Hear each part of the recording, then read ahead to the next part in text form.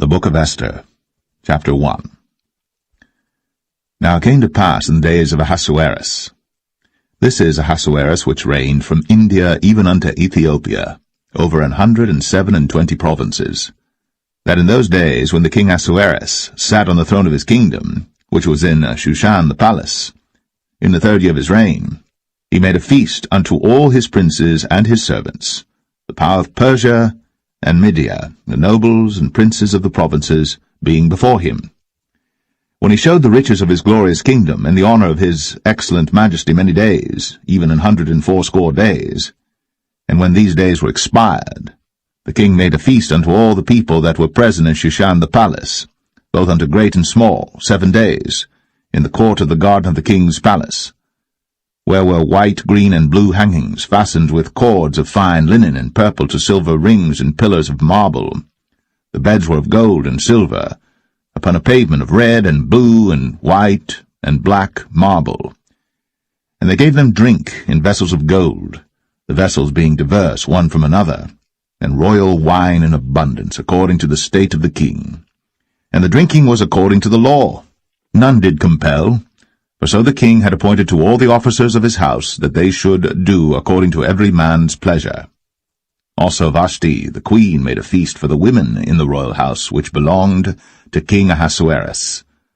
On the 7th day, when the heart of the king was merry with wine, he commanded Mehuman, Biztha, Harbona, Bigtha, and Abagtha, Zethar, and Carcas, the 7 chamberlains that served in the presence of Ahasuerus the king, to bring Vashti the queen before the king with the crown royal, to show the people and the princes her beauty, for she was fair to look on. But the queen Vashti refused to come at the king's commandment by his chamberlains. Therefore was the king very wroth, and his anger burned in him. Then the king said to the wise men, which knew the times, for so was the king's manner toward all that knew law and judgment. And the next unto him was Karshena, Shethar, Admatha, Tarshish, Mares, Marsena, and Memucan, the 7 princes of Persia and Media, which saw the king's face, and which sat the first in the kingdom. What shall we do unto the queen Vashti according to the law, because she hath not performed the commandment of King Ahasuerus by the chamberlains? And Memucan answered before the king and the princes, Vashti the queen hath not done wrong to the king only, but also to all the princes, and to all the people that are in all the provinces of the king Ahasuerus. For this deed of the queen shall come abroad unto all women, so that they shall despise their husbands in their eyes, when it shall be reported, the king Ahasuerus commanded Vashti the queen to be brought in before him, but she came not. Likewise shall the ladies of Persia and Media say this day unto all the king's princes, which have heard of the deed of the queen. Thus shall there arise too much contempt and wrath. If it please the king, let there go a royal commandment from him, and let it be written among the laws of the Persians and the Medes, that it be not altered, that Vashti come no more before King Ahasuerus, and let the king give her royal estate unto another that is better than she. And when the king's decree which he shall make shall be published throughout all his empire, for it is great, all the wives shall give to their husbands honour, both to great and small. And the saying pleased the king and the princes, and the king did according to the word of Memucan. For he sent letters into all the king's provinces, into every province according to the writing thereof, and to every people after their language, that every man should bear rule in his own house, and that it should be published according to the language of every people.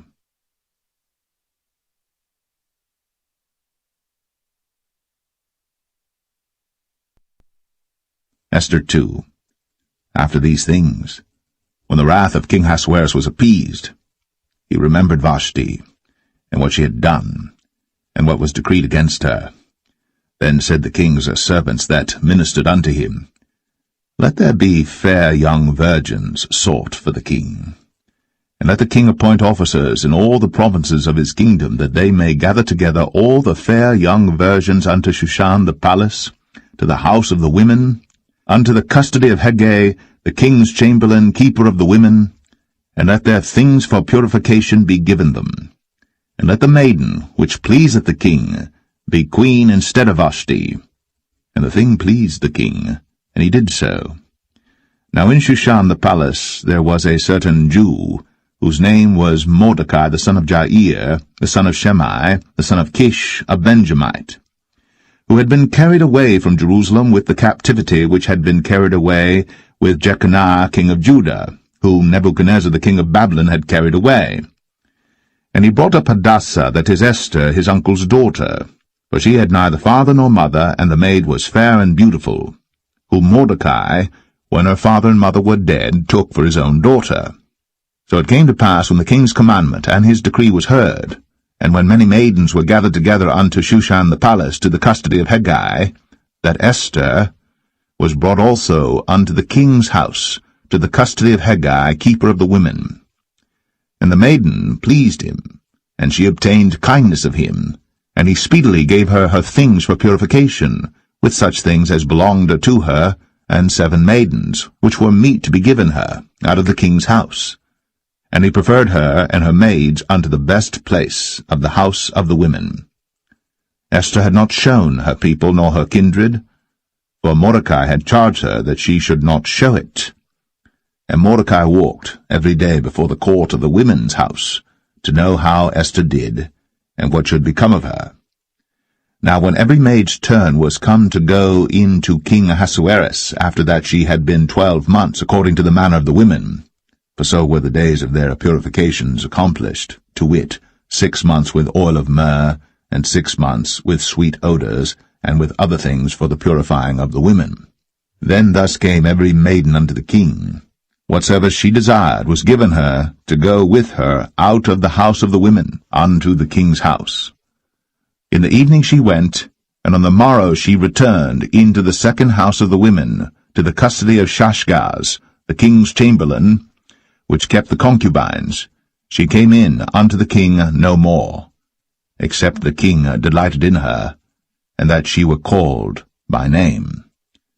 Now when the turn of Esther, the daughter of Abihail, the uncle of Mordecai, who had taken her for his daughter, was come to go in unto the king, she required nothing but what Hegai the king's chamberlain, the keeper of the women, appointed. And Esther obtained favor in the sight of all them that looked upon her. So Esther was taken unto King Ahasuerus into his house royal in the 10th month, which is the month Tebeth, in the 7th year of his reign. And the king loved Esther above all the women, and she obtained grace and favor in his sight more than all the virgins, so that he set the royal crown upon her head, and made her queen instead of Vashti. Then the king made a great feast unto all his princes and his servants, even Esther's feast. And he made a release to the provinces, and gave gifts according to the state of the king. And when the virgins were gathered together the second time, then Mordecai sat in the king's gate. Esther had not yet shown her kindred nor her people, as Mordecai had charged her. For Esther did the commandment of Mordecai, like as when she was brought up with him. In those days, while Mordecai sat in the king's gate, 2 of the king's chamberlains, Bigthan and Teresh, of those which kept the door, were wroth, and sought to lay hand on the king Ahasuerus. And the thing was known to Mordecai, who told it unto Esther the queen. And Esther certified the king thereof in Mordecai's name. And when inquisition was made of the matter, it was found out. Therefore they were both hanged on a tree, and it was written in the book of the Chronicles before the king.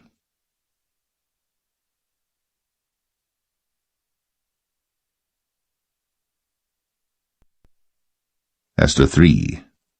After these things did King Ahasuerus promote Haman, the son of Hammedatha, the Agagite, and advanced him, and set his seat above all the princes that were with him. And all the king's servants that were in the king's gate bowed and reverenced Haman, for the king had so commanded concerning him. But Mordecai bowed not, nor did him reverence. Then the king's servants which were in the king's gate said unto Mordecai, Why transgressest thou the king's commandment? Now it came to pass, when they spake daily unto him, and he hearkened not unto them, that they told Haman to see whether Mordecai's matters would stand, for he had told them that he was a Jew.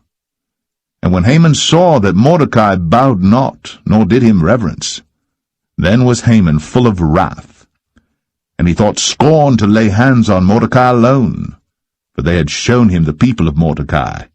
Wherefore Haman sought to destroy all the Jews that were throughout the whole kingdom of Ahasuerus, even the people of Mordecai. In the first month, that is, the month Nisan, in the 12th year of King Ahasuerus, they cast pur, that is, the lot before Haman from day to day, and from month to the 12th month, that is, the month Adar. And Haman said unto King Ahasuerus, There is a certain people scattered abroad and dispersed among the people in all the provinces of thy kingdom, and their laws are diverse from all people, neither keep they the king's laws. Therefore it is not for the king's profit to suffer them. If it please the king, let it be written that they may be destroyed, and I will pay 10,000 talents of silver to the hands of those that have the charge of the business, to bring it into the king's treasuries. And the king took his ring from his hand, and gave it unto Haman the son of Hammedatha the Agagite, the Jews' enemy. And the king said unto Haman, The silver is given to thee, the people also, to do with them as it seemeth good to thee. Then were the king's scribes called on the 13th day of the first month, and there was written according to all that Haman had commanded unto the king's lieutenants, and to the governors that were over every province, and to the rulers of every people of every province according to the writing thereof, and to every people after their language, in the name of King Ahasuerus was it written, and sealed with the king's ring. And the letters were sent by posts into all the king's provinces, to destroy, to kill, and to cause to perish all Jews, both young and old, little children and women, in one day, even upon the 13th day of the 12th month, which is the month Adar, and to take the spoil of them for a prey. The copy of the writing for a commandment to be given in every province was published unto all people, that they should be ready against that day. The posts went out, being hastened by the king's commandment, and the decree was given in Shushan the palace, and the king and Haman sat down to drink. But the city Shushan was perplexed.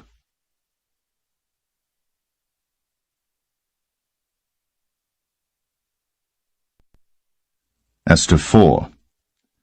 When Mordecai perceived all that was done, Mordecai rent his clothes, and put on sackcloth with ashes, and went out into the midst of the city, and cried with a loud and bitter cry, and came even before the king's gate, for none might enter into the king's gate clothed with sackcloth.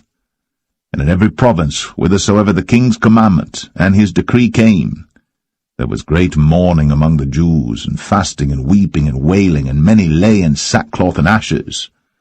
So Esther's maids and her chamberlains came and told it her. Then was the queen exceedingly grieved, and she sent raiment to clothe Mordecai, and to take away his sackcloth from him. But he received it not. Then called Esther for Hatach, one of the king's chamberlains, whom he had appointed to attend upon her, and gave him a commandment to Mordecai, to know what it was and why it was. So Hatach went forth to Mordecai unto the street of the city which was before the king's gate. And Mordecai told him of all that had happened unto him, and of the sum of the money that Haman had promised to pay to the king's treasuries for the Jews to destroy them. Also he gave him the copy of the writing of the decree that was given at Shushan to destroy them, to show it unto Esther, and to declare it unto her, and to charge her that she should go in unto the king, to make supplication unto him, and to make request before him for her people. And Hatach came, and told Esther the words of Mordecai. Again Esther spake unto Hatach, and gave him commandment unto Mordecai. All the king's servants and all the people of the king's provinces do know that whosoever, whether man or woman, shall come unto the king into the inner court, who is not called, there is one law of his, to put him to death, except such to whom the king shall hold out the golden scepter, that he may live. but I have not been called to come in unto the king these 30 days. And they told to Mordecai Esther's words. Then Mordecai commanded to answer Esther, Think not with thyself that thou shalt escape in the king's house, more than all the Jews. For if thou altogether holdest thy peace at this time, then shall their enlargement and deliverance arise to the Jews from another place. But thou and thy father's house shall be destroyed. And who knoweth whether thou art come to the kingdom for such a time as this? Then Esther bade them return Mordecai this answer. Go, gather together all the Jews that are present in Shushan, and fast ye for me, and neither eat nor drink 3 days, night or day. I also and my maidens will fast likewise, and so will I go in unto the king, which is not according to the law. And if I perish, I perish. So Mordecai went his way, and did according to all that Esther had commanded him.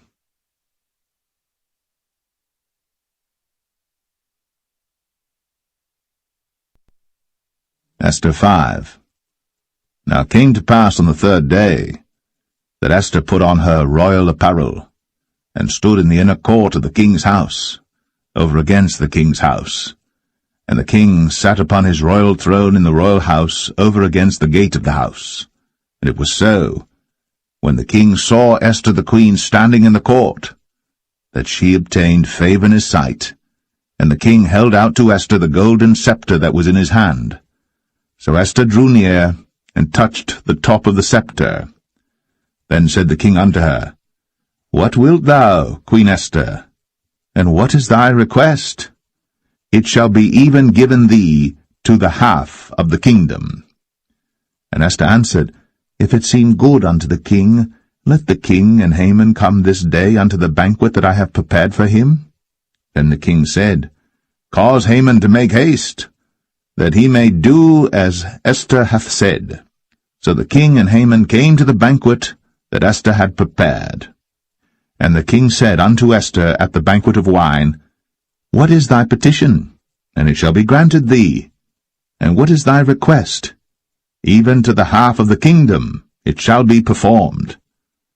Then answered Esther, and said, My petition and my request is, if I have found favor in the sight of the king, and if it please the king to grant my petition, and to perform my request, let the king and Haman come to the banquet that I shall prepare for them, and I will do tomorrow as the king hath said. Then went Haman forth that day joyful and with a glad heart. But when Haman saw Mordecai in the king's gate, that he stood not up nor moved for him, he was full of indignation against Mordecai. Nevertheless Haman refrained himself. And when he came home, he sent and called for his friends, and Zeresh his wife. And Haman told them of the glory of his riches, and the multitude of his children, and all the things wherein the king had promoted him, and how he had advanced him above the princes and servants of the king. Haman said moreover, Yea, Esther the queen did let no man come in with the king unto the banquet that she had prepared, but myself, and tomorrow am I invited unto her also with the king. Yet all this availeth me nothing, so long as I see Mordecai the Jew sitting at the king's gate. Then said Zeresh his wife and all his friends unto him, Let a gallows be made of 50 cubits high, and tomorrow speak thou unto the king, that Mordecai may be hanged thereon. Then go thou in merrily with the king unto the banquet. And the thing pleased Haman, and he caused the gallows to be made.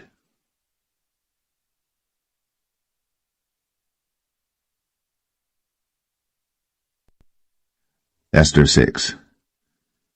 On that night could not the king sleep, and he commanded to bring the book of records of the chronicles, and they were read before the king. And it was found written that Mordecai had told of Bigthana and Teresh, 2 of the king's chamberlains, the keepers of the door, who sought to lay hand on the king Ahasuerus, And the king said, What honor and dignity hath been done to Mordecai for this? Then said the king's servants that ministered unto him, There is nothing done for him. And the king said, Who is in the court? Now Haman was come into the outward court of the king's house, to speak unto the king, to hang Mordecai on the gallows that he had prepared for him. And the king's servants said unto him, Behold, Haman standeth in the court. And the king said, Let him come in. So Haman came in. And the king said unto him, What shall be done unto the man whom the king delighteth to honor? Now Haman thought in his heart, To whom would the king delight to honor, more than to myself? And Haman answered the king, For the man whom the king delighteth to honor. Let the royal apparel be brought which the king useth to wear, and the horse that the king rideth upon, and the crown royal which is set upon his head. And let this apparel and horse be delivered to the hand of one of the king's most noble princes, that they may array the man withal whom the king delighteth to honor, and bring him on horseback through the street of the city, and proclaim before him, Thus shall it be done to the man whom the king delighteth to honor. And the king said to Haman, Make haste, and take the apparel and the horse, as thou hast said, and do even so to Mordecai the Jew, that sitteth at the king's gate. Let nothing fail of all that thou hast spoken. Then took Haman the apparel and the horse, and arrayed Mordecai, and brought him on horseback through the street of the city, and proclaimed before him, Thus shall it be done unto the man whom the king delighteth to honor. And Mordecai came again to the king's gate, but Haman hasted to his house mourning, and having his head covered. And Haman told Zeresh his wife, and all his friends, everything that had befallen him. Then said his wise men, and Zeresh his wife unto him, If Mordecai be of the seed of the Jews, before whom thou hast begun to fall, thou shalt not prevail against him, but shalt surely fall before him.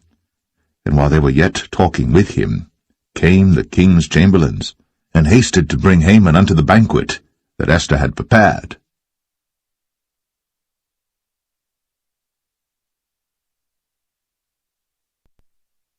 Esther 7. So the king and Haman came to banquet with Esther the queen. And the king said again unto Esther on the second day at the banquet of wine, What is thy petition, Queen Esther? And it shall be granted thee. And what is thy request? And it shall be performed, even to the half of the kingdom. Then Esther the queen answered and said, If I have found favor in thy sight, O king, and if it please the king, let my life be given me at my petition, and my people at my request. For we are sold, I and my people, to be destroyed, to be slain, and to perish. But if we had been sold for bondmen and bondwomen, I had held my tongue, although the enemy could not countervail the king's damage. Then the king Ahasuerus answered and said unto Esther the queen, Who is he? And where is he that durst presume in his heart to do so? And Esther said, The adversary and enemy is this wicked Haman. Then Haman was afraid before the king and the queen. And the king, arising from the banquet of wine, in his wrath went into the palace garden. And Haman stood up to make request for his life to Esther the queen, for he saw that there was evil determined against him by the king. Then the king returned out of the palace garden into the place of the banquet of wine, and Haman was fallen upon the bed whereon Esther was. Then said the king, Will he force the queen also before me in the house? As the word went out of the king's mouth, they covered Haman's face. And Harbona, one of the chamberlains, said before the king, Behold also the gallows, 50 cubits high, which Haman had made for Mordecai, who had spoken good for the king, standeth in the house of Haman. Then the king said, Hang him thereon. So they hanged Haman on the gallows that he had prepared for Mordecai. Then was the king's wrath pacified.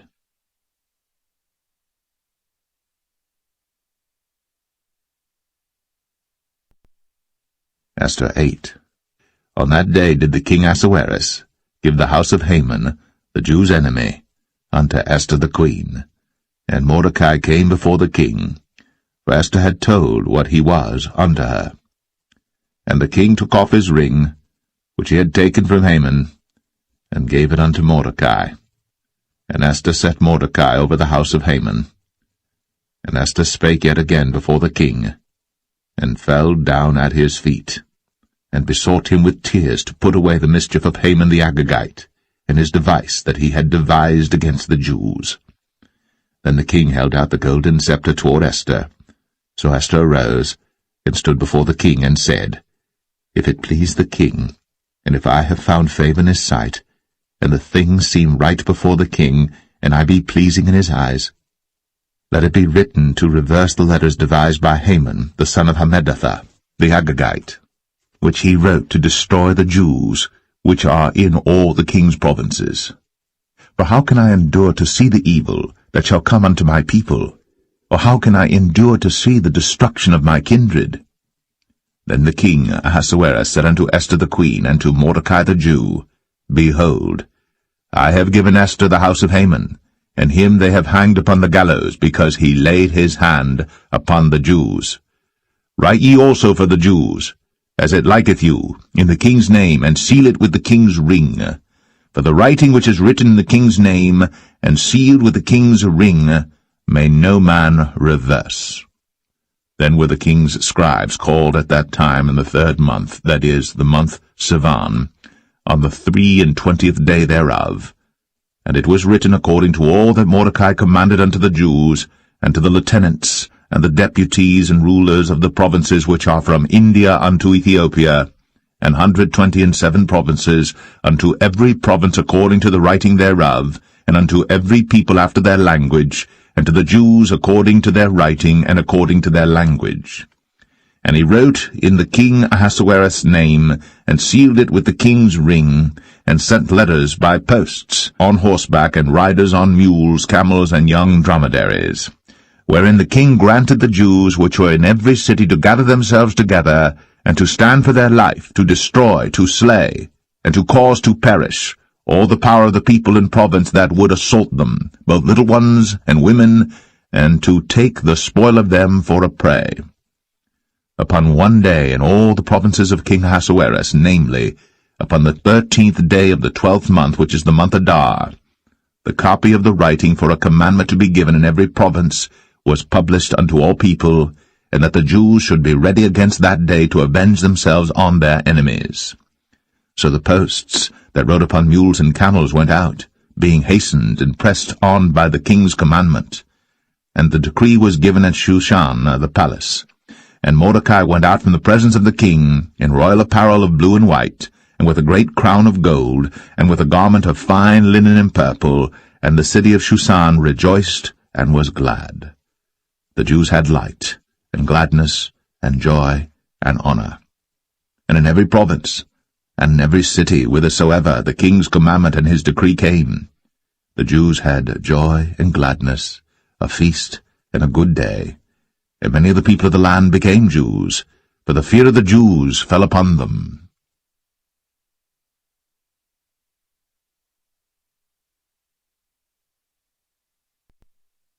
Esther 9. Now in the 12th month, that is, the month Adar, of the 13th day of the same, when the king's commandment and his decree drew near to be put in execution in the day that the enemies of the Jews hoped to have power over them, though it was turned to the contrary, that the Jews had rule over them that hated them.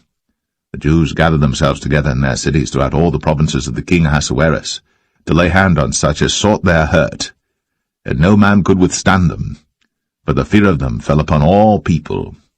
And all the rulers of the provinces, and the lieutenants and the deputies, and officers of the king, helped the Jews because the fear of Mordecai fell upon them.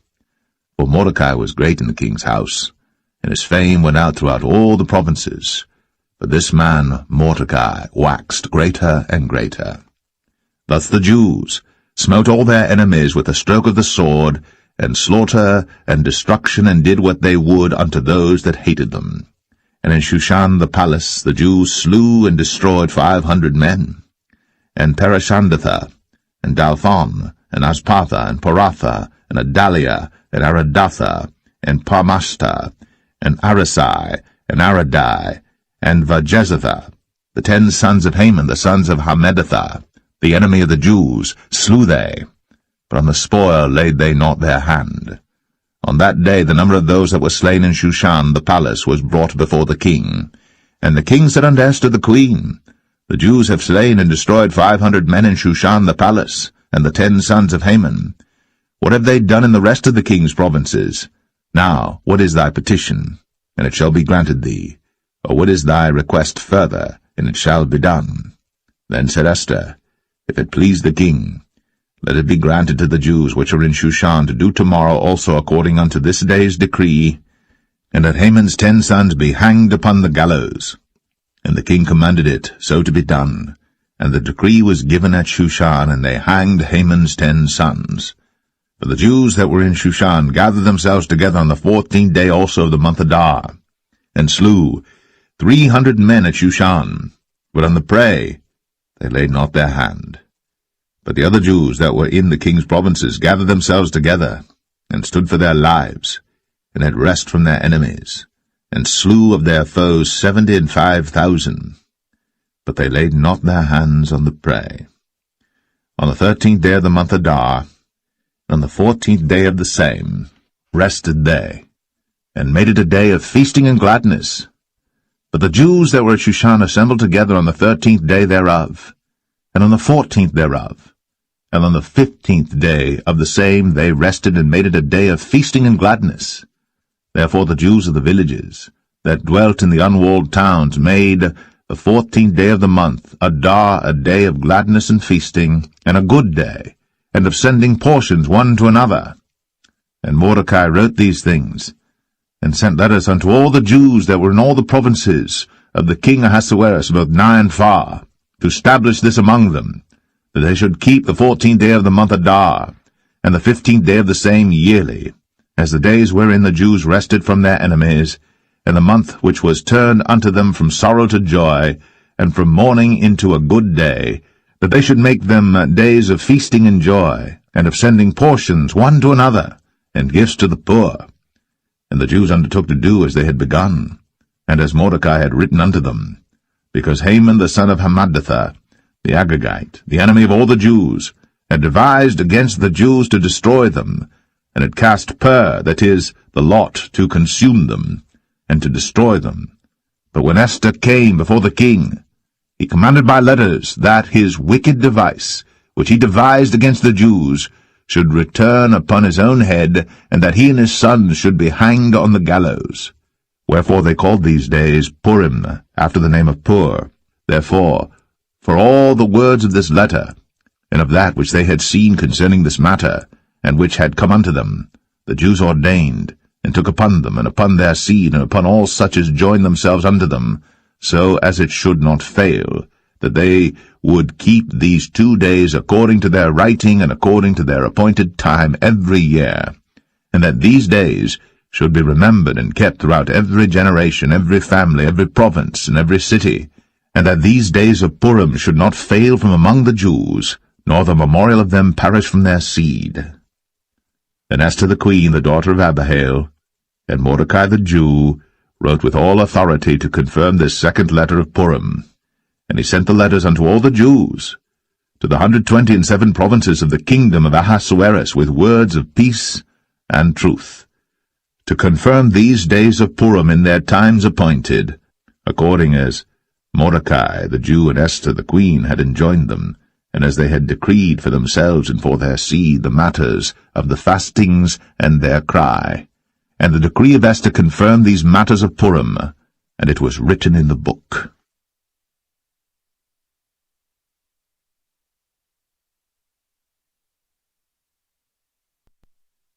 Esther 10.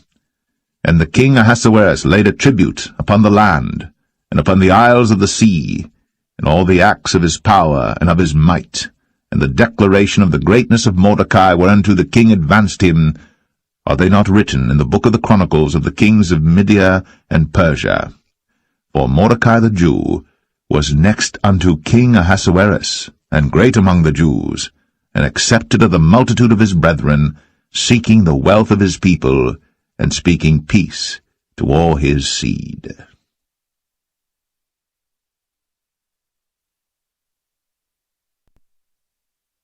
The Book of Job, Chapter 1. There was a man in the land of Uz, whose name was Job, and that man was perfect and upright, and one that feared God, and eschewed evil. And there were born unto him 7 sons and 3 daughters. His substance also was 7,000 sheep, and 3,000 camels, and 500 yoke of oxen, and 500 she-asses, and a very great household, so that this man was the greatest of all the men of the East. And his sons went and feasted in their houses, every one his day, and sent and called for their 3 sisters to eat and to drink with them. And it was so, when the days of their feasting were gone about, that Job sent and sanctified them, and rose up early in the morning, and offered burnt offerings according to the number of them all. For Job said, It may be that my sons have sinned, and cursed God in their hearts. Thus did Job continually. Now there was a day when the sons of God came to present themselves before the Lord, and Satan came also among them. And the Lord said unto Satan, Whence comest thou?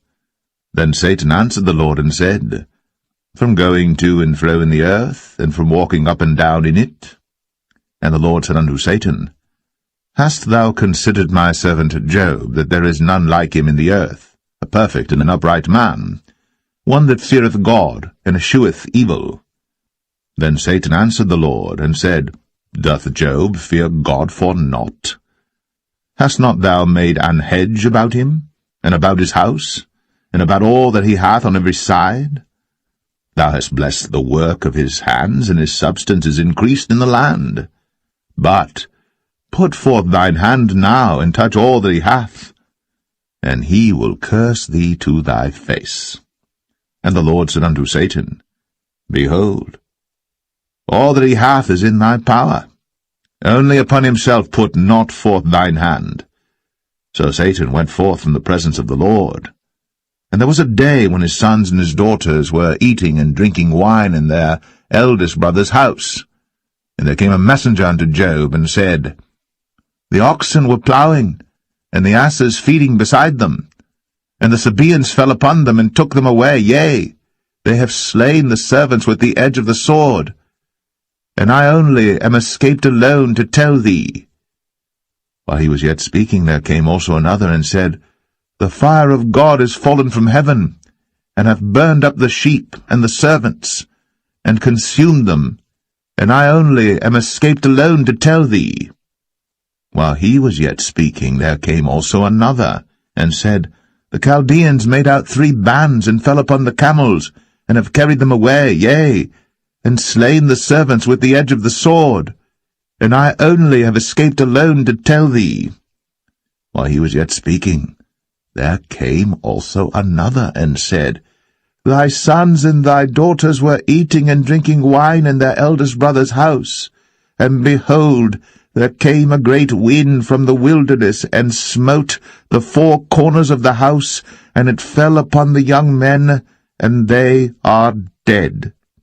And I only am escaped alone to tell thee. Then Job arose, then rent his mantle, and shaved his head, and fell down upon the ground, and worshipped, and said, Naked came I out of my mother's womb, and naked shall I return thither. The Lord gave, and the Lord hath taken away. Blessed be the name of the Lord. In all this, Job sinned not, nor charged God foolishly.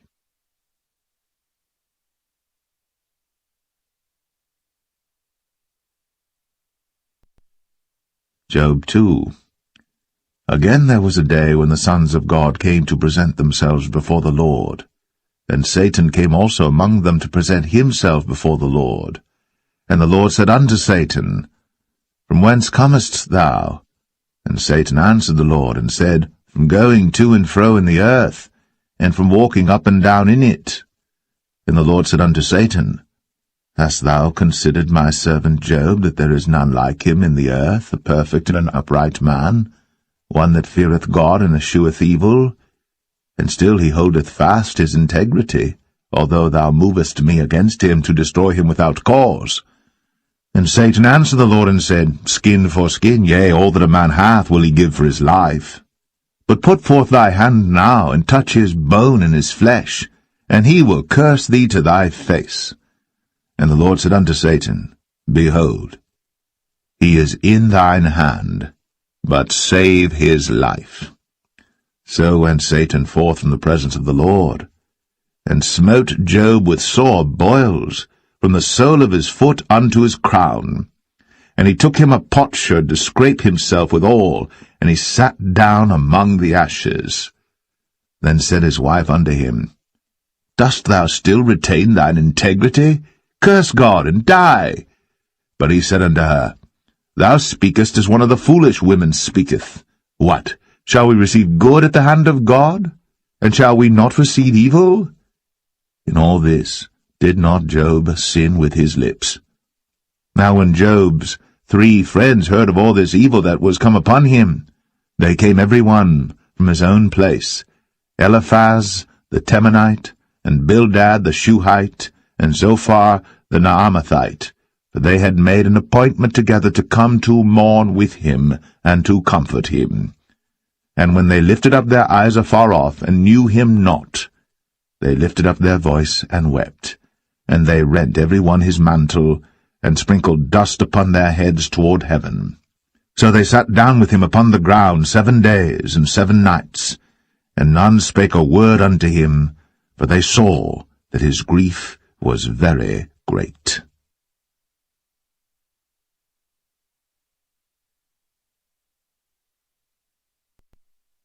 Job 3.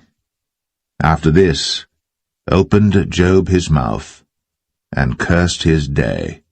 And Job spake and said, Let the day perish wherein I was born, and the night in which it was said, There is a man-child conceived. Let that day be darkness, let not God regard it from above, neither let the light shine upon it. Let darkness and the shadow of death stain it. Let a cloud dwell upon it, let the blackness of the day terrify it. As for that night, let darkness seize upon it. Let it not be joined unto the days of the year, let it not come into the number of the months. Lo, let that night be solitary, let no joyful voice come therein. Let them curse it that curse the day, who are ready to raise up their mourning. Let the stars of the twilight thereof be dark. Let it look for light, but have none. Neither let it see the dawning of the day. Because it shut not up the doors of my mother's womb, nor hid sorrow from mine eyes. Why died I not from the womb? Why did I not give up the ghost when I came out of the belly? Why did the knees prevent me? Or why the breast that I should suck? For now should I have lain still and been quiet, I should have slept, then had I been at rest. With kings and counsellors of the earth, which built desolate places for themselves, or with princes that had gold, who filled their houses with silver, or as an hidden, untimely birth I had not been, as infants which never saw light. There the wicked cease from troubling, and there the weary be at rest. There the prisoners rest together, they hear not the voice of the oppressor. The small and great are there, and the servant is free from his master. Wherefore is light given to him that is in misery, and life unto the bitter in soul, which long for death, but it cometh not, and dig for it more than for hid treasures, which rejoice exceedingly, and are glad, when they can find the grave. Why is light given to a man whose way is hid, and whom God hath hedged in? For my sighing cometh before I eat, and my roarings are poured out like the waters. For the thing which I greatly feared is come upon me, and that which I was afraid of is come unto me.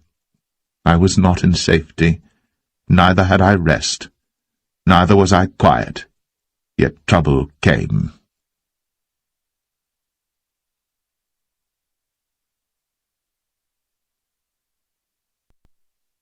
Job 4. Then Eliphaz the Temanite answered and said, If we essay to commune with thee, wilt thou be grieved? But who can withhold himself from speaking? Behold, thou hast instructed many, and thou hast strengthened the weak hands. Thy words have upholden him that was falling, and thou hast strengthened the feeble knees. But now it is come upon thee, and thou faintest. It toucheth thee, and thou art troubled. Is not this thy fear, thy confidence, thy hope, and the uprightness of thy ways? Remember, I pray thee, who ever perished, being innocent? Or where were the righteous cut off? Even as I have seen, they that plough iniquity and sow wickedness reap the same. By the blast of God they perish, and by the breath of his nostrils are they consumed.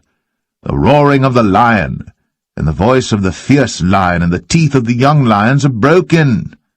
The old lion perisheth for lack of prey, and the stout lion's whelps are scattered abroad. Now a thing was secretly brought to me, and mine ear received a little thereof, in thoughts from the visions of the night, when deep sleep falleth on men. Fear came upon me, and trembling, which made all my bones to shake. Then a spirit passed before my face. The hair of my flesh stood up, it stood still, but I could not discern the form thereof. An image was before mine eyes. There was silence, and I heard a voice saying, Shall mortal man be more just than God? Shall a man be more pure than his Maker? Behold, he put no trust in his servants, and his angels he charged with folly. How much less in them that dwell in houses of clay, whose foundation is in the dust, which are crushed before the moth. They are destroyed from morning to evening. They perish forever, without any regarding it. Doth not their excellency which is in them go away? They die, even without wisdom.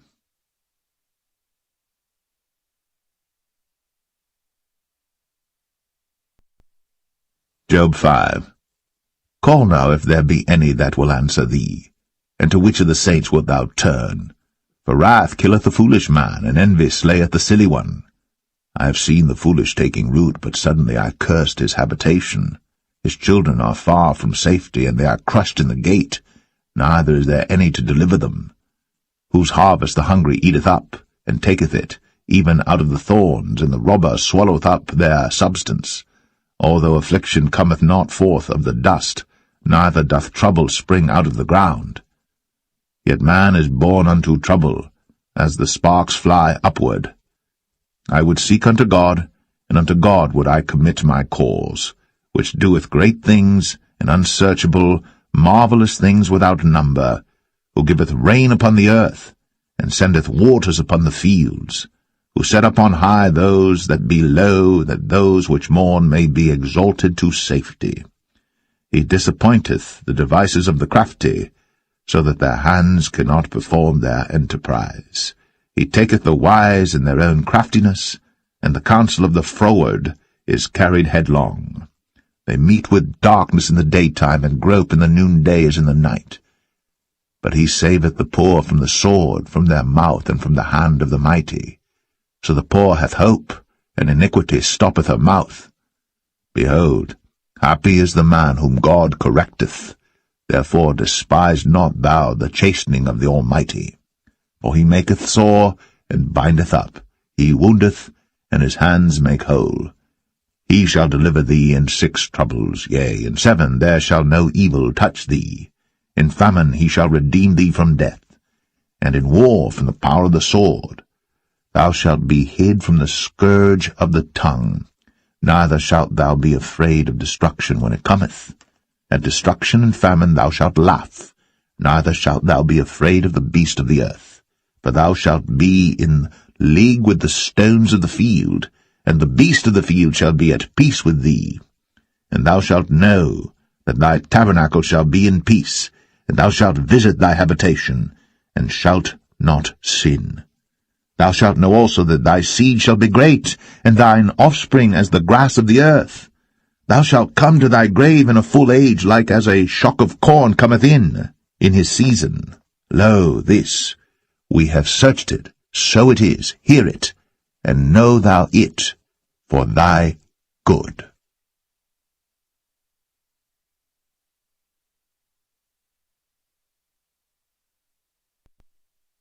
Job 6. But Job answered and said, Oh, that my grief were thoroughly weighed, and my calamity laid in the balances together. For now it would be heavier than the sand of the sea. Therefore my words are swallowed up.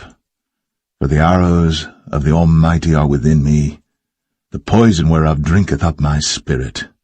The terrors of God do set themselves in array against me. Doth the wild ass bray when he hath grass, or loweth the ox over his fodder? Can that which is unsavory be eaten without salt, or is there any taste in the white of an egg? The things that my soul refused to touch are as my sorrowful meat. Oh, that I might have my request, and that God would grant me the thing that I long for. Even that it would please God to destroy me, that he would let loose his hand and cut me off. Then should I yet have comfort, yea, I would harden myself in sorrow. Let him not spare, for I have not concealed the words of the Holy One. What is my strength that I should hope, and what is mine end that I should prolong my life? Is my strength the strength of stones, or is my flesh of brass? Is not my help in me, and is wisdom driven quite from me? To him that is afflicted pity should be shown from his friend. But he forsaketh the fear of the Almighty.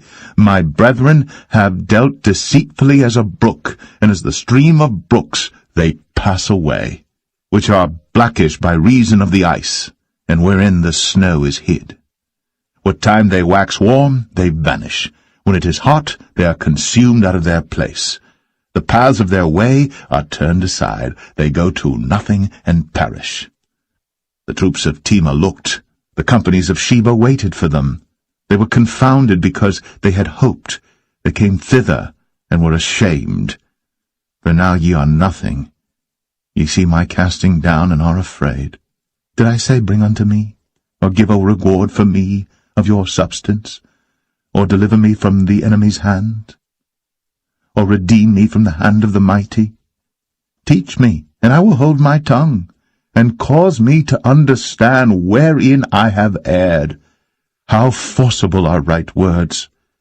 But what doth your arguing reprove? Do ye imagine to reprove words, and the speeches of one that is desperate, which are as wind? Yea, ye overwhelm the fatherless, and ye dig a pit for your friend. Now therefore be content, look upon me, for it is evident unto you if I lie. Return, I pray you, let it not be iniquity. Yea, return again, my righteousness is in it. Is there iniquity in my tongue? Cannot my taste discern perverse things?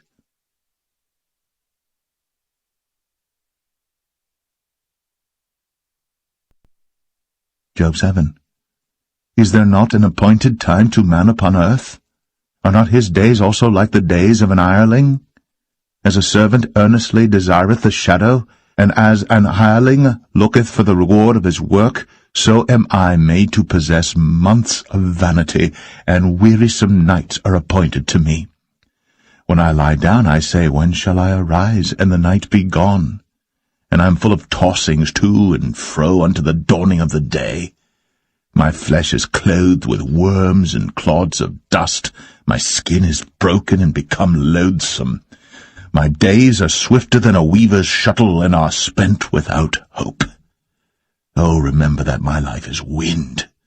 Mine eye shall no more see good. The eye of him that hath seen me shall see me no more. Thine eyes are upon me, and I am not. As the cloud is consumed and vanisheth away, so he that goeth down to the grave shall come up no more. He shall return no more to his house, neither shall his place know him any more. Therefore I will not refrain my mouth. I will speak in the anguish of my spirit. I will complain in the bitterness of my soul. Am I a sea or a whale, that thou settest a watch over me? When I say, my bed shall comfort me, my couch shall ease my complaint, then thou scarest me with dreams, and terrifiest me through visions, so that my soul chooseth strangling and death rather than my life. I loathe it. I would not live always. Let me alone, for my days are vanity. What is man that thou shouldst magnify him, and that thou shouldst set thine heart upon him, and that thou shouldst visit him every morning, and try him every moment? How long wilt thou not depart from me, nor let me alone till I swallow down my spittle? I have sinned. What shall I do unto thee, O thou preserver of men?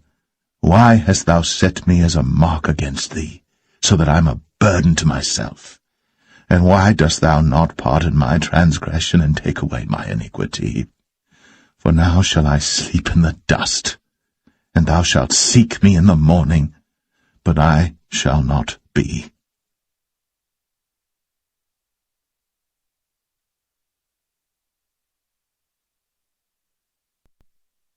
Job 8. Then answered Bildad the Shuhite, and said, How long wilt thou speak these things? And how long shall the words of thy mouth be like a strong wind? Doth God pervert judgment, or doth the Almighty pervert justice?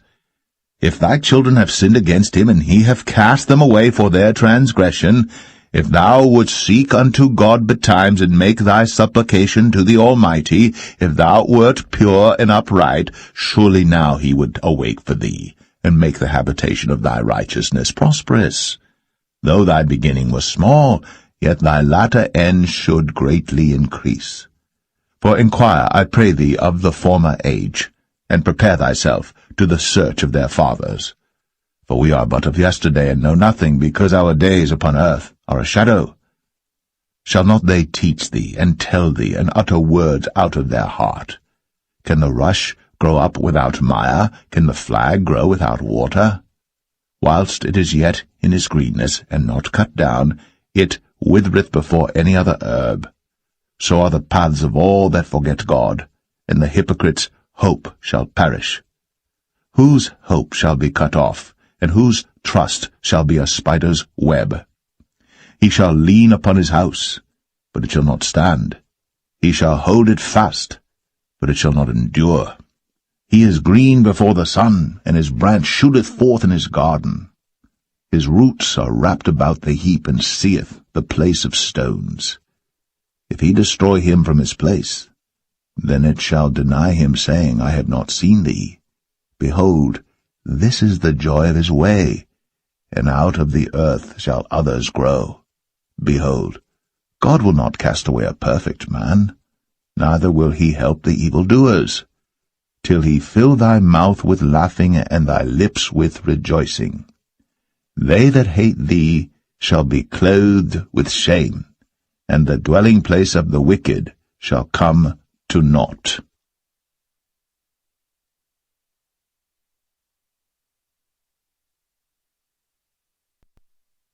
Job 9. Then Job answered and said, I know it is so of a truth, but how should man be just with God? If he will contend with him, he cannot answer him 1 of 1,000. He is wise in heart, and mighty in strength. Who hath hardened himself against him, and hath prospered? Which removeth the mountains, and they know not? Which overturneth them in his anger? Which shaketh the earth out of her place, and the pillars thereof tremble? Which commandeth the sun, and it riseth not, and sealeth up the stars? Which alone spreadeth out the heavens, and treadeth upon the waves of the sea? Which maketh Arcturus, Orion, and Pleiades, and the chambers of the south? Which doeth great things past finding out, yea, and wonders without number? Lo, he goeth by me, and I see him not. He passeth on also, but I perceive him not. Behold, he taketh away. Who can hinder him? Who will say unto him, What doest thou? If God will not withdraw his anger, the proud helpers do stoop under him.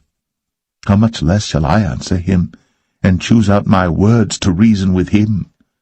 Whom, though I were righteous, yet would I not answer, but I would make supplication to my judge. If I had called, and he had answered me, yet would I not believe that he had hearkened unto my voice. For he breaketh me with a tempest, and multiplieth my wounds without cause.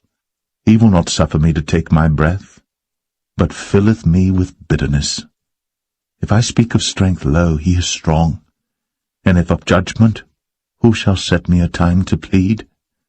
If I justify myself, mine own mouth shall condemn me. If I say I am perfect, it shall also prove me perverse. Though I were perfect, yet would I not know my soul. I would despise my life. This is one thing, therefore I said it.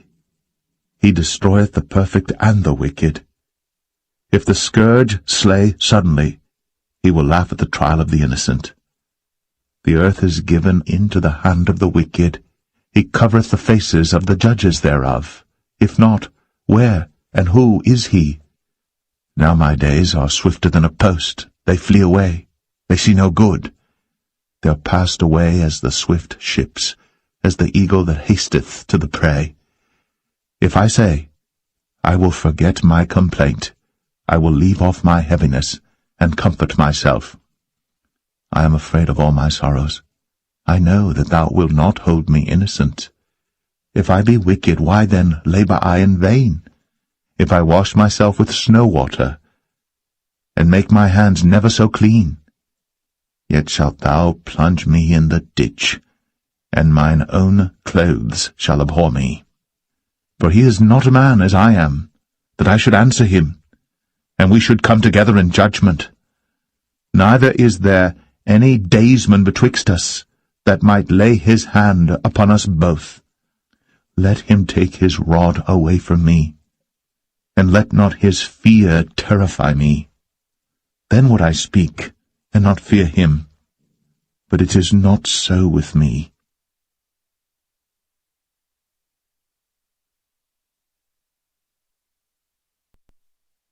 Job 10. My soul is weary of my life. I will leave my complaint upon myself. I will speak in the bitterness of my soul. I will say unto God, do not condemn me. Show me wherefore thou contendest with me. Is it good unto thee that thou shouldst oppress, that thou shouldst despise the work of thine hands, and shine upon the counsel of the wicked? Hast thou eyes of flesh, or seest thou as man seeth? Are thy days the days of man? Are thy years as man's days, that thou inquirest after mine iniquity, and searchest after my sin? Thou knowest that I am not wicked, and there is none that can deliver out of thine hand. Thine hands have made me and fashioned me together round about, yet thou dost destroy me. Remember, I beseech thee, that thou hast made me as the clay, and wilt thou bring me into dust again? Hast thou not poured me out as milk, and curdled me like cheese? Thou hast clothed me with skin and flesh, and hast fenced me with bones and sinews. Thou hast granted me life and favour, and thy visitation hath preserved my spirit. And these things hast thou hid in thine heart.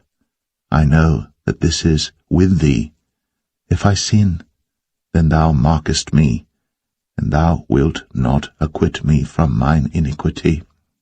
If I be wicked, woe unto me. And if I be righteous, yet will I not lift up my head. I am full of confusion, therefore see thou mine affliction, for it increaseth. Thou huntest me as a fierce lion, and again thou showest thyself marvellous upon me. Thou renewest thy witnesses against me, and increasest thine indignation upon me. Changes and war are against me. Wherefore then hast thou brought me forth out of the womb? Oh, that I had given up the ghost, and no eye had seen me. I should have been as though I had not been. I should have been carried from the womb to the grave. Are not my days few?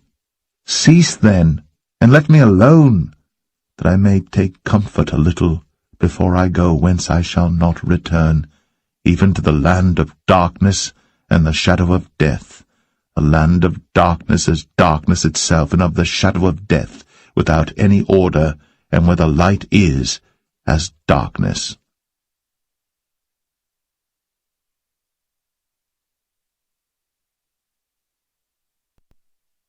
Job 11.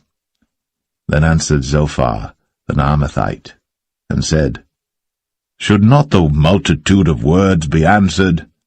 And should a man full of talk be justified?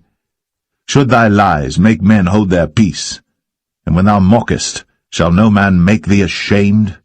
For thou hast said, My doctrine is pure, and I am clean in thine eyes. But oh, that God would speak and open his lips against thee, and that he would show thee the secrets of wisdom, that they are double to that which is.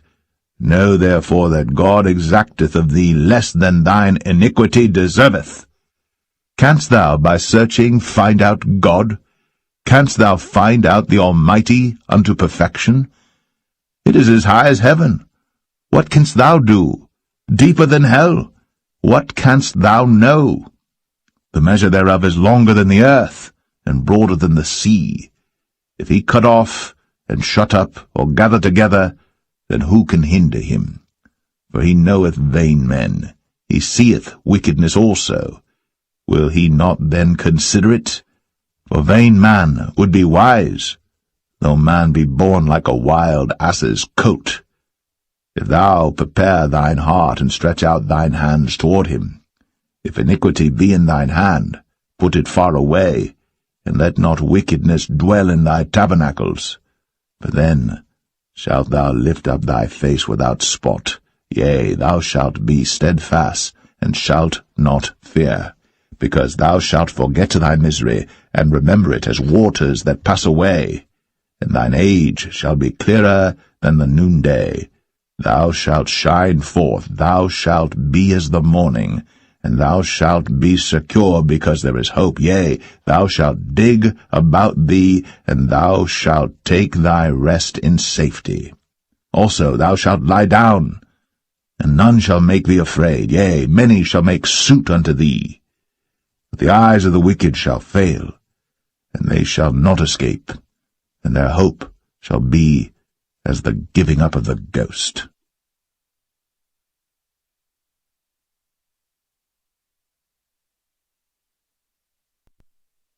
Job 12. And Job answered and said, No doubt, but ye are the people, and wisdom shall die with you. But I have understanding as well as you. I am not inferior to you, yea, who knoweth not such things as these? I am as one mocked of his neighbor, who calleth upon God, and he answereth him. The just upright man is laughed to scorn. He that is ready to slip with his feet is as a lamp despised in the thought of him that is at ease. The tabernacles of robbers prosper, and they that provoke God are secure, into whose hand God bringeth abundantly. But ask now the beasts, and they shall teach thee, and the fowls of the air, and they shall tell thee, or speak to the earth, and it shall teach thee, and the fishes of the sea shall declare unto thee. Who knoweth not in all these that the hand of the Lord hath wrought this, in whose hand is the soul of every living thing, and the breath of all mankind? Doth not the ear try words, and the mouth taste his meat? With the ancient is wisdom, and in length of days understanding. With him is wisdom and strength, he hath counsel and understanding. Behold, he breaketh down, and it cannot be built again. He shutteth up a man, and there can be no opening. Behold, he withholdeth the waters, and they dry up. Also he sendeth them out, and they overturn the earth.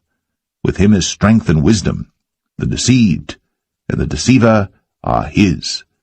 He leadeth counselors away spoiled, and maketh the judges fools. He looseth the bond of kings, and girdeth their loins with a girdle. He leadeth princes away spoiled, and overthroweth the mighty. He removeth away the speech of the trusty, and taketh away the understanding of the aged. He poureth contempt upon princes, and weakeneth the strength of the mighty. He discovereth deep things out of darkness, and bringeth out to light the shadow of death. He increaseth the nations, and destroyeth them. He enlargeth the nations, and straiteneth them again. He taketh away the heart of the chief of the people of the earth, and causeth them to wander in a wilderness where there is no way. They grope in the dark without light, and he maketh them to stagger like a drunken man.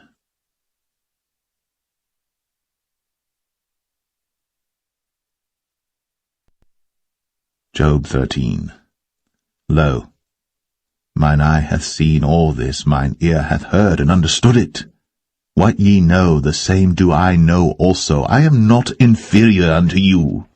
Surely I would speak to the Almighty, and I desire to reason with God. For ye are forgers of lies, ye are all physicians of no value. Oh, that ye would altogether hold your peace, and it should be your wisdom. Hear now my reasoning, and hearken to the pleadings of my lips. Will ye speak wickedly for God, and talk deceitfully for him? Will ye accept his person? Will ye contend for God? Is it good that he should search you out? Or as one man mocketh another, do ye so mock him? He will surely reprove you if ye do secretly accept persons. Shall not his excellency make you afraid, and his dread fall upon you? Your remembrances are like unto ashes, your bodies to bodies of clay. Hold your peace, let me alone, that I may speak, and let come on me what will. Wherefore do I take my flesh in my teeth, and put my life in mine hand? Though he slay me, yet will I trust in him. But I will maintain mine own ways before him. He also shall be my salvation. For an hypocrite shall not come before him. Hear diligently my speech, and my declaration with your ears. Behold now, I have ordered my cause. I know that I shall be justified. Who is he that will plead with me? For now, if I hold my tongue, I shall give up the ghost. Only do not two things unto me. Then will I not hide myself from thee. Withdraw thine hand far from me, and let not thy dread make me afraid. Then call thou, and I will answer. Or let me speak, and answer thou me. How many are mine iniquities and sins? Make me to know my transgression and my sin. Wherefore hidest thou thy face, and holdest me for thine enemy? Wilt thou break a leaf driven to and fro? And wilt thou pursue the dry stubble? For thou writest bitter things against me, and makest me to possess the iniquities of my youth. Thou puttest my feet also in the stocks, and lookest narrowly unto all my paths. Thou settest a print upon the heels of my feet, and he, as a rotten thing, consumeth, as a garment that is moth-eaten.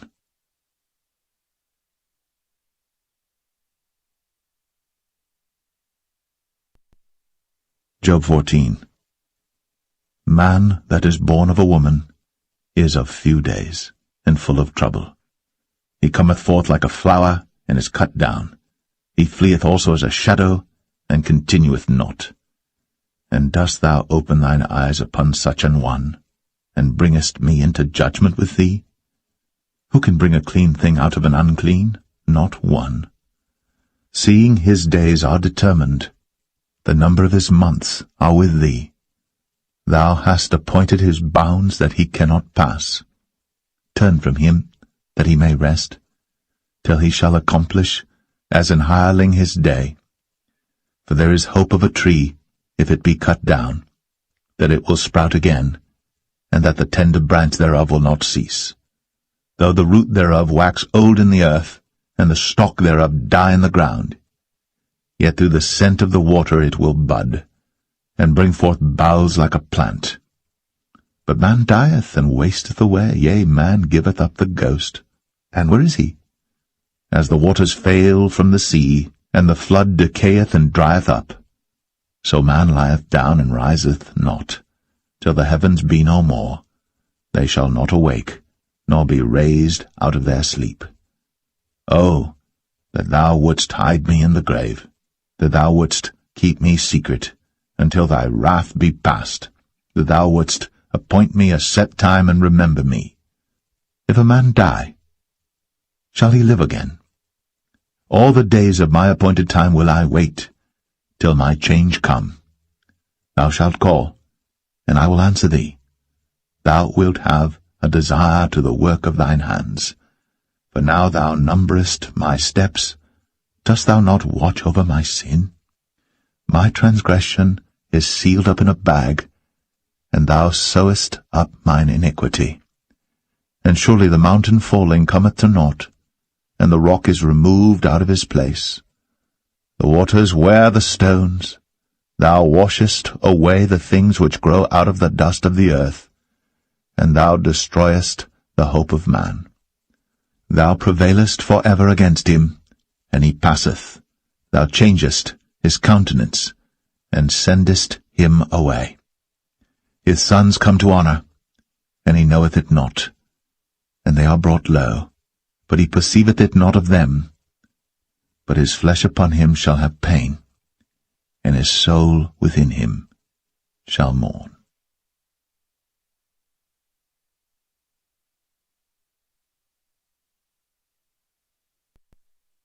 Job 15. Then answered Eliphaz the Temanite, and said, Should a wise man utter vain knowledge, and fill his belly with the east wind? Should he reason with unprofitable talk, or with speeches wherewith he can do no good? Yea, thou castest off fear, and restrainest prayer before God. For thy mouth uttereth thine iniquity, and thou choosest the tongue of the crafty. Thine own mouth condemneth thee, and not I. Yea, thine own lips testify against thee. Art thou the first man that was born, or wast thou made before the hills? Hast thou heard the secret of God, and dost thou restrain wisdom to thyself? What knowest thou that we know not? What understandest thou which is not in us? With us are both the grey-headed and very aged men, much elder than thy father. Are the consolations of God small with thee? Is there any secret thing with thee? Why doth thine heart carry thee away? And what do thy eyes wink at, that thou turnest thy spirit against God, and lettest such words go out of thy mouth? What is man that he should be clean, and he which is born of a woman that he should be righteous?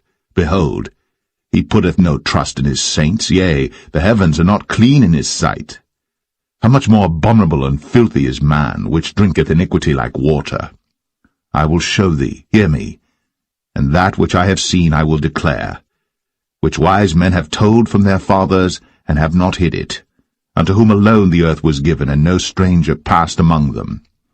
The wicked man travaileth with pain all his days, and the number of years is hidden to the oppressor. A dreadful sound is in his ears. In prosperity the destroyer shall come upon him. He believeth not that he shall return out of darkness, and he is waited for of the sword. He wandereth abroad for bread, saying, Where is it? He knoweth that the day of darkness is ready at his hand. Trouble and anguish shall make him afraid. They shall prevail against him as a king ready to the battle. For he stretcheth out his hand against God, and strengtheneth himself against the Almighty. He runneth upon him, even on his neck, upon the thick bosses of his bucklers, because he covereth his face with his fatness, and maketh collops of fat on his flanks. And he dwelleth in desolate cities, and in houses which no man inhabiteth, which are ready to become heaps. He shall not be rich, neither shall his substance continue, neither shall he prolong the perfection thereof upon the earth. He shall not depart out of darkness. The flame shall dry up his branches, and by the breath of his mouth shall he go away. Let not him that is deceived trust in vanity, for vanity shall be his recompense. It shall be accomplished before his time, and his branch shall not be green. He shall shake off his unripe grape as the vine, and shall cast off his flower as the olive. For the congregation of hypocrites shall be desolate, and fire shall consume the tabernacles of bribery. They conceive mischief, and bring forth vanity, and their belly prepareth deceit.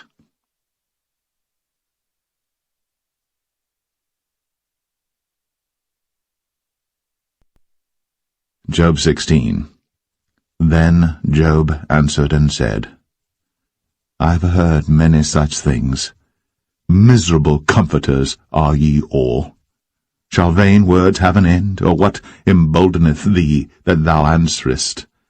I also could speak as ye do. If your soul were in my soul's stead, I could heap up words against you, and shake mine head at you. But I would strengthen you with my mouth, and the moving of my lips should assuage your grief. Though I speak, my grief is not assuaged, and though I forbear, what am I eased? But now he hath made me weary.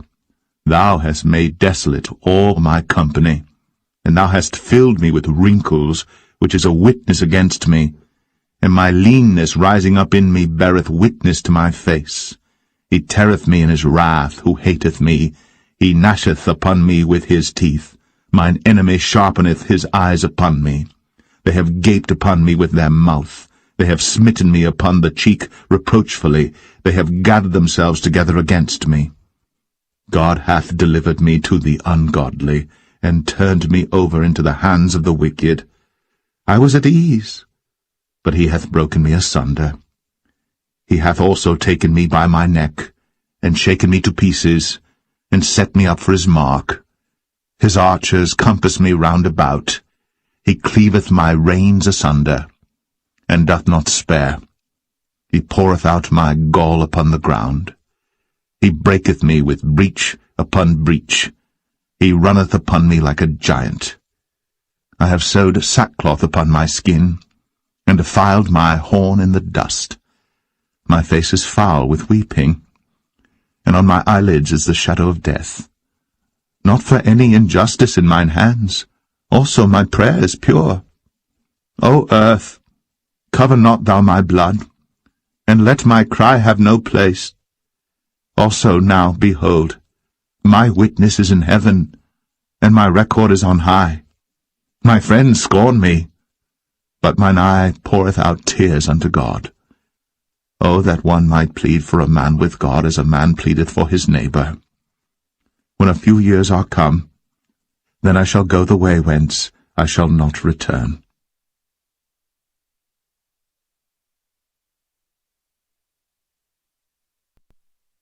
Job 17. My breath is corrupt, my days are extinct, the graves are ready for me. Are there not mockers with me? And doth not mine eye continue in their provocation? Lay down now, put me in the surety with thee. Who is he that will strike hands with me? For thou hast hid their heart from understanding. Therefore shalt thou not exalt them. He that speaketh flattery to his friends, even the eyes of his children shall fail. He hath made me also a byword of the people, and aforetime I was as a tabret. Mine eye also is dim by reason of sorrow, and all my members are as a shadow.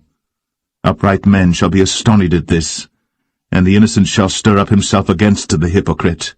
The righteous also shall hold on his way, and he that hath clean hands shall be stronger and stronger. But as for you all, do ye return and come now? For I cannot find one wise man among you. My days are past, my purposes are broken off, even the thoughts of my heart. They change the night into day. The light is short because of darkness. If I wait, the grave is mine house. I have made my bed in the darkness. I have said to corruption, Thou art my father. To the worm, Thou art my mother, and my sister. And where is now my hope? As for my hope, who shall see it? They shall go down to the bars of the pit, when our rest together is in the dust.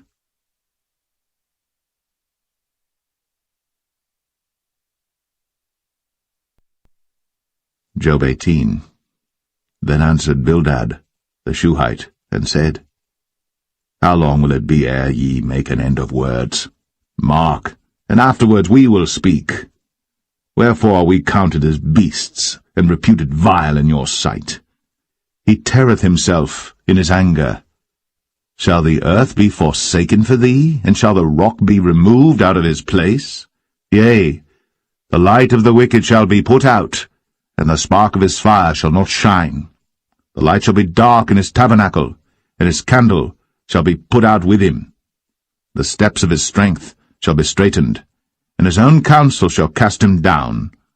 For he is cast into a net by his own feet, and he walketh upon a snare. The gin shall take him by the heel, and the robber shall prevail against him. The snare is laid for him in the ground, and a trap for him in the way. Terror shall make him afraid on every side, and shall drive him to his feet.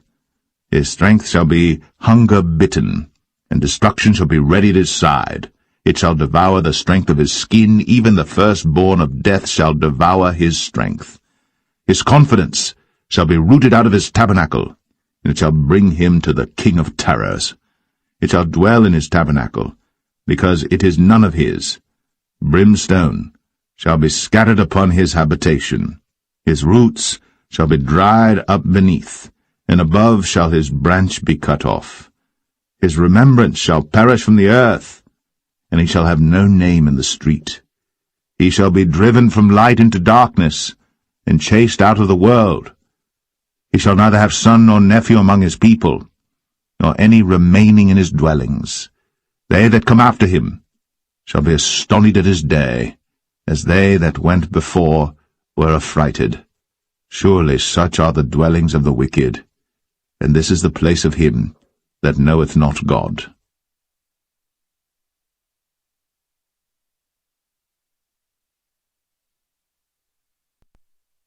Job 19.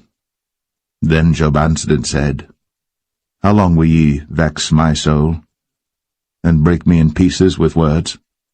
These 10 times have ye reproached me. Ye are not ashamed that ye make yourselves strange to me?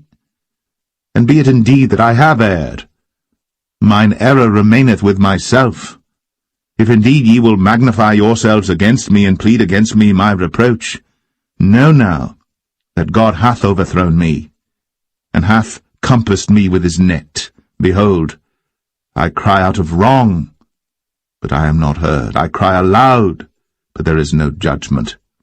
He hath fenced up my way that I cannot pass, and he hath set darkness in my paths.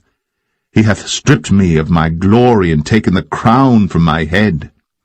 He hath destroyed me on every side, and I am gone, and mine hope hath he removed like a tree. He hath also kindled his wrath against me, and he counteth me unto him as one of his enemies.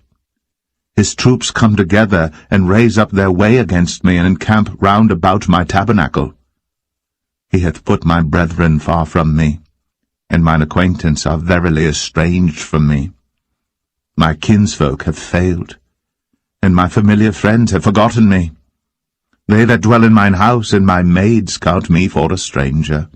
I am an alien in their sight. I called my servant, and he gave me no answer. I entreated him with my mouth.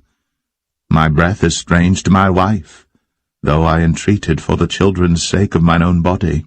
Yea, young children despised me. I arose, and they spake against me. All my inward friends abhorred me, and they whom I loved are turned against me. My bone cleaveth to my skin and to my flesh, and I am escaped with the skin of my teeth. Have pity upon me, O ye my friends, for the hand of God hath touched me. Why do ye persecute me as God, and are not satisfied with my flesh? Oh, that my words were now written, oh, that they were printed in a book, that they were graven with an iron pen and lead in the rock forever. For I know that my Redeemer liveth, and that he shall stand at the latter day upon the earth. And though after my skin worms destroy this body, yet in my flesh shall I see God, whom I shall see for myself, and mine eyes shall behold, and not another, though my reins be consumed within me. But ye should say, Why persecute we him, seeing the root of the matter is found in me? Be ye afraid of the sword, for wrath bringeth the punishment of the sword, that ye may know there is a judgment.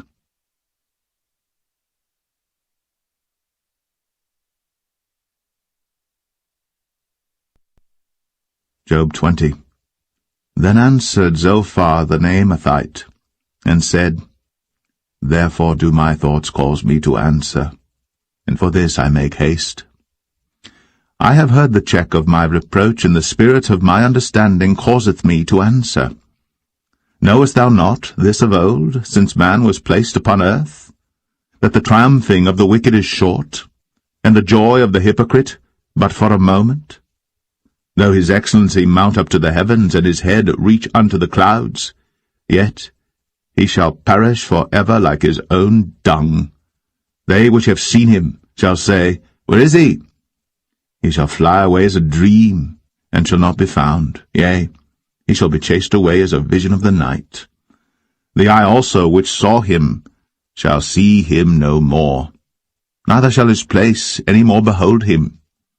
His children shall seek to please the poor, and his hands shall restore their goods. His bones are full of the sin of his youth, which shall lie down with him in the dust.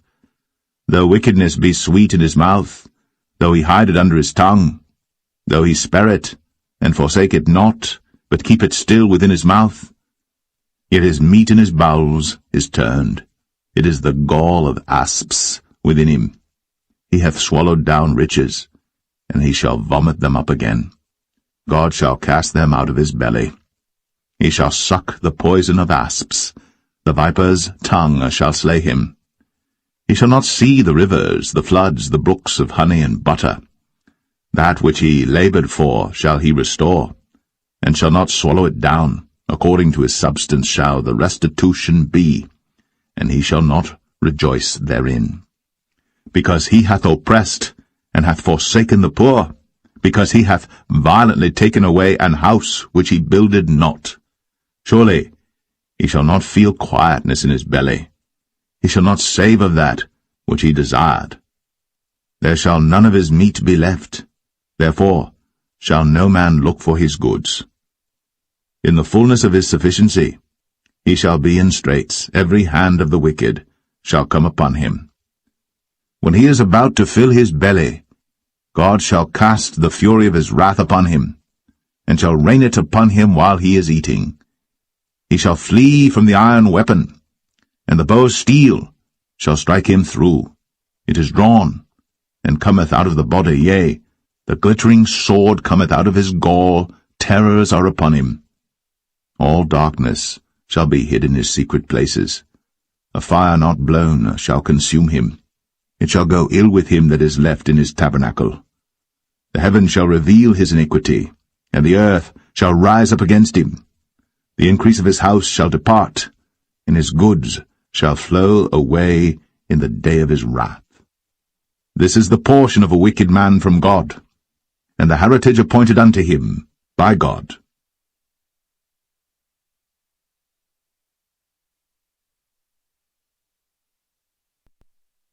Job 21. But Job answered and said, Hear diligently my speech, and let this be your consolations. Suffer me that I may speak, and after that I have spoken, mock on. As for me, is my complaint to man? And if it were so, why should not my spirit be troubled? Mock me, and be astonished, and lay your hand upon your mouth. Even when I remember, I am afraid, and trembling taketh hold on my flesh. Wherefore do the wicked live, become old, yea, are mighty in power? Their seed is established in their sight with them, and their offspring before their eyes. Their houses are safe from fear, neither is the rod of God upon them. Their bull gendereth and faileth not. Their cow calveth, and casteth not her calf. They send forth their little ones like a flock, and their children dance. They take the timbrel and harp, and rejoice at the sound of the organ. They spend their days in wealth, and in a moment go down to the grave. Therefore they say unto God, Depart from us, for we desire not the knowledge of thy ways. What is the Almighty that we should serve him? And what profit should we have if we pray unto him? Lo, their good is not in their hand. The counsel of the wicked is far from me. How oft is the candle of the wicked put out, and how oft cometh their destruction upon them. God distributeth sorrows in his anger. They are as stubble before the wind, and as chaff that the storm carrieth away. God layeth up his iniquity for his children, he rewardeth him, and he shall know it. His eyes shall see his destruction, and he shall drink of the wrath of the Almighty. For what pleasure hath he in his house after him, when the number of his months is cut off in the midst? Shall any teach God knowledge, seeing he judgeth those that are high? One dieth in his full strength, being wholly at ease and quiet. His breasts are full of milk, and his bones are moistened with marrow. And another dieth in the bitterness of his soul, and never eateth with pleasure. They shall lie down alike in the dust, and the worms shall cover them. Behold, I know your thoughts, and the devices which ye wrongfully imagine against me. For ye say, Where is the house of the prince? And where are the dwelling places of the wicked?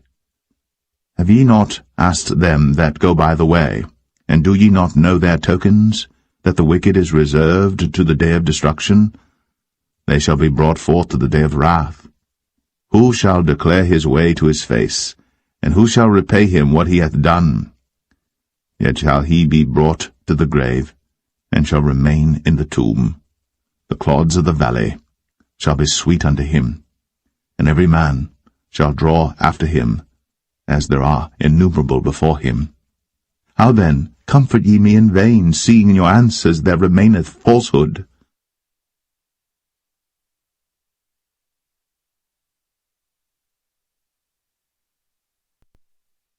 Job 22.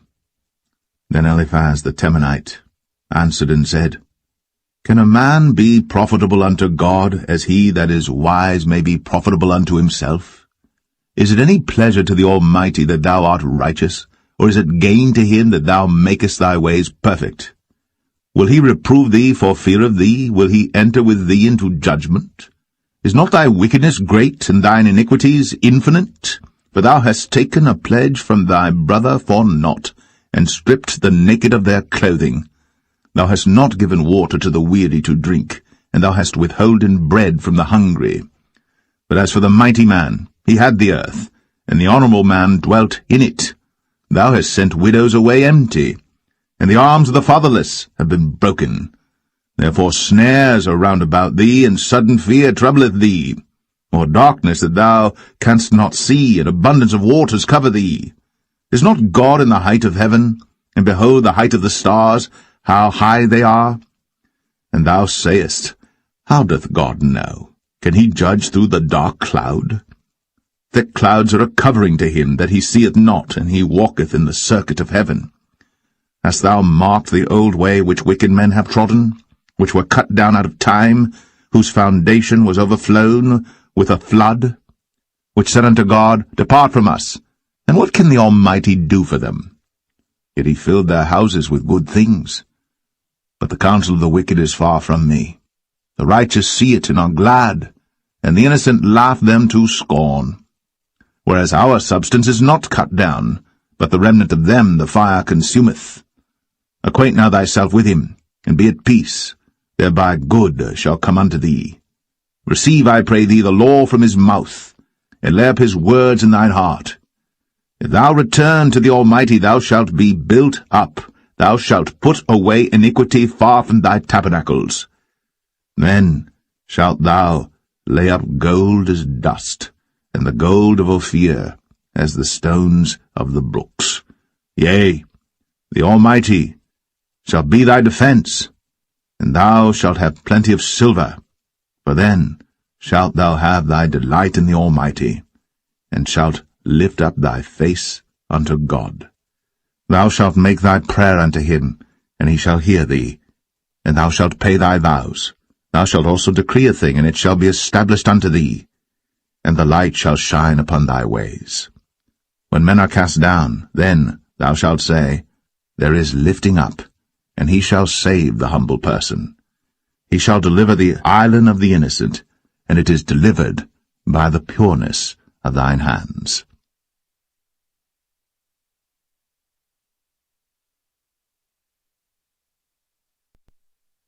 Job 23. Then Job answered and said, Even today is my complaint bitter. My stroke is heavier than my groaning. Oh, that I knew where I might find him, that I might come even to his seat. I would order my cause before him, and fill my mouth with arguments. I would know the words which he would answer me, and understand what he would say unto me. Will he plead against me with his great power? No, but he would put strength in me. There the righteous might dispute with him, so I should be delivered for ever from my judge. Behold, I go forward, but he is not there, and backward, but I cannot perceive him. On the left hand where he doth work, but I cannot behold him. He hideth himself on the right hand, that I cannot see him, but he knoweth the way that I take. When he hath tried me, I shall come forth as gold. My foot hath held his steps. His way have I kept, and not declined. Neither have I gone back from the commandment of his lips. I have esteemed the words of his mouth more than my necessary food. But he is in one mind, and who can turn him? And what his soul desireth, even that he doeth. For he performeth the thing that is appointed for me, and many such things are with him. Therefore am I troubled at his presence. When I consider, I am afraid of him. For God maketh my heart soft, and the Almighty troubleth me. Because I was not cut off before the darkness, neither hath he covered the darkness from my face.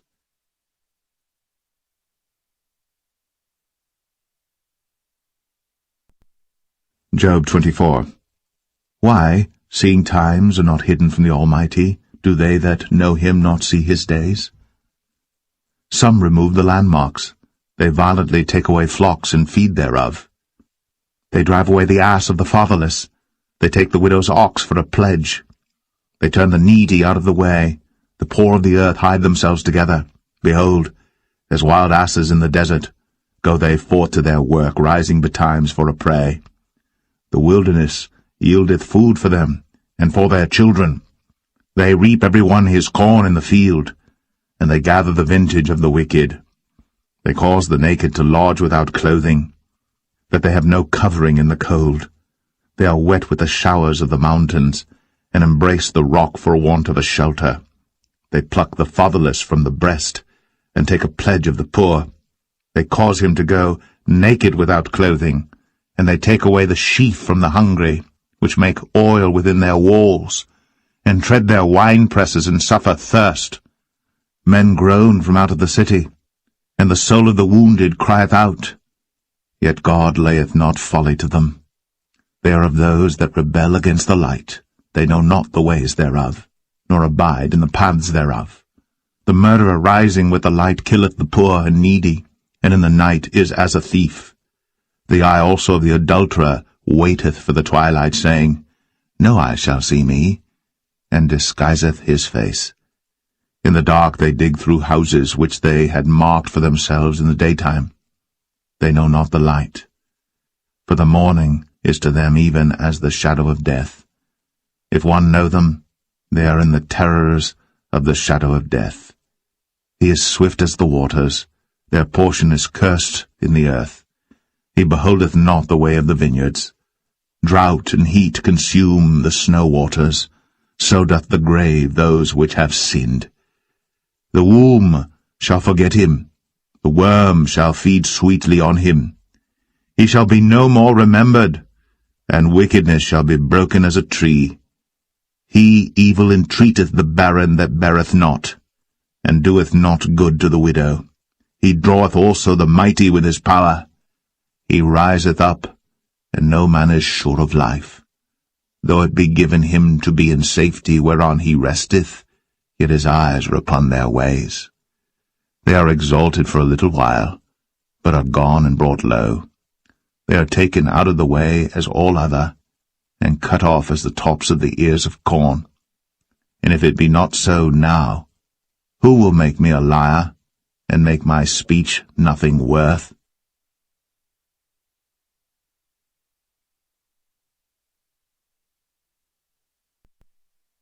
Job 25. Then answered Bildad the Shuhite and said, Dominion and fear are with him. He maketh peace in his high places. Is there any number of his armies? And upon whom doth not his light arise? How then can man be justified with God? Or how can he be clean that is born of a woman? Behold, even to the moon, and it shineth not. Yea, the stars are not pure in his sight. How much less man that is a worm, and the Son of Man, which is a worm.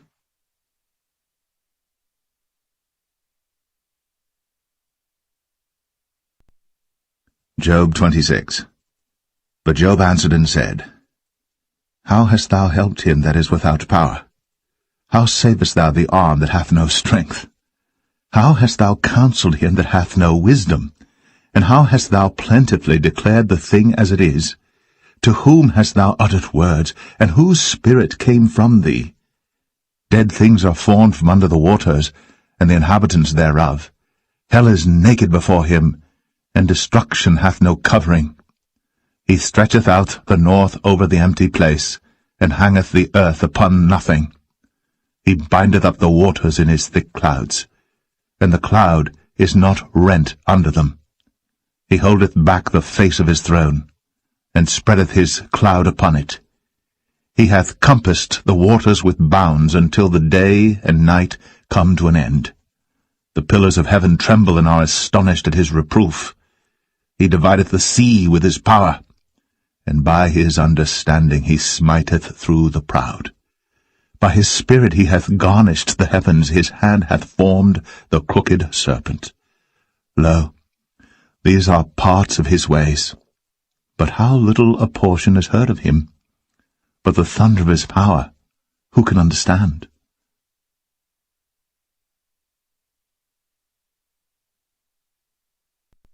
Job 27. Moreover, Job continued his parable and said, As God liveth, who hath taken away my judgment, and the Almighty, who hath vexed my soul?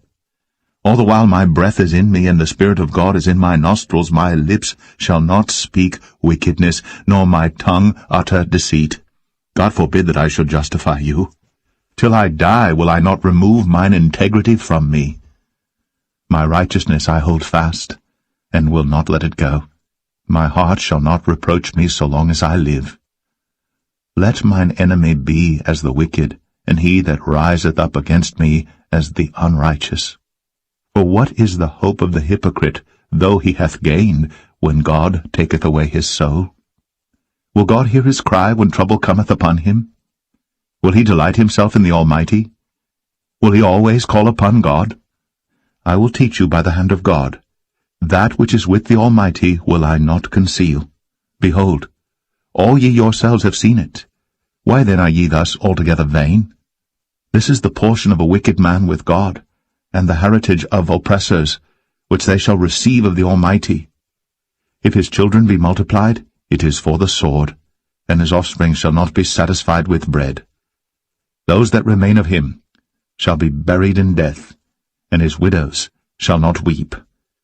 Though he heap up silver as the dust, and prepare raiment as the clay, he may prepare it, but the just shall put it on, and the innocent shall divide the silver. He buildeth his house as a moth, and as a booth that the keeper maketh. The rich man shall lie down, but he shall not be gathered. He openeth his eyes, and he is not. Terrors take hold on him as waters. A tempest stealeth him away in the night. The east wind carrieth him away, and he departeth, and as a storm hurleth him out of his place. For God shall cast upon him and not spare. He would fain flee out of his hand. Men shall clap their hands at him, and shall hiss him out of his place.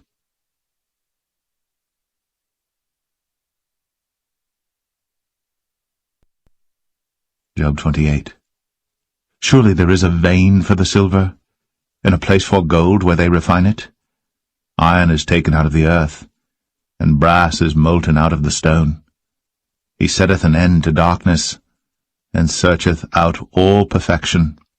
The stones of darkness, and the shadow of death, the flood, breaketh out from the inhabitant, even the waters forgotten of the foot. They are dried up, they are gone away from men. As for the earth, out of it cometh bread, and under it is turned up as it were fire. The stones of it are the place of sapphires, and it hath dust of gold. There is a path which no fowl knoweth, and which the vulture's eye hath not seen. The lion's whelps have not trodden it, nor the fierce lion passed by it. He putteth forth his hand upon the rock. He overturneth the mountains by the roots. He cutteth out rivers among the rocks, and his eye seeth every precious thing. He bindeth the floods from overflowing, and the thing that is hid bringeth he forth to light. But where shall wisdom be found? And where is the place of understanding? Man knoweth not the price thereof, neither is it found in the land of the living. The depth saith, It is not in me, and the sea saith, It is not with me. It cannot be gotten for gold, neither shall silver be weighed for the price thereof. It cannot be valued with the gold of Ophir, with the precious onyx or the sapphire. The gold and the crystal cannot equal it, and the exchange of it shall not be for jewels of fine gold. No mention shall be made of coral or of pearls, for the price of wisdom is above rubies. The topaz of Ethiopia shall not equal it, neither shall it be valued with pure gold. Whence then cometh wisdom? And where is the place of understanding? Seeing it is hid from the eyes of all living, and kept close from the fowls of the air. Destruction and death say, We have heard the fame thereof with our ears. God understandeth the way thereof, and he knoweth the place thereof. For he looketh to the ends of the earth, and seeth under the whole heaven, to make the weight for the winds, and he weigheth the waters by measure. When he made a decree for the rain, and a way for the lightning of the thunder, then did he see it, and declare it. He prepared it, yea, and searched it out. And unto man he said, Behold, the fear of the Lord, that is wisdom, and to depart from evil is understanding.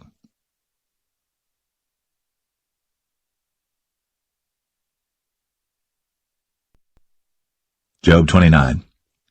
Moreover, Job continued his parable and said, O that I were as in months past, as in the days when God preserved me, when his candle shined upon my head, and when by his light I walked through darkness, as I was in the days of my youth, when the secret of God was upon my tabernacle, when the Almighty was yet with me, when my children were about me, when I washed my steps with butter, and the rock poured me out rivers of oil, when I went out to the gate through the city, when I prepared my seat in the street, the young men saw me, and hid themselves, and the aged arose and stood up. The princes refrained talking, and laid their hand on their mouth. The nobles held their peace, and their tongue cleaved to the roof of their mouth. When the ear heard me, then it blessed me, and when the eye saw me, it gave witness to me. Because I delivered the poor that cried, and the fatherless, and him that had none to help him. The blessing of him that was ready to perish came upon me, and I caused the widow's heart to sing for joy. I put on righteousness, and it clothed me. My judgment was as a robe and a diadem. I was eyes to the blind, and feet was I to the lame. I was a father to the poor, and the cause which I knew not I searched out. And I brake the jaws of the wicked, and plucked the spoil out of his teeth. Then I said, I shall die in my nest, and I shall multiply my days as the sand. My root was spread out by the waters, and the dew lay all night upon my branch. My glory was fresh in me, and my bow was renewed in my hand. Unto me men gave ear, and waited, and kept silence at my counsel. After my words they spake not again, and my speech dropped upon them. And they waited for me as for the rain, and they opened their mouth wide as for the latter rain. If I laughed on them, they believed it not, and the light of my countenance they cast not down. I chose out their way, and sat chief and dwelt as a king in the army, as one that comforteth the mourners.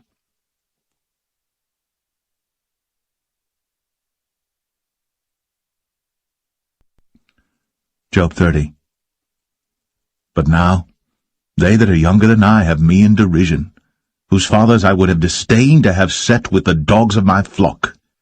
Yea, whereto might the strength of their hands profit me, in whom old age was perished? For want and famine they were solitary, fleeing into the wilderness, in former time desolate and waste, who cut up mallows by the bushes and juniper roots for their meat. They were driven forth from among men, they cried after them as after a thief, to dwell in the cliffs of the valleys, in caves of the earth, and in the rocks. Among the bushes they brayed, under the nettles they were gathered together. They were children of fools, yea, children of base men, they were viler than the earth. And now am I their song, yea, I am their byword. They abhor me, they flee far from me, and spare not to spit in my face, because he hath loosed my cord, and afflicted me. They've also let loose the bridle before me. Upon my right hand rise the youth, they push away my feet, and they raise up against me the ways of their destruction. They mar my path, they set forward my calamity, they have no helper. They came upon me as a wide breaking in of waters, in the desolation they rolled themselves upon me. Terrors are turned upon me, they pursue my soul as the wind, and my welfare passeth away as a cloud. And now my soul is poured out upon me. The days of affliction have taken hold upon me. My bones are pierced in me in the night season, and my sinews take no rest. By the great force of my disease is my garment changed. It bindeth me about as the collar of my coat. He hath cast me into the mire, and I am become like dust and ashes. I cry unto thee, and thou dost not hear me. I stand up, and thou regardest me not. Thou art become cruel to me. With thy strong hand thou opposest thyself against me. Thou liftest me up to the wind. Thou causest me to ride upon it, and dissolvest my substance. For I know that thou wilt bring me to death, and to the house appointed for all living. Howbeit, he will not stretch out his hand to the grave, though they cry in his destruction. Did not I weep for him that was in trouble? Was not my soul grieved for the poor? When I looked for good, then evil came unto me. And when I waited for light, there came darkness. My bowels boiled, and rested not. The days of affliction prevented me. I went mourning without the sun. I stood up, and I cried in the congregation. I am a brother to dragons, and a companion to owls. My skin is black upon me, and my bones are burned with heat. My harp also is turned to mourning, and my organ into the voice of them that weep.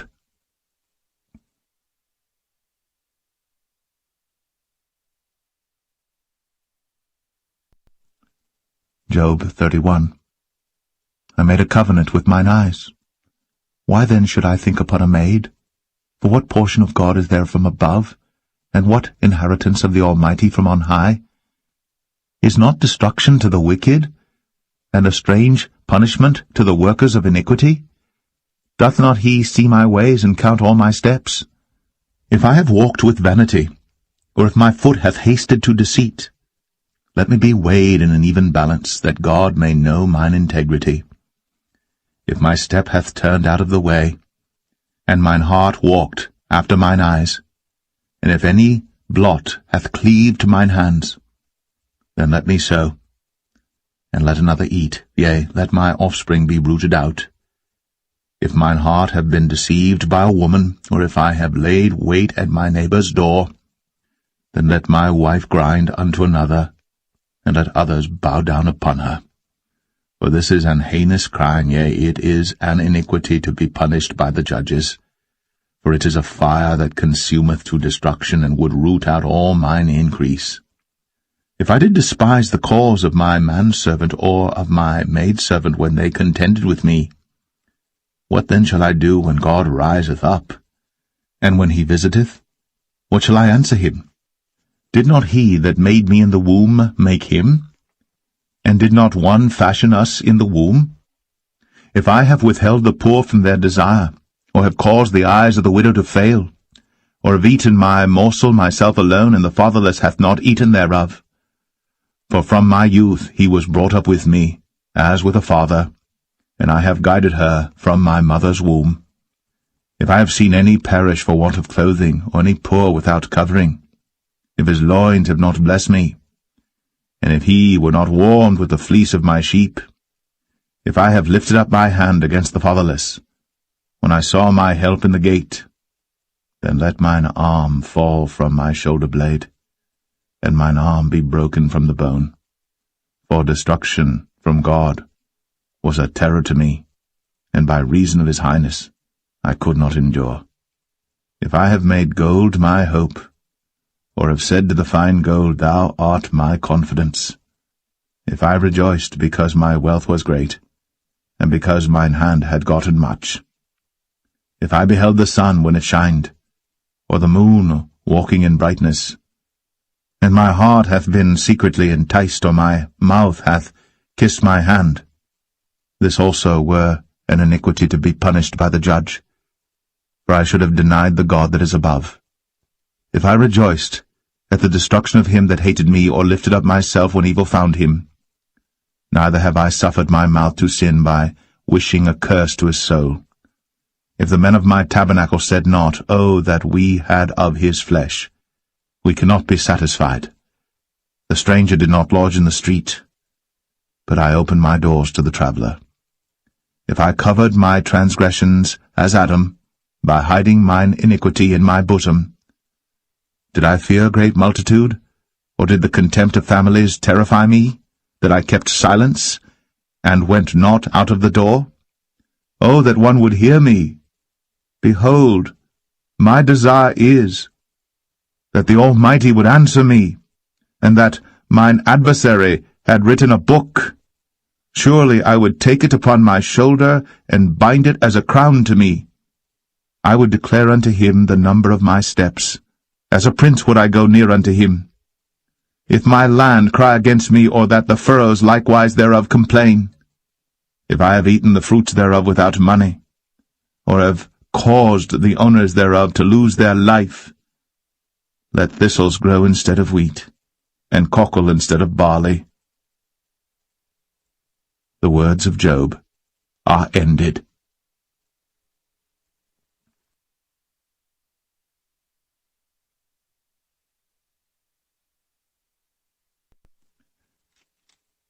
Job 32.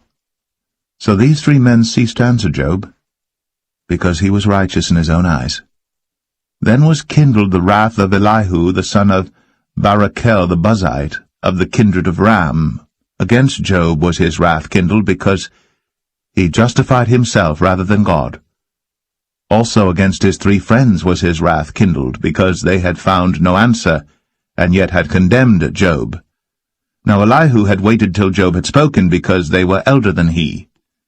When Elihu saw that there was no answer in the mouth of these 3 men, then his wrath was kindled.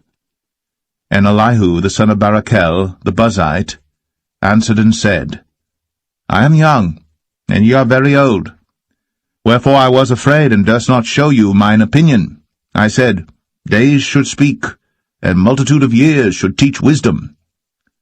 But there is a spirit in man, and the inspiration of the Almighty giveth them understanding. Great men are not always wise, neither do the aged understand judgment. Therefore I said, Hearken to me, I also will show mine opinion. Behold, I waited for your words. I gave ear to your reasons, whilst ye searched out what to say. Yea, I attended unto you, and behold, there was none of you that convinced Job, or that answered his words. Lest ye should say, We have found out wisdom. God thrusteth him down, not man. Now he hath not directed his words against me, neither will I answer him with your speeches. They were amazed. They answered no more. They left off speaking. When I had waited, for they spake not, but stood still, and answered no more. I said, I will answer also my part. I also will show mine opinion. For I am full of matter. The spirit within me constraineth me. Behold, my belly is as wine, which hath no vent. It is ready to burst like new bottles. I will speak, that I may be refreshed. I will open my lips and answer.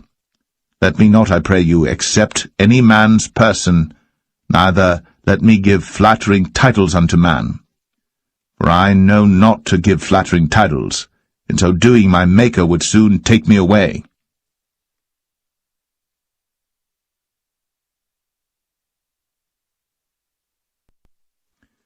Job 33.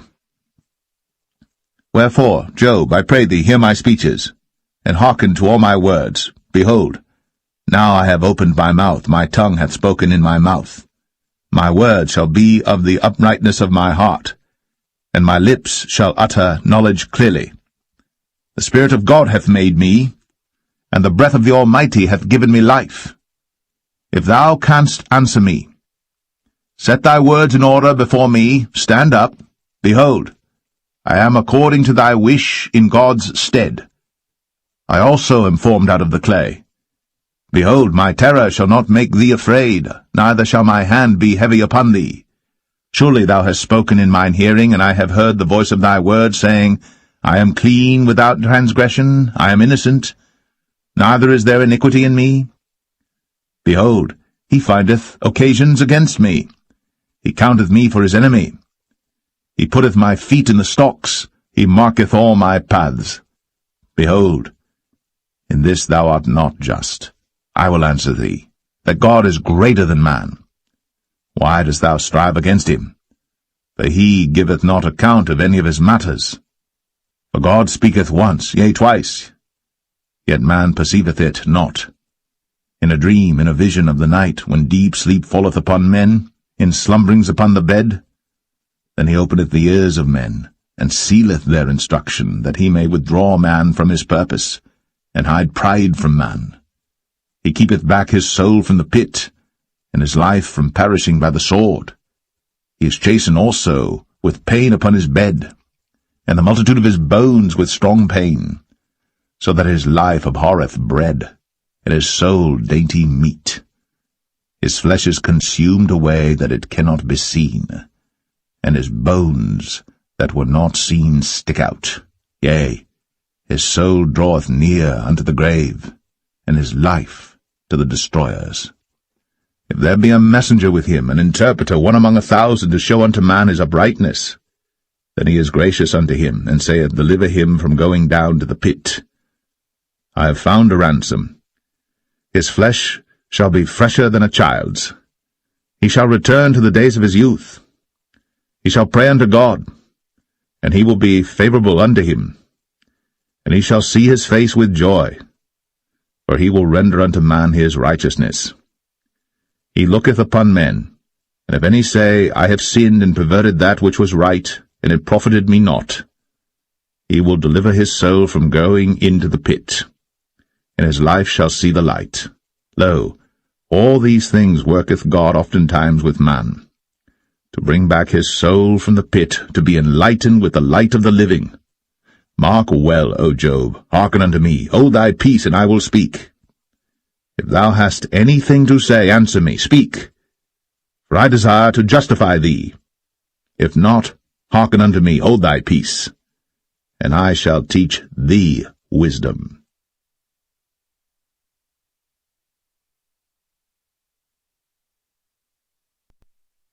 Job 34. Furthermore Elihu answered and said, Hear my words, O ye wise men, and give ear unto me, ye that have knowledge. For the ear trieth words, as the mouth tasteth meat.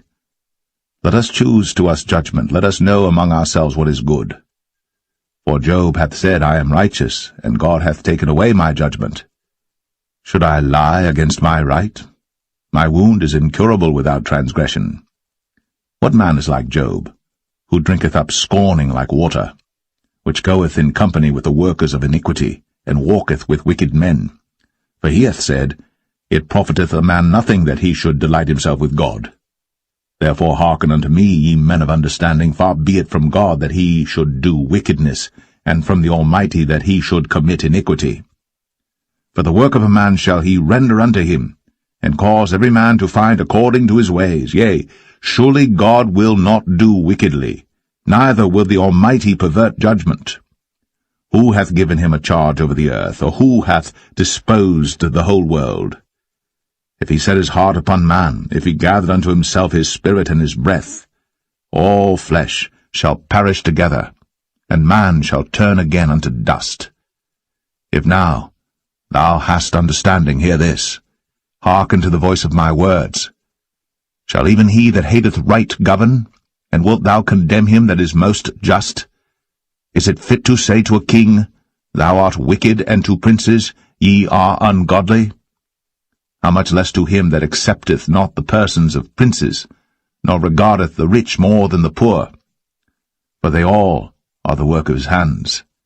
In a moment shall they die, and the people shall be troubled at midnight, and pass away, and the mighty shall be taken away without hand. For his eyes are upon the ways of man, and he seeth all his goings. There is no darkness, nor shadow of death, where the workers of iniquity may hide themselves. For he will not lay upon man more than right, that he should enter into judgment with God. He shall break in pieces mighty men without number, and set others in their stead. Therefore he knoweth their works, and he overturneth them in the night, so that they are destroyed. He striketh them as wicked men in the open sight of others, because they turned back from him, and would not consider any of his ways, so that they caused the cry of the poor to come unto him, and he heareth the cry of the afflicted. When he giveth quietness, who then can make trouble? And when he hideth his face, who then can behold him? Whether it be done against a nation or against a man only, that the hypocrite reign not, lest the people be ensnared.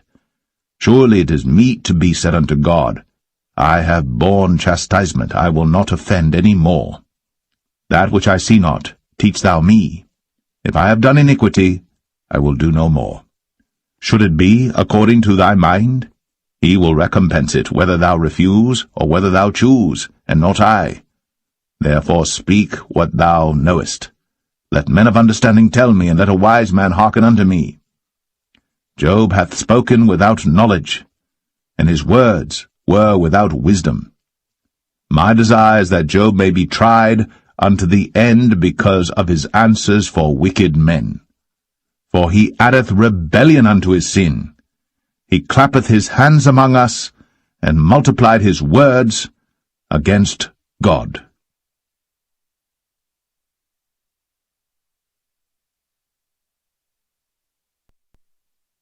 Job 35.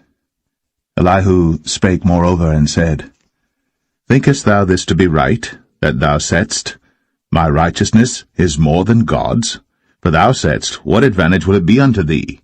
And what profit shall I have, if I be cleansed from my sin? I will answer thee, and thy companions with thee. Look unto the heavens, and see, and behold the clouds which are higher than thou. If thou sinnest, what doest thou against him? Or if thy transgressions be multiplied, what doest thou unto him? If thou be righteous, what givest thou him? Or what receiveth he of thine hand? Thy wickedness may hurt a man as thou art, and thy righteousness may profit the Son of Man. By reason of the multitude of oppressions they make the oppressed to cry. They cry out by reason of the arm of the mighty. But none saith, Where is God my Maker, who giveth songs in the night? Who teacheth us more than the beasts of the earth, and maketh us wiser than the fowls of heaven? There they cry, but none giveth answer, because of the pride of evil men. Surely God will not hear vanity, neither will the Almighty regard it. Although thou sayest thou shalt not see him, yet judgment is before him. Therefore trust thou in him. But now, because it is not so, he hath visited in his anger, yet he knoweth it not in great extremity. Therefore doth Job open his mouth in vain. He multiplieth words without knowledge.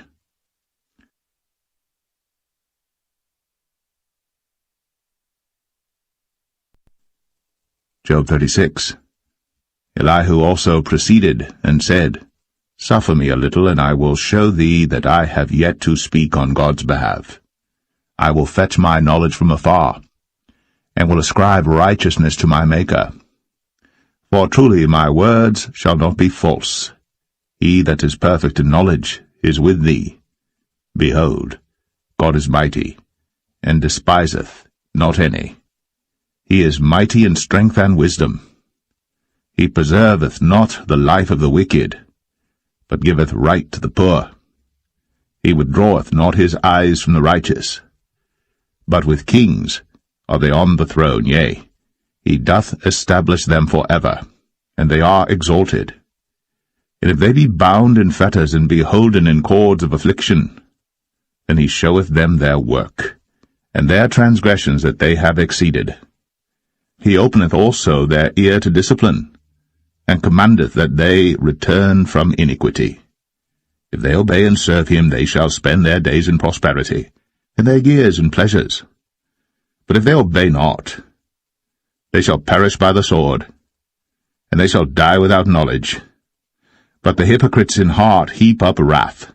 They cry not when he bindeth them. They die in youth, and their life is among the unclean. He delivereth the poor in his affliction, and openeth their ears in oppression. Even so, would he have removed thee out of the strait into a broad place, where there is no straightness, and that which should be set on thy table should be full of fatness? But thou hast fulfilled the judgment of the wicked. Judgment and justice take hold on thee. Because there is wrath, beware lest he take thee away with his stroke. Then a great ransom cannot deliver thee. Will he esteem thy riches? No, not gold, nor all the forces of strength. Desire not the night, when people are cut off in their place. Take heed, regard not iniquity, for this hast thou chosen rather than affliction. Behold, God exalteth by his power. Who teacheth like him? Who hath enjoined him his way? Or who can say, Thou hast wrought iniquity? Remember that thou magnify his work, which men behold. Every man may see it. Man may behold it afar off. Behold, God is great, and we know him not. Neither can the number of his years be searched out. For he maketh small the drops of water. They pour down rain according to the vapour thereof, which the clouds do drop and distill upon man abundantly. Also, can any understand the spreadings of the clouds, or the noise of his tabernacle? Behold, he spreadeth his light upon it, and covereth the bottom of the sea. For by them judgeth he the people, he giveth meat in abundance. With clouds he covereth the light, and commandeth it not to shine by the cloud that cometh betwixt. The noise thereof showeth concerning it, the cattle also, concerning the vapour.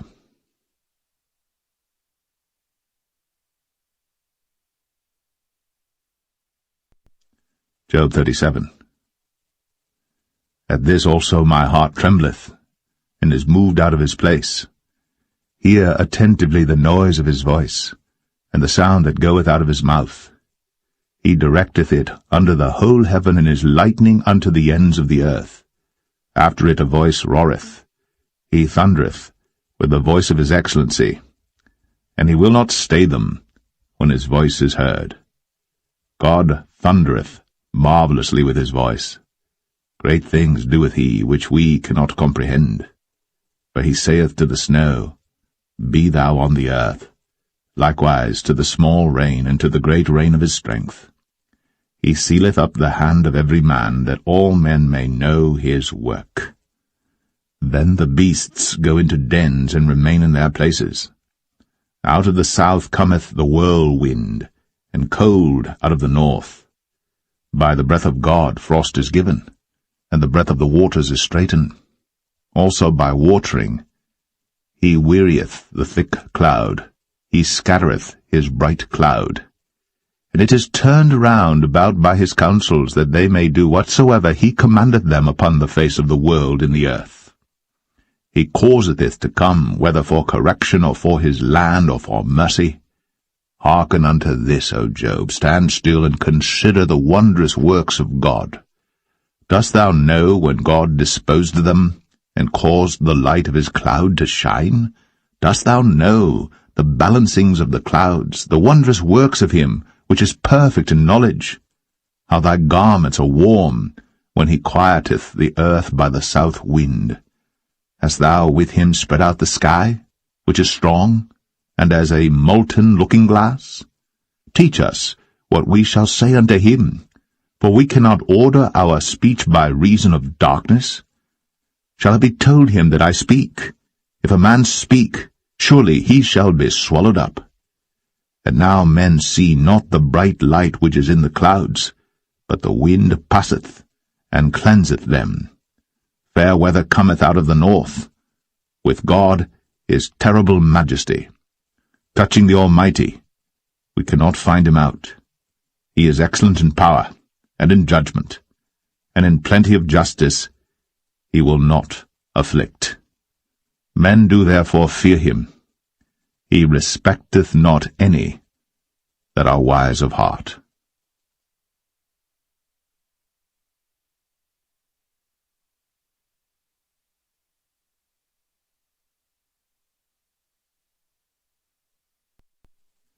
Job 38. Then the Lord answered Job out of the whirlwind, and said, Who is this that darkeneth counsel by words without knowledge? Gird up now thy loins like a man, for I will demand of thee, and answer thou me. Where wast thou when I laid the foundations of the earth? Declare, if thou hast understanding. Who hath laid the measures thereof, if thou knowest? Or who hath stretched the line upon it? Whereupon are the foundations thereof fastened? Or who laid the cornerstone thereof? When the morning stars sang together, and all the sons of God shouted for joy? Or who shut up the sea with doors when it brake forth, as if it had issued out of the womb? When I made the cloud the garment thereof, and thick darkness a swaddling band for it, and break up for it my decreed place, and set bars and doors, and said, Hitherto shalt thou come, but no further, and here shall thy proud waves be stayed. Hast thou commanded the morning since thy days, and caused the dayspring to know his place, that it might take hold of the ends of the earth, that the wicked might be shaken out of it?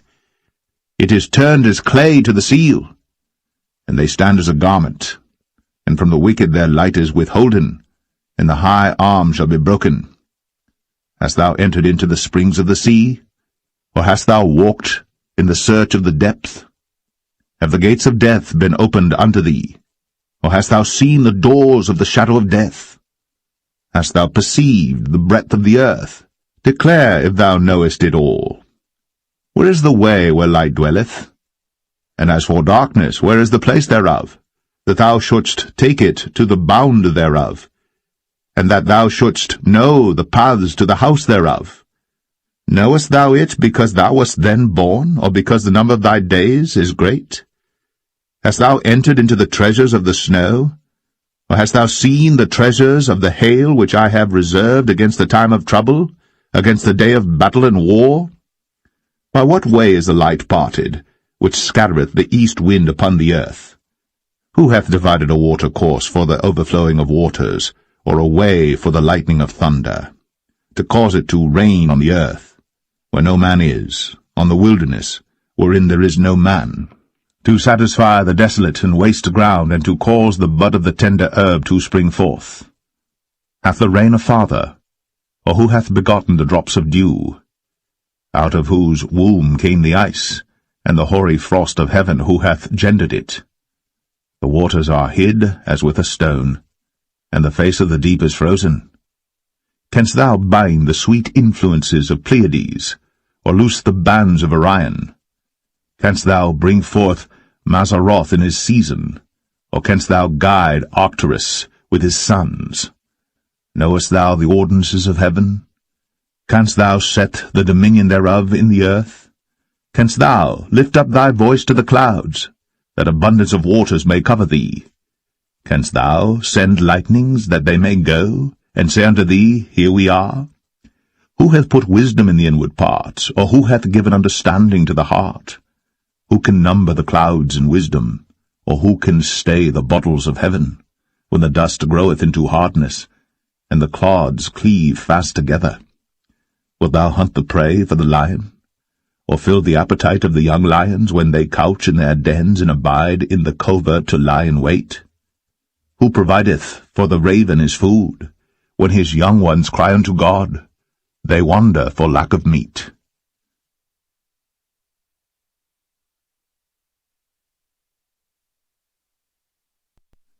Job 39. Knowest thou the time when the wild goats of the rock bring forth? Or canst thou mark when the hinds do calve? Canst thou number the months that they fulfill? Or knowest thou the time when they bring forth? They bow themselves, they bring forth their young ones, they cast out their sorrows. Their young ones are in good liking, they grow up with corn, they go forth, and return not unto them. Who hath sent out the wild ass free?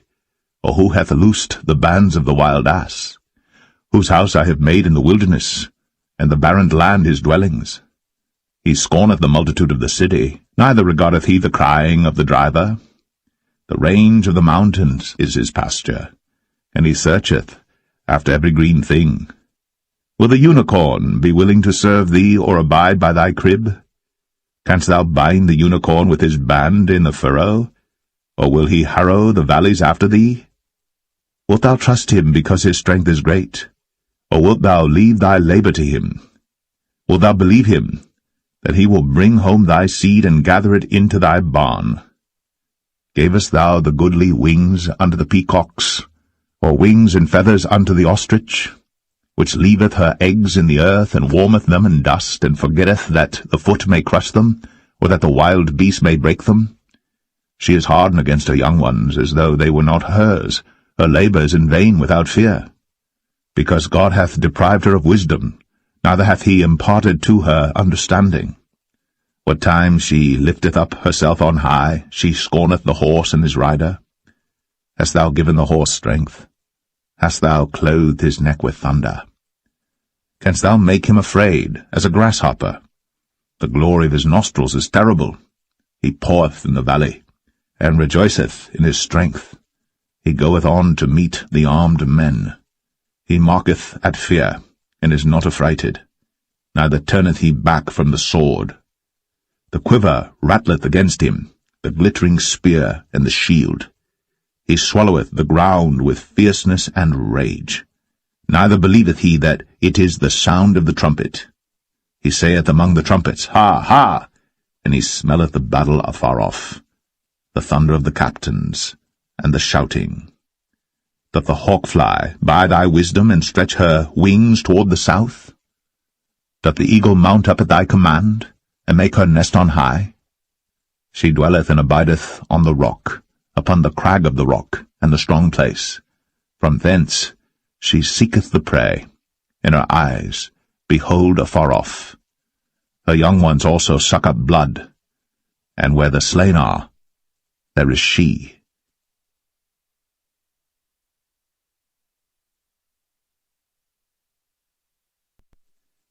Job 40.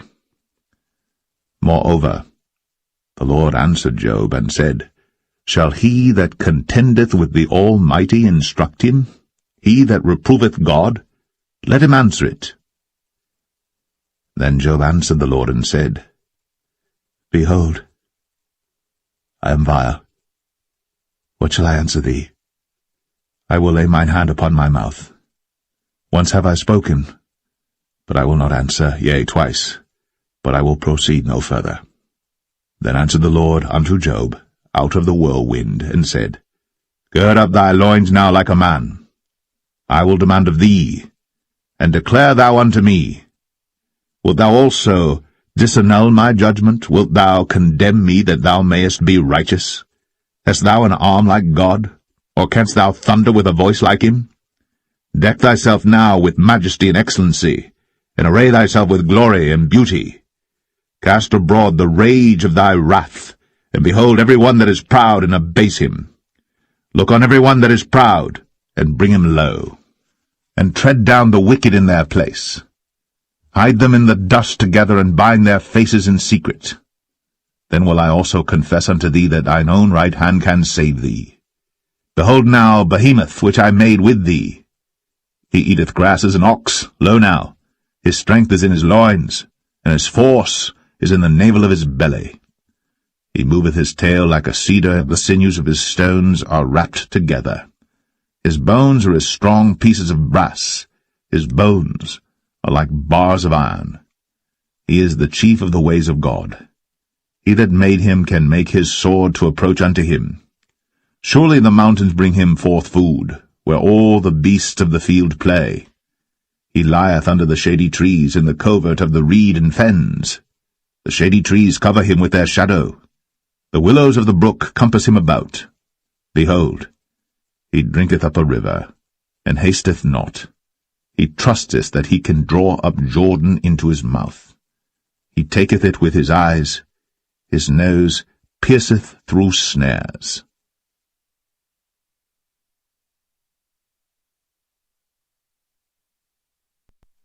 Job 41. Canst thou draw out Leviathan with an hook, or his tongue with a cord which thou lettest down? Canst thou put an hook into his nose, or bore his jaw through with a thorn? Will he make many supplications unto thee? Will he speak soft words unto thee? Will he make a covenant with thee? Wilt thou take him for a servant for ever? Wilt thou play with him as with a bird, or wilt thou bind him for thy maidens? Shall the companions make a banquet of him? Shall they part him among the merchants? Canst thou fill his skin with barbed irons, or his head with fish spears? Lay thine hand upon him. Remember the battle. Do no more. Behold, the hope of him is in vain. Shall not one be cast down even at the sight of him? None is so fierce that dare stir him up. Who then is able to stand before me? Who hath prevented me that I should repay him? Whatsoever is under the whole heaven is mine. I will not conceal his parts, nor his power, nor his comely proportion. Who can discover the face of his garment, or who can come to him with his double bridle? Who can open the doors of his face? His teeth are terrible round about. His scales are his pride, shut up together as with a close seal. One is so near to another that no air can come between them. They are joined one to another. They stick together, that they cannot be sundered.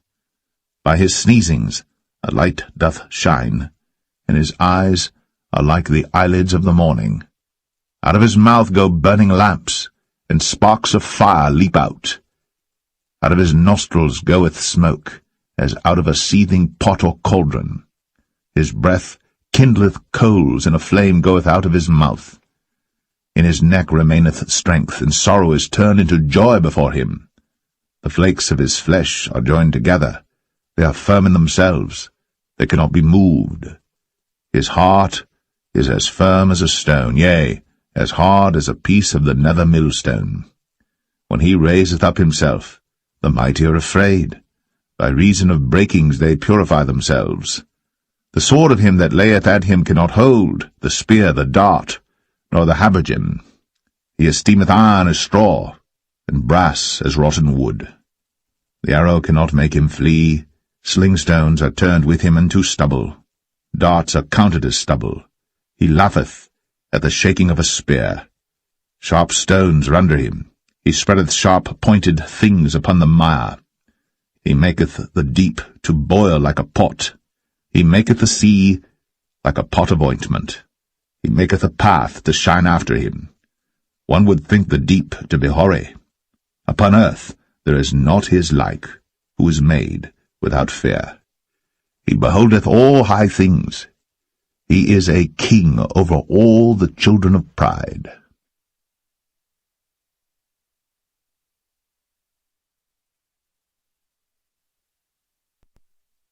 Job 42. Then Job answered the Lord and said, I know that thou canst do everything, and that no thought can be withholden from thee. Who is he that hideth counsel without knowledge? Therefore have I uttered that I understood not, things too wonderful for me which I knew not. Hear, I beseech thee, and I will speak, I will demand of thee, and declare thou unto me. I have heard of thee by the hearing of the ear, but now mine eye seeth thee. Wherefore I abhor myself, and repent in dust and ashes. And it was so that after the Lord had spoken these words unto Job, the Lord said to Eliphaz the Temanite, My wrath is kindled against thee, and against thy 2 friends, for ye have not spoken of me the thing that is right, as my servant Job hath. Therefore take unto you now 7 bullocks and 7 rams, and go to my servant Job, and offer up for yourselves a burnt offering, and my servant Job shall pray for you. For him will I accept, lest I deal with you after your folly, in that ye have not spoken of me the thing which is right, like my servant Job. So Eliphaz the Temanite, and Bildad the Shuhite, and Zophar the Naamathite went and did according as the Lord commanded them. The Lord also accepted Job. And the Lord turned the captivity of Job when he prayed for his friends. Also the Lord gave Job twice as much as he had before. Then came there unto him all his brethren, and all his sisters, and all they that had been of his acquaintance before, and did eat bread with him in his house. And they bemoaned him, and comforted him over all the evil that the Lord had brought upon him. Every man also gave him a piece of money, and every one an earring of gold. So the Lord blessed the latter end of Job more than his beginning. For he had 14,000 sheep, and 6,000 camels, and 1,000 yoke of oxen, and 1,000 she-asses. He had also 7 sons and 3 daughters. And he called the name of the first Jemimah, and the name of the second Keziah, and the name of the third Karen-Happuch. And in all the land were no women found so fair as the daughters of Job. And their father gave them inheritance among their brethren. After this lived Job 140 years, and saw his sons, and his sons' sons, even 4 generations. So Job died, being old and full of days.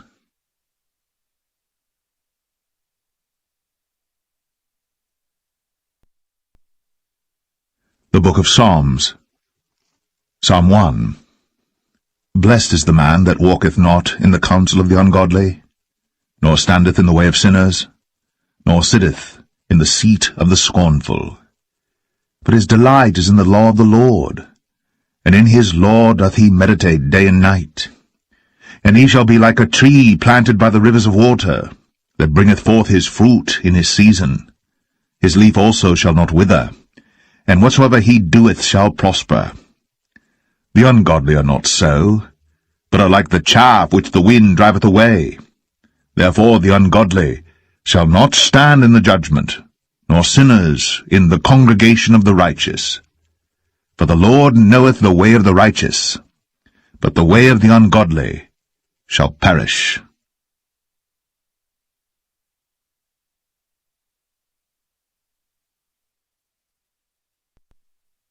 Psalm 2. Why do the heathen rage, and the people imagine a vain thing? The kings of the earth set themselves, and the rulers take counsel together against the Lord, and against his anointed, saying, Let us break their bands asunder, and cast away their cords from us. He that sitteth in the heaven shall laugh, the Lord shall have them in derision. Then shall he speak unto them in his wrath, and vex them in his sore displeasure. Yet have I set my king upon my holy hill of Zion. I will declare the decree. The Lord hath said unto me, Thou art my son. This day have I begotten thee. Ask of me, and I shall give thee the heathen for thine inheritance, and the uttermost parts of the earth for thy possession. Thou shalt break them with a rod of iron. Thou shalt dash them in pieces, like a potter's vessel. Be wise now, therefore, O ye kings. Be instructed, ye judges of the earth. Serve the Lord with fear, and rejoice with trembling.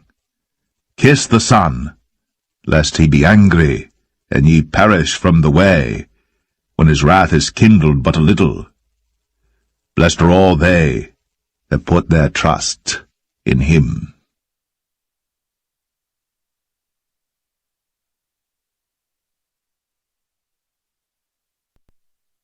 Psalm 3. Lord, how are they increased that trouble me? Many are they that rise up against me. Many there be which say of my soul, There is no help for him in God, Selah. But thou, O Lord, art a shield for me, my glory, and the lifter up of mine head.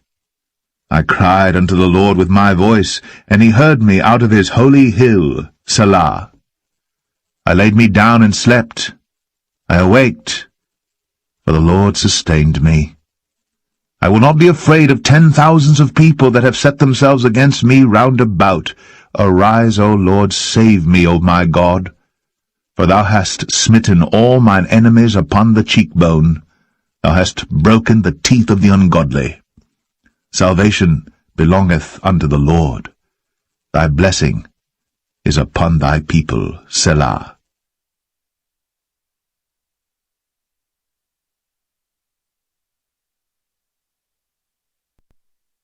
Psalm 4. Hear me when I call, O God of my righteousness. Thou hast enlarged me when I was in distress. Have mercy upon me, and hear my prayer. O ye sons of men, how long will ye turn my glory into shame? How long will ye love vanity, and seek after leasing, Selah? But know that the Lord hath set apart him that is godly for himself. The Lord will hear when I call unto him. Stand in awe, and sin not. Commune with your own heart upon your bed, and be still, Selah. Offer the sacrifices of righteousness, and put your trust in the Lord. There be many that say, Who will show us any good? Lord, lift thou up the light of thy countenance upon us. Thou hast put gladness in my heart, more than in the time that their corn and their wine increased. I will both lay me down in peace and sleep, for thou, Lord, only makest me dwell in safety.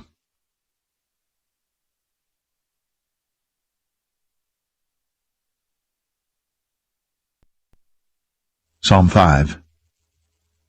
Give ear to my words, O Lord. Consider my meditation. Hearken unto the voice of my cry, my King and my God. For unto thee will I pray. My voice shalt thou hear in the morning, O Lord. In the morning will I direct my prayer unto thee, and will look up. For thou art not a God that hath pleasure in wickedness, neither shall evil dwell with thee. The foolish shall not stand in thy sight. Thou hatest all workers of iniquity. Thou shalt destroy them that speak leasing. The Lord will abhor the bloody and deceitful man. But as for me, I will come into thy house in the multitude of thy mercy, and in thy fear will I worship toward thy holy temple. Lead me, O Lord, in thy righteousness because of mine enemies. Make thy way straight before my face. For there is no faithfulness in their mouth.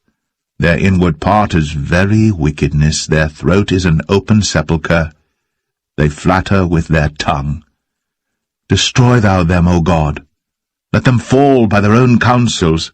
Cast them out in the multitude of their transgressions, for they have rebelled against thee.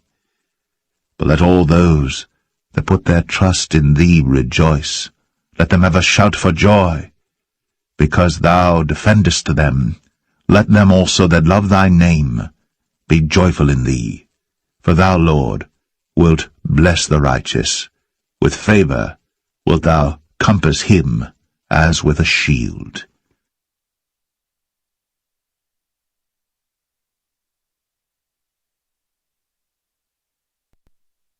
Psalm 6. O Lord, rebuke me not in thine anger, neither chasten me in thy hot displeasure. Have mercy upon me, O Lord, for I am weak. O Lord, heal me, for my bones are vexed. My soul is also sore vexed. But thou, O Lord, how long? Return, O Lord, deliver my soul. O save me, for thy mercy's sake. For in death there is no remembrance of thee. In the grave who shall give thee thanks? I am weary with my groaning. All the night make I my bed to swim. I water my couch with my tears. Mine eye is consumed because of grief. It waxeth old because of all mine enemies. Depart from me, all ye workers of iniquity, for the Lord hath heard the voice of my weeping. The Lord hath heard my supplication. The Lord will receive my prayer. Let all mine enemies be ashamed and sore vexed. Let them return and be ashamed suddenly.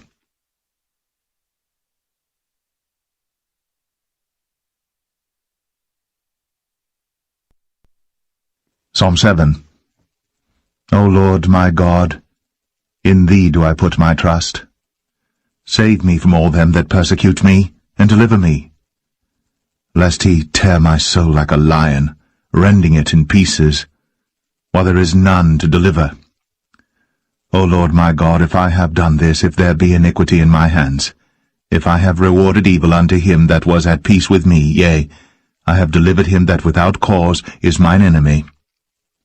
Let the enemy persecute my soul and take it, yea, let him tread down my life upon the earth, and lay mine honour in the dust. Selah.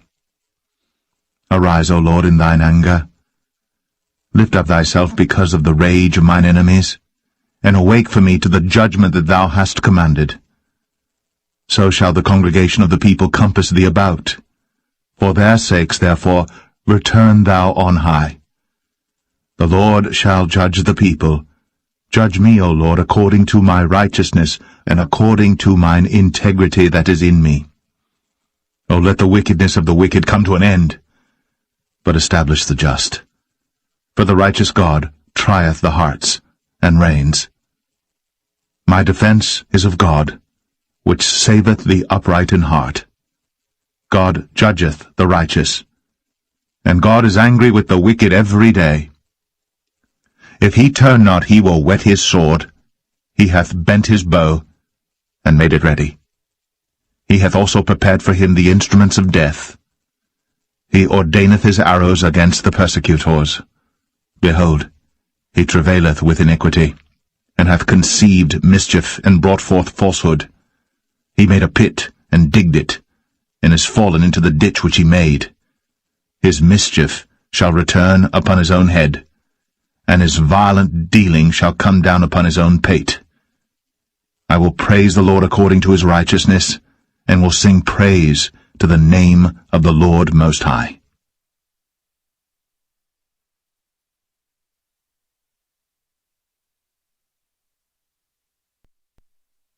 Psalm 8. O Lord, our Lord, how excellent is thy name in all the earth! Who has set thy glory above the heavens? Out of the mouth of babes and sucklings hast thou ordained a strength because of thine enemies, that thou mightest still the enemy and the avenger. When I consider thy heavens, the work of thy fingers, the moon and the stars which thou hast ordained, what is man that thou art mindful of him, and the son of man that thou visitest him? For thou hast made him a little lower than the angels, and hast crowned him with glory and honour. Thou madest him to have dominion over the works of thy hands. Thou hast put all things under his feet, all sheep and oxen, yea, and the beast of the field, the fowl of the air, and the fish of the sea, and whatsoever passeth through the paths of the seas. O Lord, our Lord, how excellent is thy name in all the earth!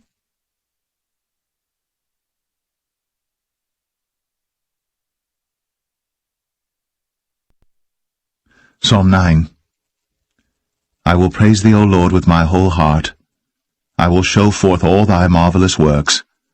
I will be glad and rejoice in thee. I will sing praise to thy name, O thou Most High. When mine enemies are turned back, they shall fall and perish at thy presence. For thou hast maintained my right and my cause. Thou sattest in the throne judging right. Thou hast rebuked the heathen, thou hast destroyed the wicked, thou hast put out their name for ever and ever.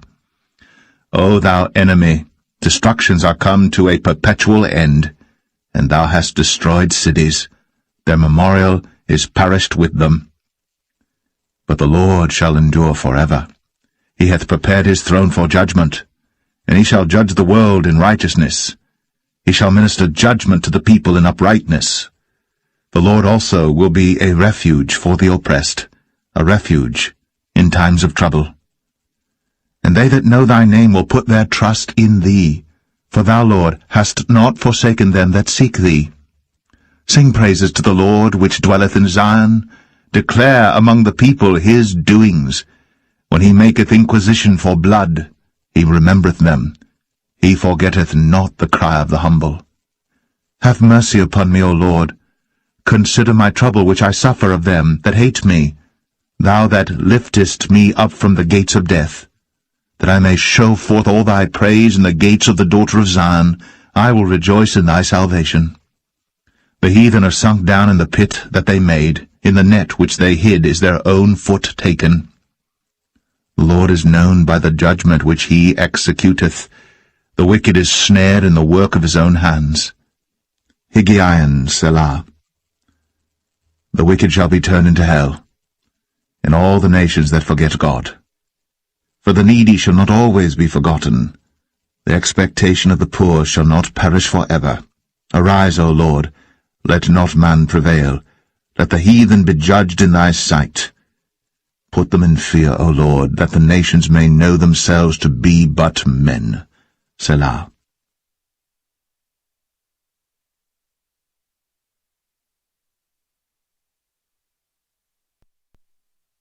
Psalm 10. Why standest thou afar off, O Lord? Why hidest thou thyself in times of trouble? The wicked in his pride doth persecute the poor. Let them be taken in the devices that they have imagined. For the wicked boasteth of his heart's desire, and blesseth the covetous whom the Lord abhorreth. The wicked through the pride of his countenance will not seek after God. God is not in all his thoughts. His ways are always grievous. Thy judgments are far above, out of his sight. As for all his enemies, he puffeth at them. He hath said in his heart, I shall not be moved, for I shall never be in adversity. His mouth is full of cursing and deceit and fraud. Under his tongue is mischief and vanity. He sitteth in the lurking places of the villages. In the secret places doth he murder the innocent. His eyes are privily set against the poor. He lieth in wait secretly as a lion in his den. He lieth in wait to catch the poor. He doth catch the poor when he draweth him into his net. He croucheth and humbleth himself that the poor may fall by his strong ones. He hath said in his heart, God hath forgotten. He hideth his face. He will never see it. Arise, O Lord. O God, lift up thine hand. Forget not the humble. Wherefore doth the wicked contemn God? He hath said in his heart, Thou wilt not require it. Thou hast seen it, for thou beholdest mischief and spite, to requite it with thy hand. The poor committeth himself unto thee. Thou art the helper of the fatherless. Break thou the arm of the wicked and the evil man. Seek out his wickedness till thou find none. The Lord is king for ever and ever. The heathen are perished out of his land. Lord, thou hast heard the desire of the humble. Thou wilt prepare their heart. Thou wilt cause thine ear to hear, to judge the fatherless and the oppressed, that the man of the earth may no more oppress.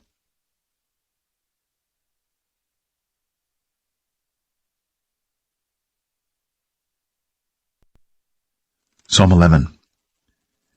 In the Lord put I my trust. How say ye to my soul, Flee as a bird to your mountain? For lo, the wicked bend their bow, they make ready their arrow upon the string, that they may privily shoot at the upright in heart. If the foundations be destroyed, what can the righteous do?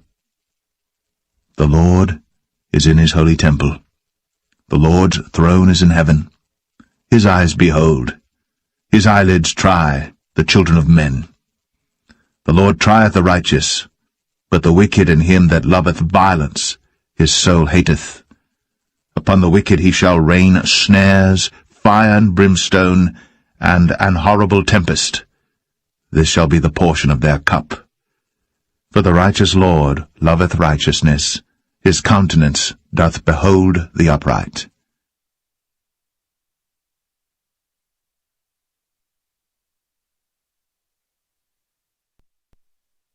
Psalm 12. Help, Lord, for the godly man ceaseth, for the faithful fail from among the children of men. They speak vanity every one with his neighbor. With flattering lips and with a double heart do they speak.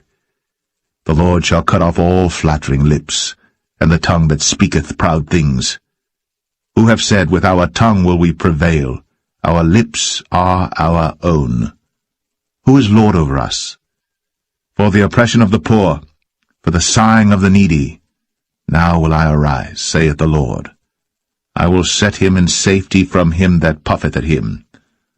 The words of the Lord are pure words, as silver tried in a furnace of earth, purified 7 times. Thou shalt keep them, O Lord. Thou shalt preserve them from this generation for ever. The wicked walk on every side, when the vilest men are exalted.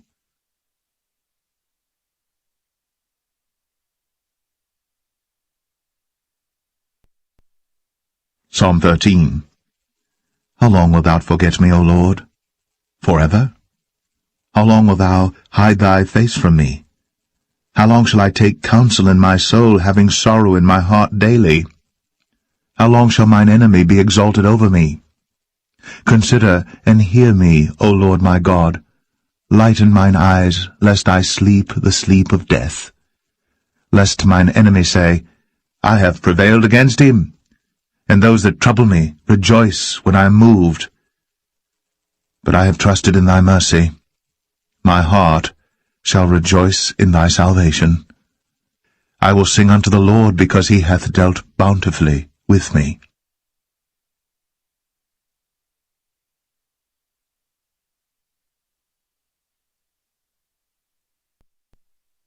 Psalm 14. The fool hath said in his heart, There is no God. They are corrupt. They have done abominable works. There is none that doeth good. The Lord looked down from heaven upon the children of men to see if there were any that did understand and seek God. They are all gone aside. They are altogether become filthy. There is none that doeth good, no, not one. Have all the workers of iniquity no knowledge, who eat up my people as they eat bread and call not upon the Lord? There were they in great fear, for God is in the generation of the righteous. Ye have shamed the counsel of the poor, because the Lord is his refuge. Oh, that the salvation of Israel were come out of Zion! When the Lord bringeth back the captivity of his people, Jacob shall rejoice, and Israel shall be glad.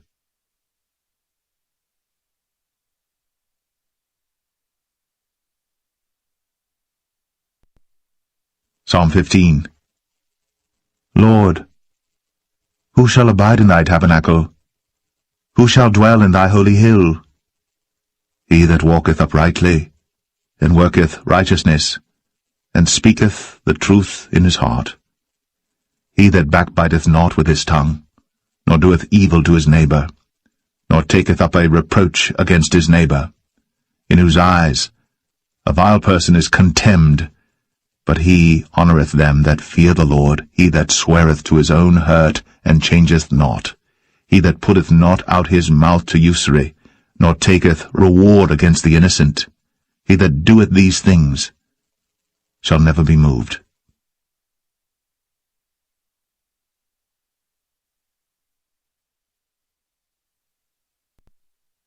Psalm 16. Preserve me, O God, for in thee do I put my trust. O my soul, thou hast said unto the Lord, Thou art my Lord, my goodness extendeth not to thee, but to the saints that are in the earth, and to the excellent, in whom is all my delight. Their sorrows shall be multiplied that hasten after another God. Their drink offerings of blood will I not offer, nor take up their names into my lips. The Lord is the portion of mine inheritance and of my cup. Thou maintainest my lot. The lines are fallen unto me in pleasant places, yea, I have a goodly heritage. I will bless the Lord, who hath given me counsel. My reins also instruct me in the night seasons. I have set the Lord always before me. Because he is at my right hand, I shall not be moved. Therefore my heart is glad, and my glory rejoiceth. My flesh also shall rest in hope. For thou wilt not leave my soul in hell, neither wilt thou suffer thine Holy One to see corruption. Thou wilt show me the path of life. In thy presence is fullness of joy. At thy right hand there are pleasures for evermore.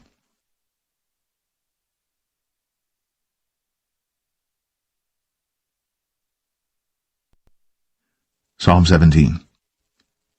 Hear the right, O Lord, attend unto my cry. Give ear unto my prayer, that goeth not out of feigned lips. Let my sentence come forth from thy presence. Let thine eyes behold the things that are equal. Thou hast proved mine heart, thou hast visited me in the night, thou hast tried me, and shalt find nothing. I am purposed that my mouth shall not transgress. Concerning the works of men, by the word of thy lips I have kept me from the paths of the destroyer. Hold up my goings in thy paths, that my footsteps slip not.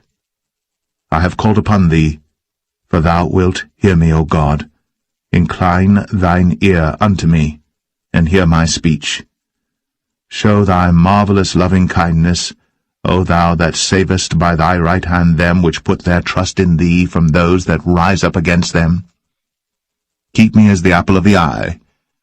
Hide me under the shadow of thy wings, from the wicked that oppress me, from my deadly enemies who compass me about. They are enclosed in their own fat. With their mouth they speak proudly. They have now compassed us in our steps. They have set their eyes bowing down to the earth, like as a lion that is greedy of his prey, and as it were a young lion lurking in secret places. Arise, O Lord, disappoint him, cast him down. Deliver my soul from the wicked, which is thy sword. From men which are thy hand, O Lord, from men of the world, which have their portion in this life, and whose belly thou fillest with thy hid treasure. They are full of children, and leave the rest of their substance to their babes. As for me, I will behold thy face in righteousness. I shall be satisfied when I awake with thy likeness.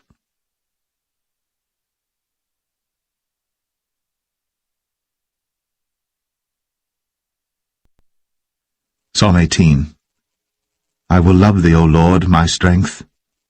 The Lord is my rock, and my fortress, and my deliverer, my God, my strength, in whom I will trust, my buckler, and the horn of my salvation, and my high tower. I will call upon the Lord, who is worthy to be praised. So shall I be saved from mine enemies. The sorrows of death compassed me, and the floods of ungodly men made me afraid. The sorrows of hell compassed me about. The snares of death prevented me. In my distress I called upon the Lord, and cried unto my God. He heard my voice out of his temple, and my cry came before him, even into his ears. Then the earth shook and trembled. The foundations also of the hills moved and were shaken, because he was wroth. There went up a smoke out of his nostrils, and fire out of his mouth devoured. Coals were kindled by it.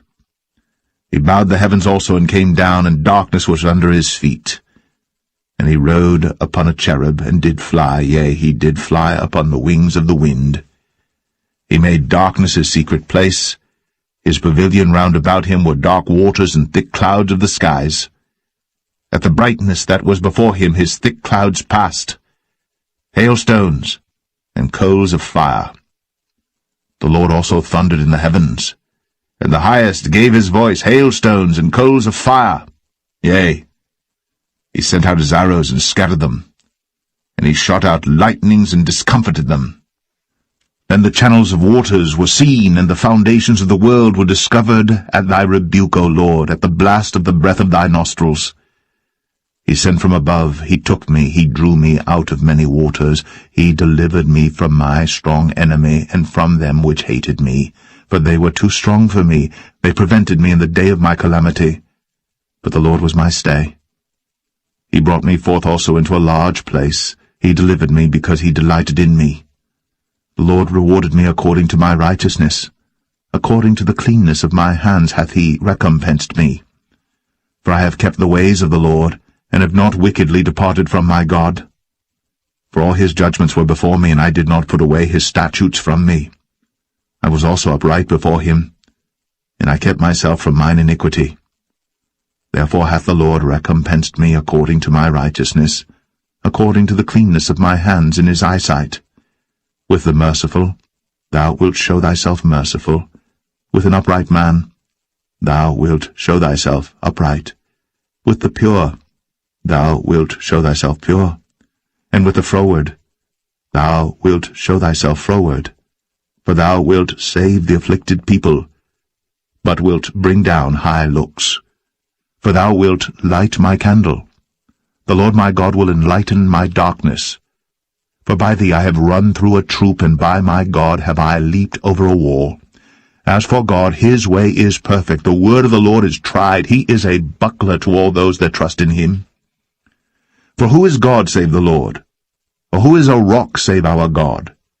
It is God that girdeth me with strength, and maketh my way perfect. He maketh my feet like hinds' feet, and setteth me upon my high places. He teacheth my hands to war, so that a bow of steel is broken by mine arms. Thou hast also given me the shield of thy salvation, and thy right hand hath holden me up, and thy gentleness hath made me great. Thou hast enlarged my steps under me, that my feet did not slip. I have pursued mine enemies and overtaken them, neither did I turn again till they were consumed. I have wounded them, that they were not able to rise. They are fallen under my feet. For thou hast girded me with strength unto the battle. Thou hast subdued unto me those that rose up against me. Thou hast also given me the necks of mine enemies, that I might destroy them that hate me. They cried, but there was none to save them, even unto the Lord. But he answered them not. Then did I beat them small as the dust before the wind. I did cast them out as the dirt in the streets.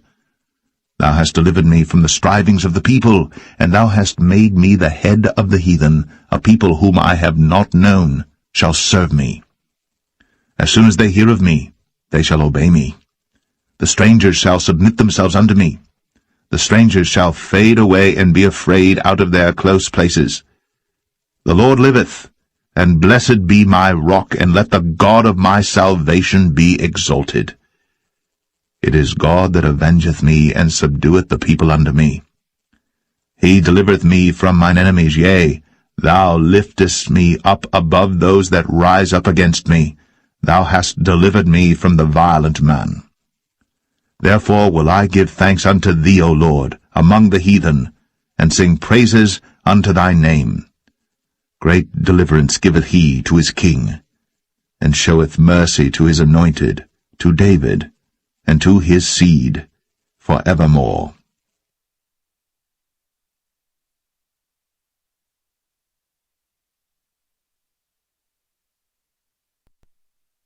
Psalm 19. The heavens declare the glory of God, and the firmament showeth his handiwork. Day unto day uttereth speech, and night unto night showeth knowledge. There is no speech nor language where their voice is not heard. Their line is gone out through all the earth, and their words to the end of the world. In them hath he set a tabernacle for the sun, which is as a bridegroom coming out of his chamber, and rejoiceth as a strong man to run a race. His going forth is from the end of the heaven, and his circuit unto the ends of it, and there is nothing hid from the heat thereof. The law of the Lord is perfect, converting the soul. The testimony of the Lord is sure, making wise the simple. The statutes of the Lord are right, rejoicing the heart. The commandment of the Lord is pure, enlightening the eyes. The fear of the Lord is clean, enduring forever. The judgments of the Lord are true and righteous altogether. More to be desired are they than gold, yea, than much fine gold, sweeter also than honey and the honeycomb. Moreover, by them is thy servant warned, and in keeping of them there is great reward. Who can understand his errors? Cleanse thou me from secret faults. Keep back thy servant also from presumptuous sins. Let them not have dominion over me. Then shall I be upright, and I shall be innocent from the great transgression. Let the words of my mouth and the meditation of my heart be acceptable in thy sight, O Lord, my strength and my Redeemer.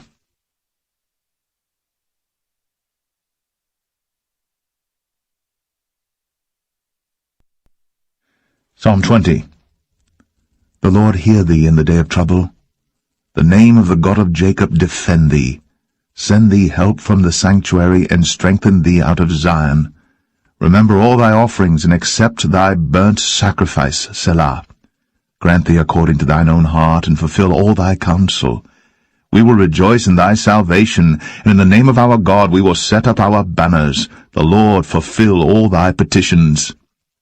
Now know I that the Lord saveth his anointed. He will hear him from his holy heaven with the saving strength of his right hand. Some trust in chariots, and some in horses. But we will remember the name of the Lord our God. They are brought down and fallen, but we are risen, and stand upright. Save, Lord. Let the King hear us when we call.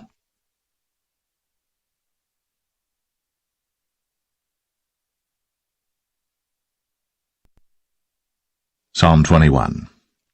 The King shall joy in thy strength, O Lord, and in thy salvation how greatly shall he rejoice. Thou hast given him his heart's desire, and hast not withholden the request of his lips, Selah. For thou preventest him with the blessings of goodness.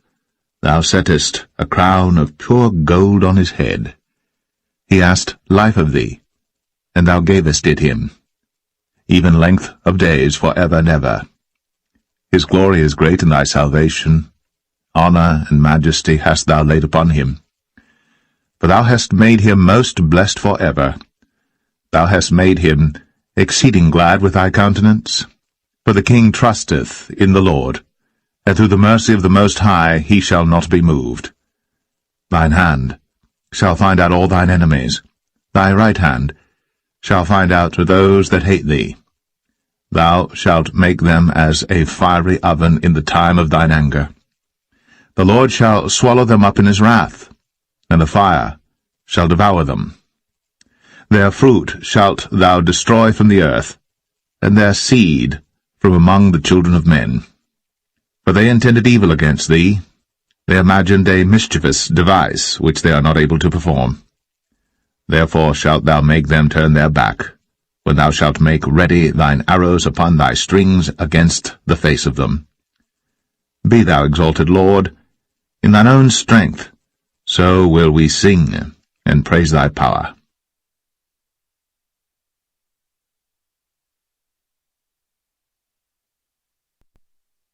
Psalm 22. My God, why hast thou forsaken me? Why art thou so far from helping me, and from the words of my roaring? O my God, I cry in the daytime, but thou hearest not, and in the night season, and am not silent. But thou art holy, O thou that inhabitest the praises of Israel. Our fathers trusted in thee, they trusted, and thou didst deliver them. They cried unto thee, and were delivered. They trusted in thee, and were not confounded. But I am a worm and no man, a reproach of men, and despised of the people.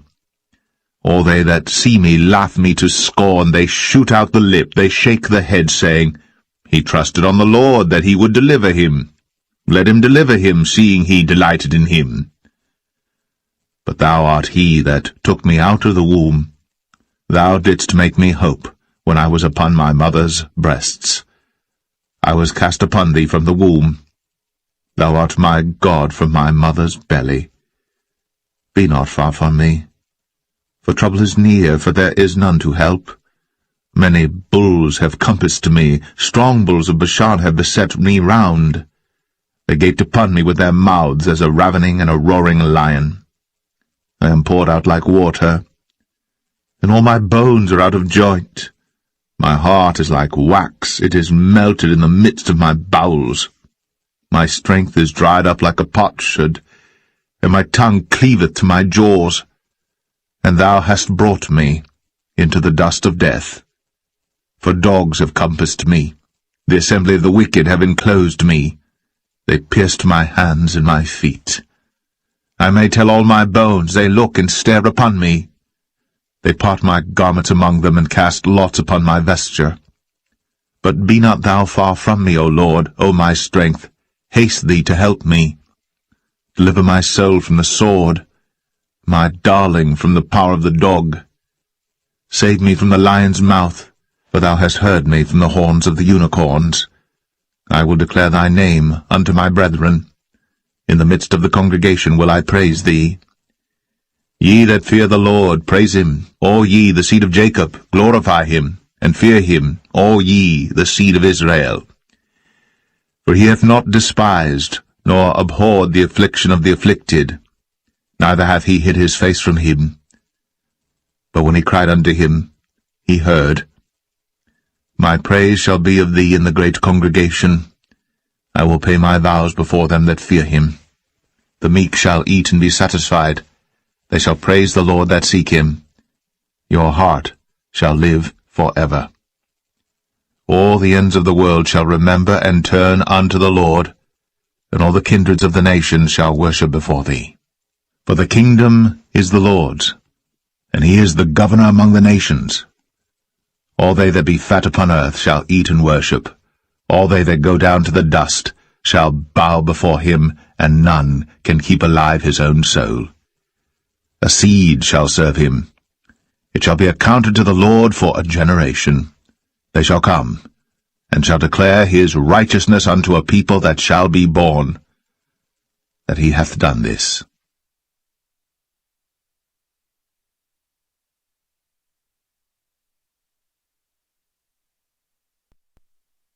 Psalm 23. The Lord is my shepherd, I shall not want. He maketh me to lie down in green pastures. He leadeth me beside the still waters. He restoreth my soul.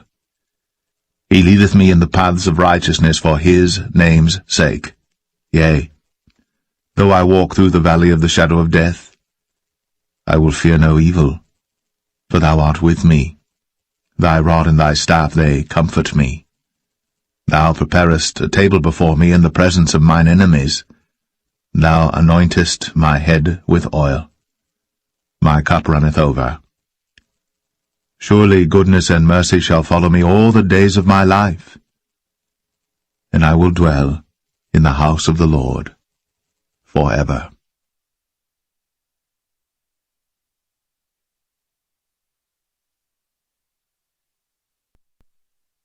Psalm 24. The earth is the Lord's, and the fullness thereof, the world, and they that dwell therein. For he hath founded it upon the seas, and established it upon the floods. Who shall ascend into the hill of the Lord, or who shall stand in his holy place? He that hath clean hands and a pure heart, who hath not lifted up his soul unto vanity, nor sworn deceitfully.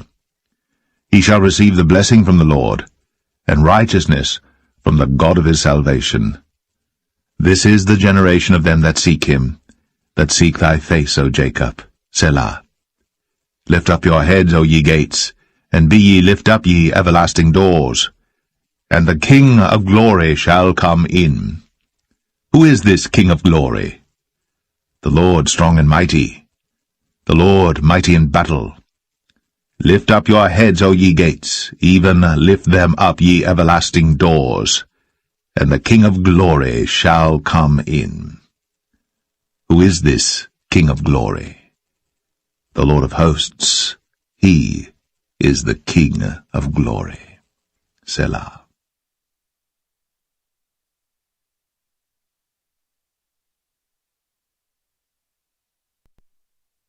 Psalm 25. Unto thee, O Lord, do I lift up my soul. O my God, I trust in thee. Let me not be ashamed. Let not mine enemies triumph over me. Yea, let none that wait on thee be ashamed. Let them be ashamed which transgress without cause. Show me thy ways, O Lord. Teach me thy paths. Lead me in thy truth, and teach me, for thou art the God of my salvation. On thee do I wait all the day. Remember, O Lord, thy tender mercies, and thy loving kindnesses, for they have been ever of old. Remember not the sins of my youth, nor my transgressions. According to thy mercy remember thou me for thy goodness' sake, O Lord. Good and upright is the Lord. Therefore will he teach sinners in the way. The meek will he guide in judgment, and the meek will he teach his way. All the paths of the Lord are mercy and truth unto such as keep his covenant and his testimonies. For thy name's sake, O Lord, pardon mine iniquity, for it is great. What man is he that feareth the Lord? Him shall he teach in the way that he shall choose. His soul shall dwell at ease, and his seed shall inherit the earth. The secret of the Lord is with them that fear him, and he will show them his covenant. Mine eyes are ever toward the Lord, for he shall pluck my feet out of the net. Turn thee unto me, and have mercy upon me. For I am desolate and afflicted. The troubles of my heart are enlarged. O bring thou me out of my distresses. Look upon mine affliction and my pain, and forgive all my sins. Consider mine enemies, for they are many, and they hate me with cruel hatred. O keep my soul and deliver me. Let me not be ashamed, for I put my trust in thee. Let integrity and uprightness preserve me, for I wait on thee. Redeem Israel, O God, out of all his troubles.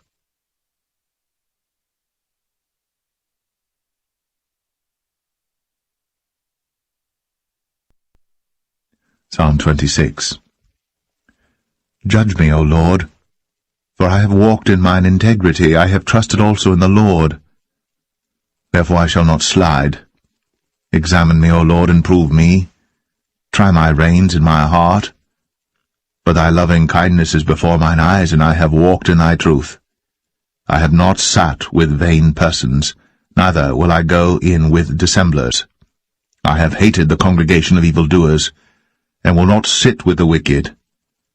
I will wash mine hands in innocency. So will I compass thine altar, O Lord, that I may publish with the voice of thanksgiving, and tell of all thy wondrous works. Lord, I have loved the habitation of thy house, and the place where thine honour dwelleth. Gather not my soul with sinners, nor my life with bloody men, in whose hands is mischief, and their right hand is full of bribes. But as for me, I will walk in mine integrity. Redeem me, and be merciful unto me. My foot standeth in an even place. In the congregations will I bless the Lord.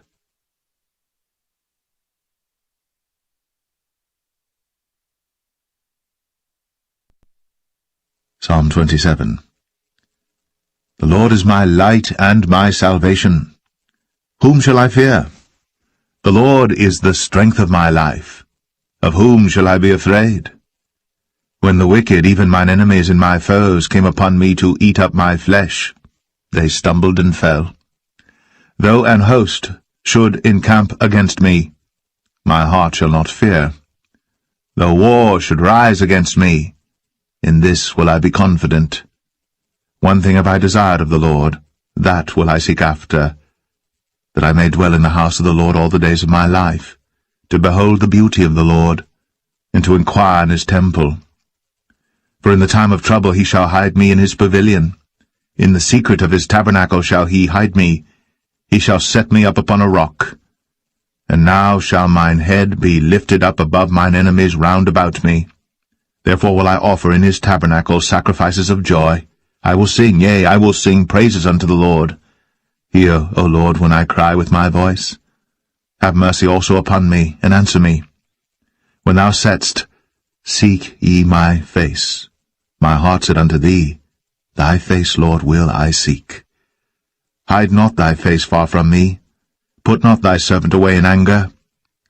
Thou hast been my help. Leave me not, neither forsake me, O God of my salvation. When my father and my mother forsake me, then the Lord will take me up.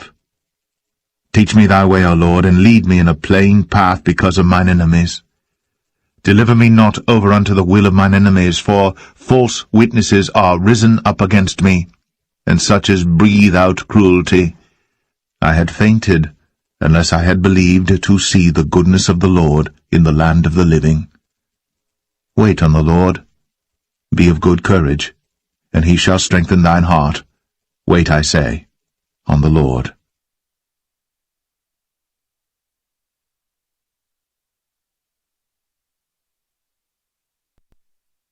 Psalm 28.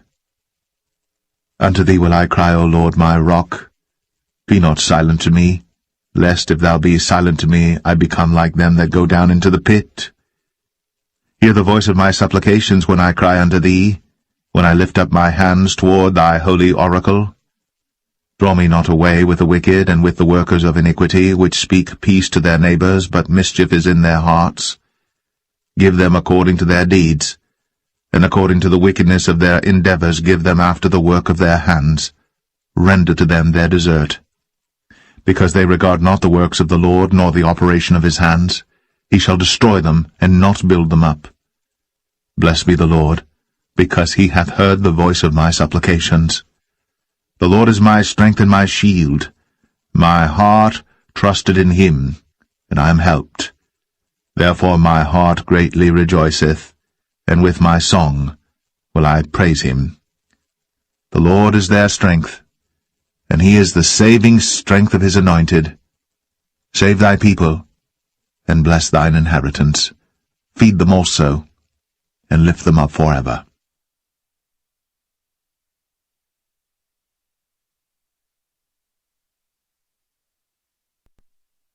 Psalm 29. Give unto the Lord, O ye mighty, give unto the Lord glory and strength. Give unto the Lord the glory due unto his name. Worship the Lord in the beauty of holiness.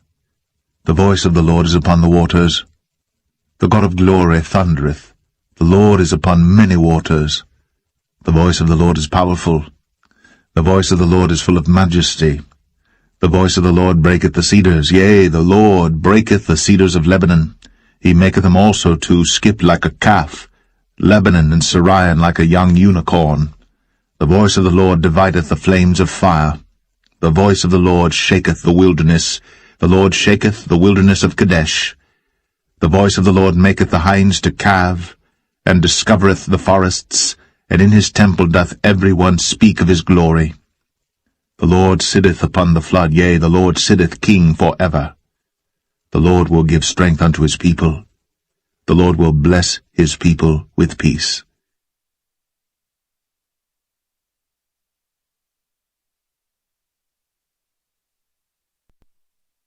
Psalm 30. I will extol thee, O Lord, for thou hast lifted me up, and hast not made my foes to rejoice over me. O Lord my God, I cried unto thee, and thou hast healed me. O Lord, thou hast brought up my soul from the grave. Thou hast kept me alive, that I should not go down to the pit. Sing unto the Lord, O ye saints of his, and give thanks at the remembrance of his holiness. For his anger endureth but a moment, in his favour is life. Weeping may endure for a night, but joy cometh in the morning. And in my prosperity I said, I shall never be moved. Lord, by thy favour thou hast made my mountain to stand strong. Thou didst hide thy face, and I was troubled. I cried to thee, O Lord, and unto the Lord I made supplication. What profit is there in my blood when I go down to the pit?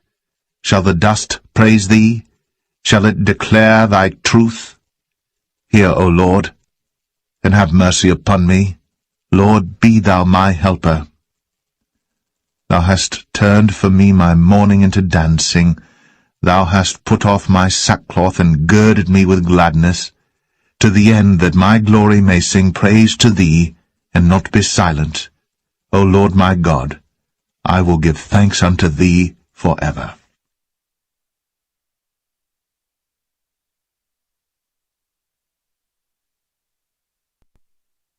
Psalm 31. In thee, O Lord, do I put my trust. Let me never be ashamed. Deliver me in thy righteousness. Bow down thine ear to me. Deliver me speedily. Be thou my strong rock for an house of defense to save me. For thou art my rock and my fortress. Therefore for thy name's sake lead me and guide me. Pull me out of the net that they have laid privily for me. For thou art my strength. Into thine hand I commit my spirit. Thou hast redeemed me, O Lord God of truth. I have hated them that regard lying vanities, but I trust in the Lord. I will be glad, and rejoice in thy mercy. For thou hast considered my trouble, thou hast known my soul in adversities, and hast not shut me up into the hand of the enemy. Thou hast set my feet in a large room. Have mercy upon me, O Lord, for I am in trouble. Mine eye is consumed with grief, yea, my soul and my belly. For my life is spent with grief, and my years with sighing. My strength faileth because of mine iniquity, and my bones are consumed. I was a reproach among all mine enemies, but especially among my neighbours, and a fear to mine acquaintance. They that did see me without fled from me. I am forgotten as a dead man out of mind. I am like a broken vessel. For I have heard the slander of many. Fear was on every side, while they took counsel together against me. They devised to take away my life. But I trusted in thee, O Lord. I said, Thou art my God. My times are in thy hand. Deliver me from the hand of mine enemies, and from them that persecute me. Make thy face to shine upon thy servant. Save me for thy mercy's sake. Let me not be ashamed, O Lord, for I have called upon thee. Let the wicked be ashamed, and let them be silent in the grave. Let the lying lips be put to silence, which speak grievous things proudly and contemptuously against the righteous. O how great is thy goodness, which thou hast laid up for them that fear thee, which thou hast wrought for them that trust in thee before the sons of men. Thou shalt hide them in the secret of thy presence from the pride of man. Thou shalt keep them secretly in a pavilion from the strife of tongues. Blessed be the Lord, for he hath shown me his marvelous kindness in a strong city. For I said in my haste, I am cut off from before thine eyes. Nevertheless thou heardest the voice of my supplications when I cried unto thee. O love the Lord, all ye his saints, for the Lord preserveth the faithful, and plentifully rewardeth the proud doer. Be of good courage, and he shall strengthen your heart, all ye that hope in the Lord.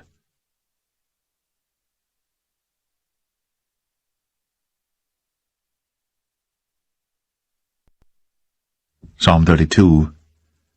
Blessed is he whose transgression is forgiven, whose sin is covered. Blessed is the man unto whom the Lord imputeth not iniquity, and in whose spirit there is no guile. When I kept silence, my bones waxed old through my roaring all the day long. For day and night thy hand was heavy upon me. My moisture is turned into the drought of summer. Selah. I acknowledged my sin unto thee, and mine iniquity have I not hid. I said, I will confess my transgressions unto the Lord. And thou forgavest the iniquity of my sin. Selah. For this shall every one that is godly pray unto thee in a time when thou mayest be found. Surely in the floods of great waters they shall not come nigh unto him. Thou art my hiding place. Thou shalt preserve me from trouble. Thou shalt compass me about with songs of deliverance. Selah. I will instruct thee, and teach thee in the way which thou shalt go.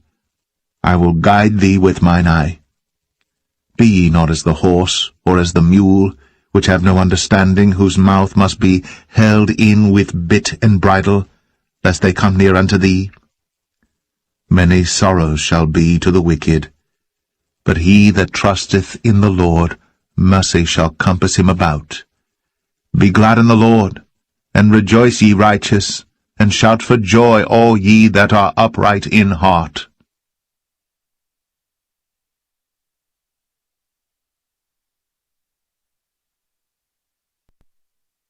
Psalm 33. Rejoice in the Lord, O ye righteous, for praise is comely for the upright. Praise the Lord with harp, sing unto him with the psaltery, and an instrument of 10 strings. Sing unto him a new song. Play skillfully with a loud noise. For the word of the Lord is right, and all his works are done in truth. He loveth righteousness and judgment. The earth is full of the goodness of the Lord. By the word of the Lord were the heavens made, and all the host of them by the breath of his mouth. He gathereth the waters of the sea together as an heap.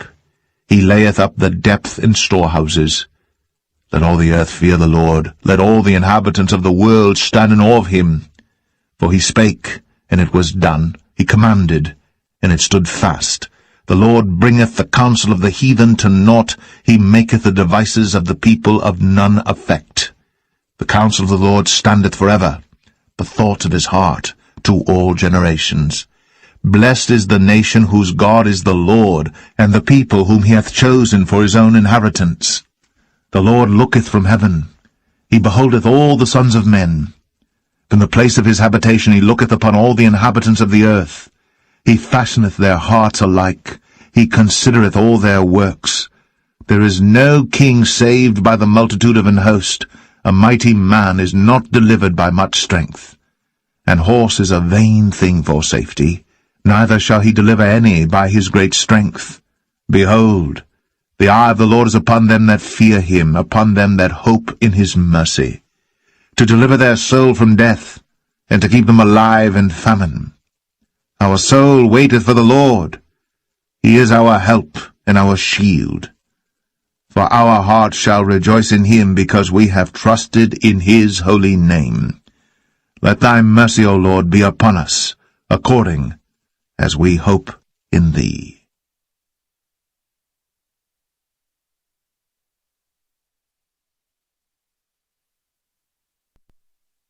Psalm 34. I will bless the Lord at all times. His praise shall continually be in my mouth. My soul shall make her boast in the Lord. The humble shall hear thereof and be glad. O magnify the Lord with me, and let us exalt his name together. I sought the Lord, and he heard me, and delivered me from all my fears. They looked unto him, and were lightened, and their faces were not ashamed. This poor man cried, and the Lord heard him, and saved him out of all his troubles. The angel of the Lord encampeth round about them that fear him, and delivereth them. O taste and see that the Lord is good. Blessed is the man that trusteth in him. O fear the Lord, ye his saints, for there is no want to them that fear him. The young lions do lack and suffer hunger, but they that seek the Lord shall not want any good thing. Come, ye children, hearken unto me. I will teach you the fear of the Lord. What man is he that desireth life, and loveth many days, that he may see good? Keep thy tongue from evil, and thy lips from speaking guile. Depart from evil, and do good. Seek peace, and pursue it. The eyes of the Lord are upon the righteous, and his ears are open unto their cry. The face of the Lord is against them that do evil, to cut off the remembrance of them from the earth. The righteous cry, and the Lord heareth, and delivereth them out of all their troubles. The Lord is nigh unto them that are of a broken heart, and saveth such as be of a contrite spirit. Many are the afflictions of the righteous, but the Lord delivereth him out of them all. He keepeth all his bones, Not one of them is broken. Evil shall slay the wicked, and they that hate the righteous shall be desolate. The Lord redeemeth the soul of his servants, and none of them that trust in him shall be desolate.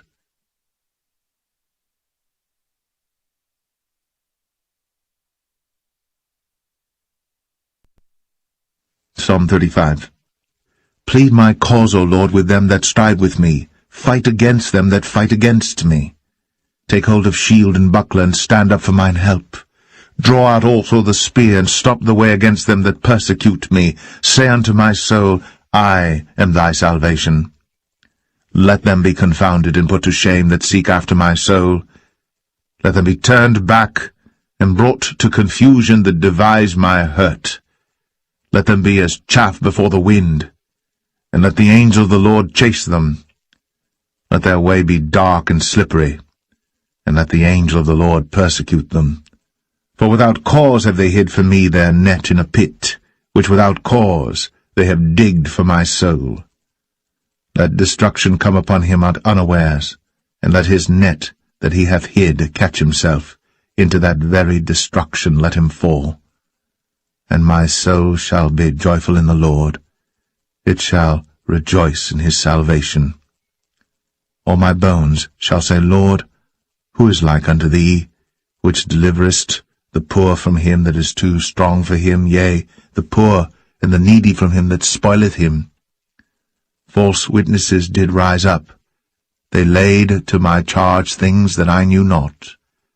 They rewarded me evil for good to the spoiling of my soul.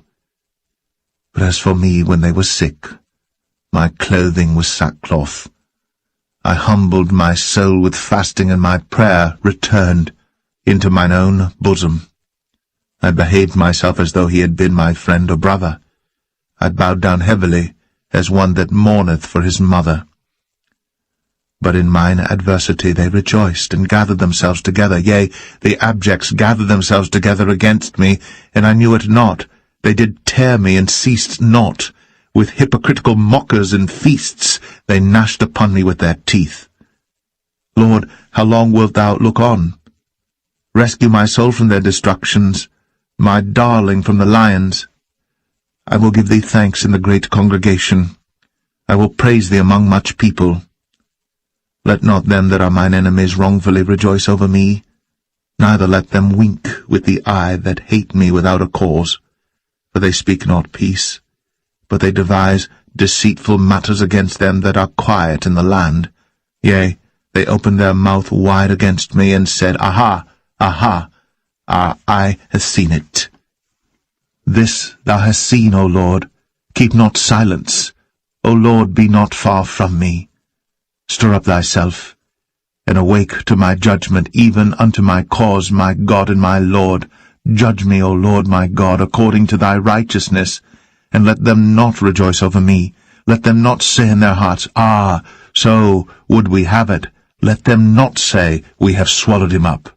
Let them be ashamed and brought to confusion together that rejoice at mine hurt. Let them be clothed with shame and dishonour that magnify themselves against me. Let them shout for joy and be glad that favour my righteous cause. Yea, let them say continually, Let the Lord be magnified, which hath pleasure in the prosperity of his servant. And my tongue shall speak of thy righteousness and of thy praise all the day long.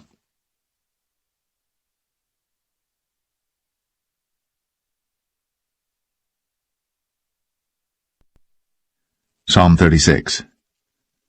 The transgression of the wicked saith within my heart, that there is no fear of God before his eyes. For he flattereth himself in his own eyes, until his iniquity be found to be hateful. The words of his mouth are iniquity and deceit. He hath left off to be wise, and to do good. He deviseth mischief upon his bed. He setteth himself in a way that is not good. He abhorreth not evil.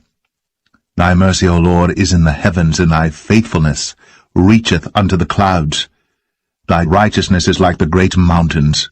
Thy judgments are a great deep. O Lord, thou preservest man and beast. How excellent is thy loving kindness, O God! Therefore the children of men put their trust under the shadow of thy wings. They shall be abundantly satisfied with the fatness of thy house, and thou shalt make them drink of the river of thy pleasures. For with thee is the fountain of life. In thy light shall we see light. O continue thy loving kindness unto them that know thee, and thy righteousness to the upright in heart. Let not the foot of pride come against me, and let not the hand of the wicked remove me. There are the workers of iniquity fallen. They are cast down, and shall not be able to rise.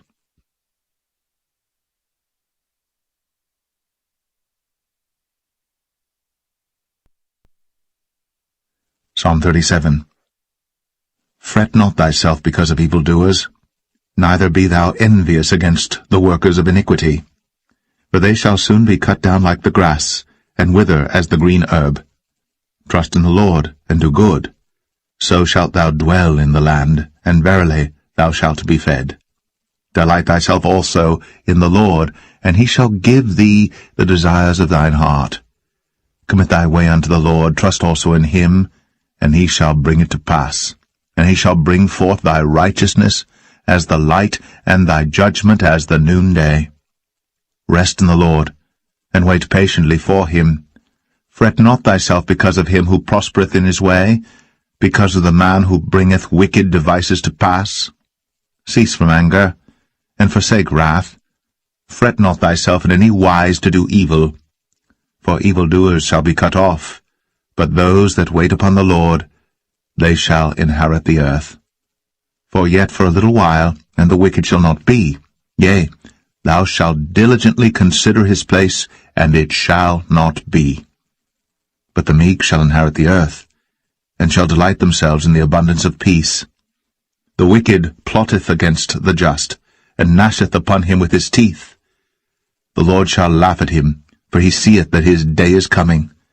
The wicked have drawn out the sword, and have bent their bow to cast down the poor and needy, and to slay such as be of upright conversation. Their sword shall enter into their own heart, and their bows shall be broken. A little that a righteous man hath is better than the riches of many wicked. But the arms of the wicked shall be broken, but the Lord upholdeth the righteous. The Lord knoweth the days of the upright, and their inheritance shall be for ever. They shall not be ashamed in the evil time, and in the days of famine they shall be satisfied. But the wicked shall perish, and the enemies of the Lord shall be as the fat of lambs. They shall consume, into smoke shall they consume away. The wicked borroweth, and payeth not again, but the righteous showeth mercy, and giveth. For such as be blessed of him shall inherit the earth, and they that be cursed of him shall be cut off. The steps of a good man are ordered by the Lord, and he delighteth in his way.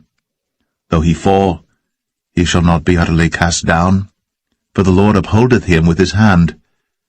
I have been young, and now am old, yet have I not seen the righteous forsaken, nor his seed begging bread. He is ever merciful, and lendeth, and his seed is blessed. Depart from evil, and do good, and dwell for evermore. For the Lord loveth judgment, and forsaketh not his saints. They are preserved for ever. But the seed of the wicked shall be cut off. The righteous shall inherit the land, and dwell therein for ever. The mouth of the righteous speaketh wisdom, and his tongue talketh of judgment. The law of his God is in his heart. None of his steps shall slide. The wicked watcheth the righteous, and seeketh to slay him. The Lord will not leave him in his hand, nor condemn him when he is judged.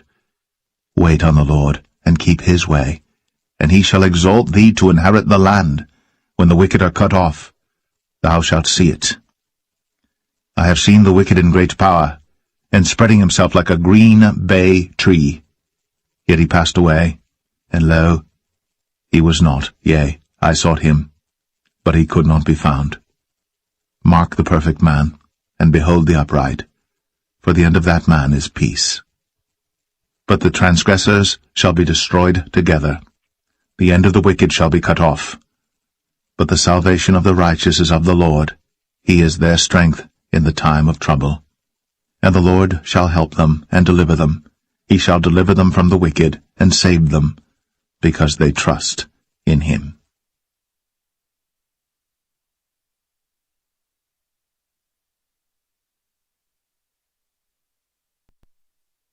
Psalm 38. O Lord, rebuke me not in thy wrath, neither chasten me in thy hot displeasure. For thine arrows stick fast in me, and thy hand presseth me sore. There is no soundness in my flesh because of thine anger, neither is there any rest in my bones because of my sin. For mine iniquities are gone over mine head, as an heavy burden they are too heavy for me. My wounds stink and are corrupt because of my foolishness. I am troubled, I am bowed down greatly, I go mourning all the day long. For my loins are filled with a loathsome disease, and there is no soundness in my flesh. I am feeble and sore broken. I have roared by reason of the disquietness of my heart. Lord, all my desires before thee, and my groaning is not hid from thee.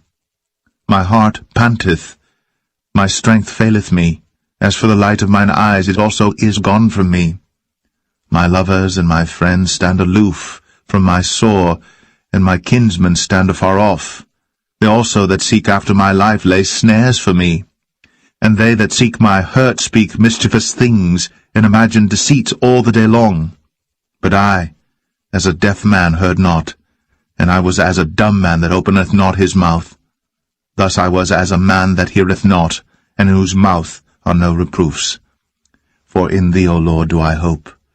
Thou wilt hear, O Lord my God. For I said, Hear me, lest otherwise they should rejoice over me. When my foot slippeth, they magnify themselves against me. For I am ready to halt, and my sorrow is continually before me. For I will declare mine iniquity, I will be sorry for my sin. But mine enemies are lively, and they are strong, and they that hate me wrongfully are multiplied. They also that render evil for good are mine adversaries, because I follow the thing that good is. Forsake me not, O Lord, O my God. Be not far from me. Make haste to help me, O Lord, my salvation.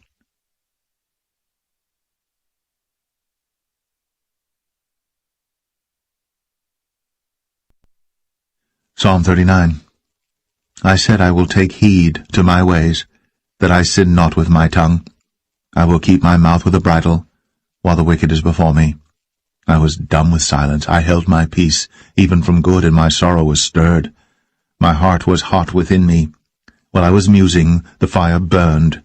Then spake I with my tongue, Lord, make me to know mine end, and the measure of my days, what it is, that I may know how frail I am. Behold, thou hast made my days as an handbreadth, and mine age is as nothing before thee. Verily, every man at his best state is altogether vanity, Selah.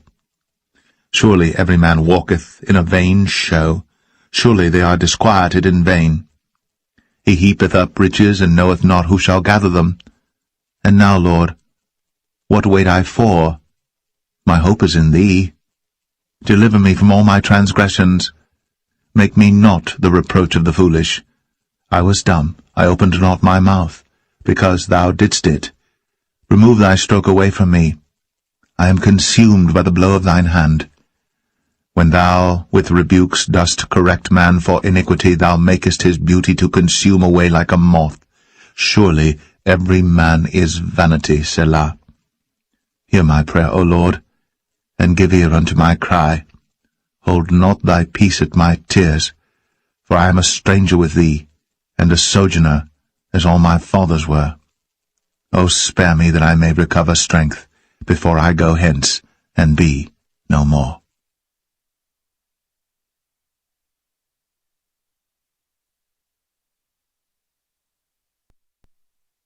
Psalm 40. I waited patiently for the Lord, and he inclined unto me and heard my cry. He brought me up also out of an horrible pit, out of the miry clay, and set my feet upon a rock, and established my goings. And he hath put a new song in my mouth, even praise unto our God. Many shall see it, and fear, and shall trust in the Lord. Blessed is that man that maketh the Lord his trust, and respecteth not the proud, nor such as turn aside to lies. Many, O Lord my God, are thy wonderful works which thou hast done, and thy thoughts which are to usward, they cannot be reckoned up in order unto thee. If I would declare and speak of them, they are more than can be numbered. Sacrifice and offering thou didst not desire. Mine ears hast thou opened. Burnt offering and sin offering hast thou not required. Then said I, Lo, I come. In the volume of the book it is written of me. I delight to do thy will, O my God, yea, thy law is within my heart. I have preached righteousness in the great congregation. Lo, I have not refrained my lips, O Lord, thou knowest. I have not hid thy righteousness within my heart. I have declared thy faithfulness and thy salvation. I have not concealed thy loving kindness and thy truth from the great congregation. Withhold not thou thy tender mercies from me, O Lord. Let thy loving kindness and thy truth continually preserve me. For innumerable evils have compassed me about. Mine iniquities have taken hold upon me, so that I am not able to look up. They are more than the hairs of mine head. Therefore my heart faileth me. Be pleased, O Lord, to deliver me. O Lord, make haste to help me. Let them be ashamed and confounded together that seek after my soul to destroy it. Let them be driven backward and put to shame that wish me evil. Let them be desolate for a reward of their shame that saith unto me, Aha, aha.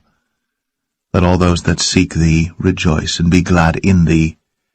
Let such as love thy salvation say continually, The Lord be magnified.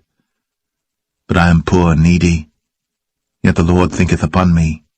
Thou art my help and my deliverer. Make no tarrying, O my God.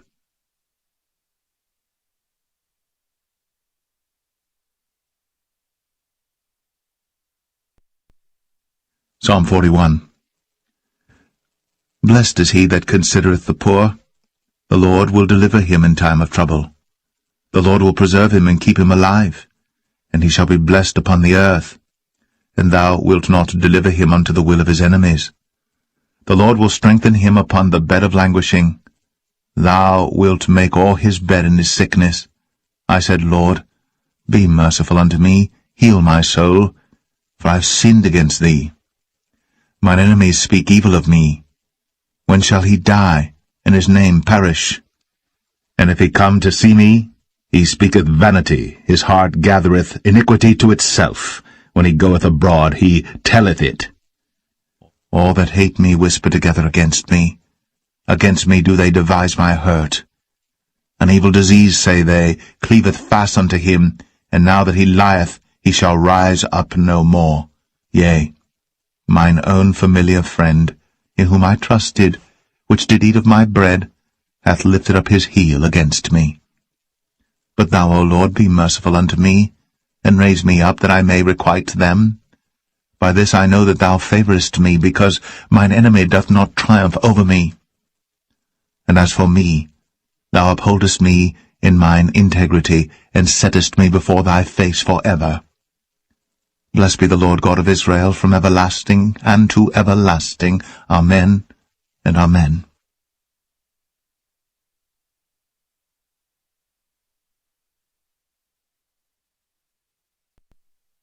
Psalm 42. As the hart panteth after the water brooks, so panteth my soul after thee, O God. My soul thirsteth for God, for the living God. When shall I come and appear before God? My tears have been my meat day and night, while they continually say unto me, Where is thy God? When I remember these things, I pour out my soul in me. For I had gone with the multitude, I went with them to the house of God, with the voice of joy and praise, with a multitude that kept holy day. Why art thou cast down, O my soul? And why art thou disquieted in me? Hope thou in God, for I shall yet praise him for the help of his countenance. O my God, my soul is cast down within me. Therefore will I remember thee from the land of Jordan, and of the Hermonites, from the hill Mizar. Deep calleth unto deep at the noise of thy waterspouts. All thy waves and thy billows are gone over me. Yet the Lord will command his loving kindness in the daytime, and in the night his song shall be with me, and my prayer unto the God of my life. I will say unto God my rock, Why hast thou forgotten me? Why go I mourning because of the oppression of the enemy? As with a sword in my bones, mine enemies reproach me, while they say daily unto me, Where is thy God? Why art thou cast down, O my soul? And why art thou disquieted within me?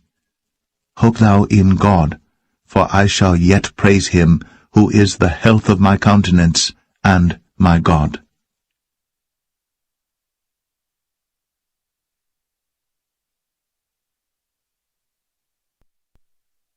Psalm 43.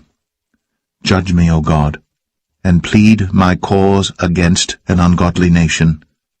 O deliver me from the deceitful and unjust man. For thou art the God of my strength. Why dost thou cast me off? Why go I mourning because of the oppression of the enemy? O send out thy light and thy truth. Let them lead me. Let them bring me unto thy holy hill and to thy tabernacles. Then will I go unto the altar of God, unto God my exceeding joy. Yea, upon the harp will I praise thee, O God my God. Why art thou cast down, O my soul? And why art thou disquieted within me?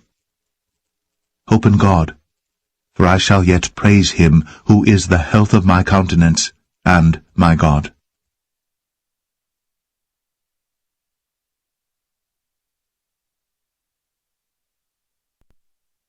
Psalm 44. We have heard with our ears, O God, our fathers have told us, what work thou didst in their days, in the times of old, how thou didst drive out the heathen with thy hand, and plantedst them, how thou didst afflict the people, and cast them out. For they got not the land in possession by their own sword, neither did their own arm save them, but thy right hand, and thine arm, and the light of thy countenance, because thou hadst a favour unto them. Thou art my King, O God. Command deliverances for Jacob. Through thee will we push down our enemies. Through thy name will we tread them under that rise up against us. For I will not trust in my bow, neither shall my sword save me. But thou hast saved us from our enemies, and hast put them to shame that hated us. In God we boast all the day long, and praise thy name for ever, Selah. But thou hast cast off, and put us to shame, and goest not forth with our armies. Thou makest us to turn back from the enemy, and they which hate us spoil for themselves. Thou hast given us like sheep appointed for meat, and hast scattered us among the heathen. Thou sellest thy people for naught, and dost not increase thy wealth by their price. Thou makest us a reproach to our neighbours, a scorn and a derision to them that are round about us. Thou makest us a byword among the heathen, a shaking of the head among the people. My confusion is continually before me, and the shame of my face hath covered me, for the voice of him that reproacheth and blasphemeth by reason of the enemy and avenger. All this is come upon us. Yet have we not forgotten thee, neither have we dealt falsely in thy covenant. Our heart is not turned back, neither have our steps declined from thy way, though thou hast sore broken us in the place of dragons, and covered us with the shadow of death. If we have forgotten the name of our God, or stretched out our hands to a strange God, shall not God search this out? For he knoweth the secrets of the heart. Yea, for thy sake are we killed all the day long. We are counted as sheep for the slaughter. Awake, why sleepest thou, O Lord? Arise, cast us not off for ever. Wherefore hidest thou thy face, and forgettest our affliction and our oppression?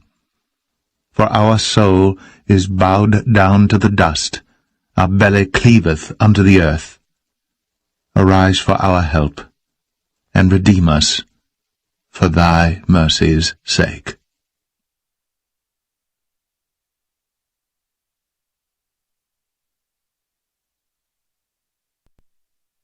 Psalm 45.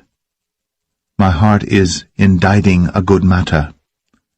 I speak of the things which I have made touching the king. My tongue is the pen of a ready writer. Thou art fairer than the children of men. Grace is poured into thy lips. Therefore God hath blessed thee for ever. Gird thy sword upon thy thigh, O most mighty, with thy glory and thy majesty. And in thy majesty ride prosperously because of truth and meekness and righteousness. And thy right hand shall teach thee terrible things. Thine arrows are sharp in the heart of the king's enemies, whereby the people fall unto thee. Thy throne, O God, is for ever and ever. The sceptre of thy kingdom is a right sceptre. Thou lovest righteousness, and hatest wickedness. Therefore God, thy God, hath anointed thee with the oil of gladness above thy fellows. All thy garments smell of myrrh, and aloes, and cassia, out of the ivory palaces whereby they have made thee glad. King's daughters were among thy honourable women. Upon thy right hand did stand the queen in gold of Ophir. Hearken, O daughter, and consider, and incline thine ear. Forget also thine own people and thy father's house. So shall the king greatly desire thy beauty, for he is thy Lord, and worship thou him.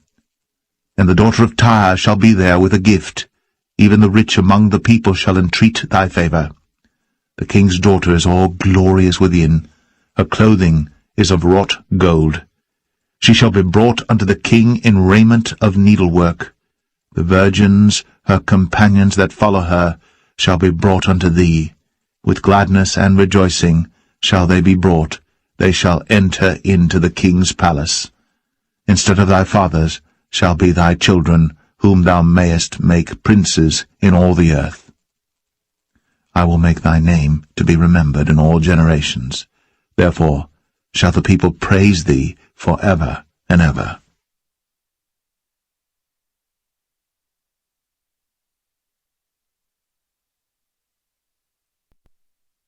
Psalm 46. God is our refuge and strength, a very present help in trouble.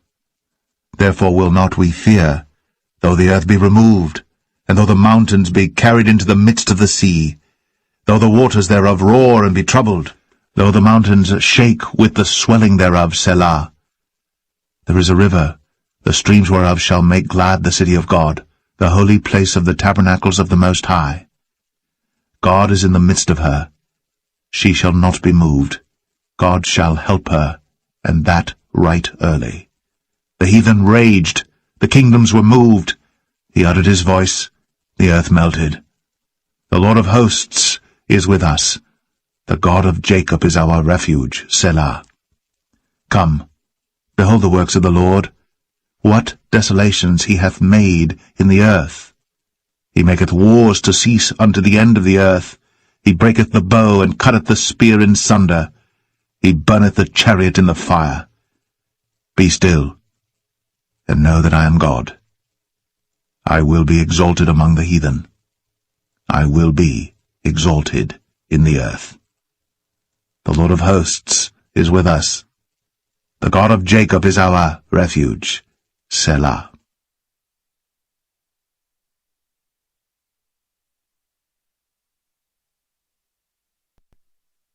Psalm 47. O clap your hands, all ye people. Shout unto God with the voice of triumph. For the Lord Most High is terrible. He is a great king over all the earth. He shall subdue the people under us, and the nations under our feet. He shall choose our inheritance for us, the excellency of Jacob whom he loved, Selah. God is gone up with a shout, the Lord with the sound of a trumpet. Sing praises to God, sing praises unto our King, sing praises. For God is the King of all the earth, sing ye praises with understanding. God reigneth over the heathen, God sitteth upon the throne of his holiness. The princes of the people are gathered together, even the people of the God of Abraham. For the shields of the earth belong unto God. He is greatly exalted.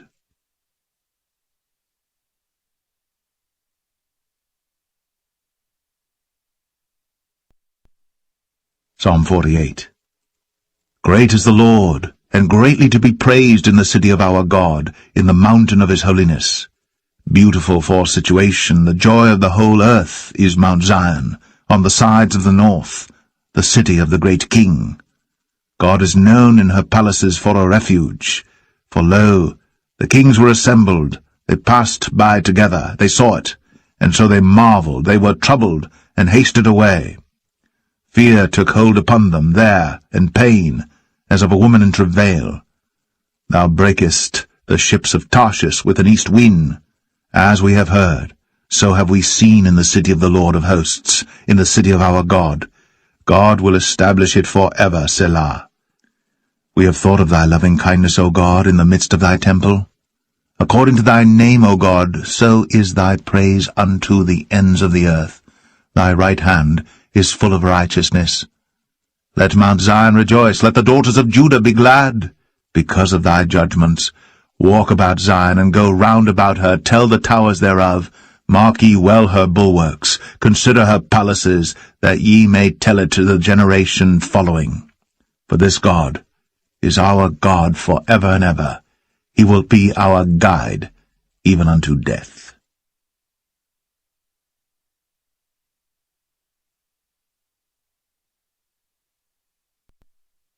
Psalm 49. Hear this, all ye people, give ear, all ye inhabitants of the world, both low and high, rich and poor, together. My mouth shall speak of wisdom, and the meditation of my heart shall be of understanding. I will incline mine ear to a parable, I will open my dark saying upon the harp.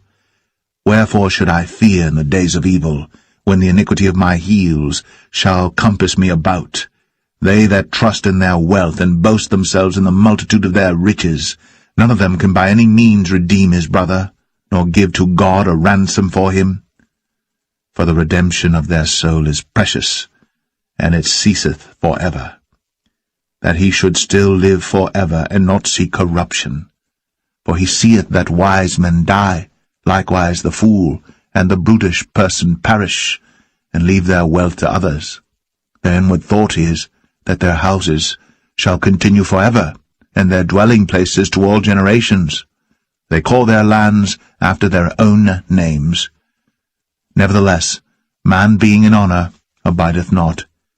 He is like the beasts that perish.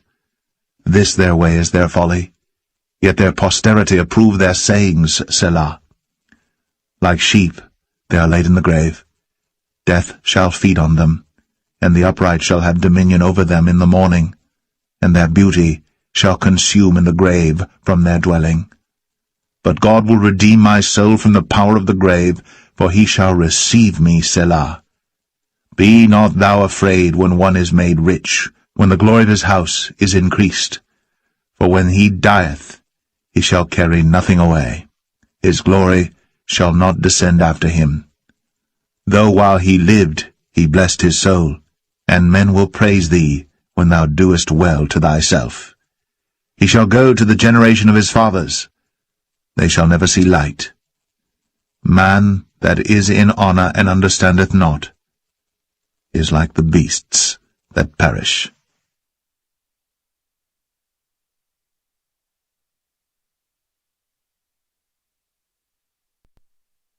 Psalm 50. The mighty God, even the Lord, hath spoken, and called the earth from the rising of the sun unto the going down thereof. Out of Zion, the perfection of beauty, God hath shined. Our God shall come, and shall not keep silence. A fire shall devour before him, and it shall be very tempestuous round about him. He shall call to the heavens from above, and to the earth, that he may judge his people. Gather my saints together unto me, those that have made a covenant with me by sacrifice. And the heavens shall declare his righteousness, for God is judge himself, Selah.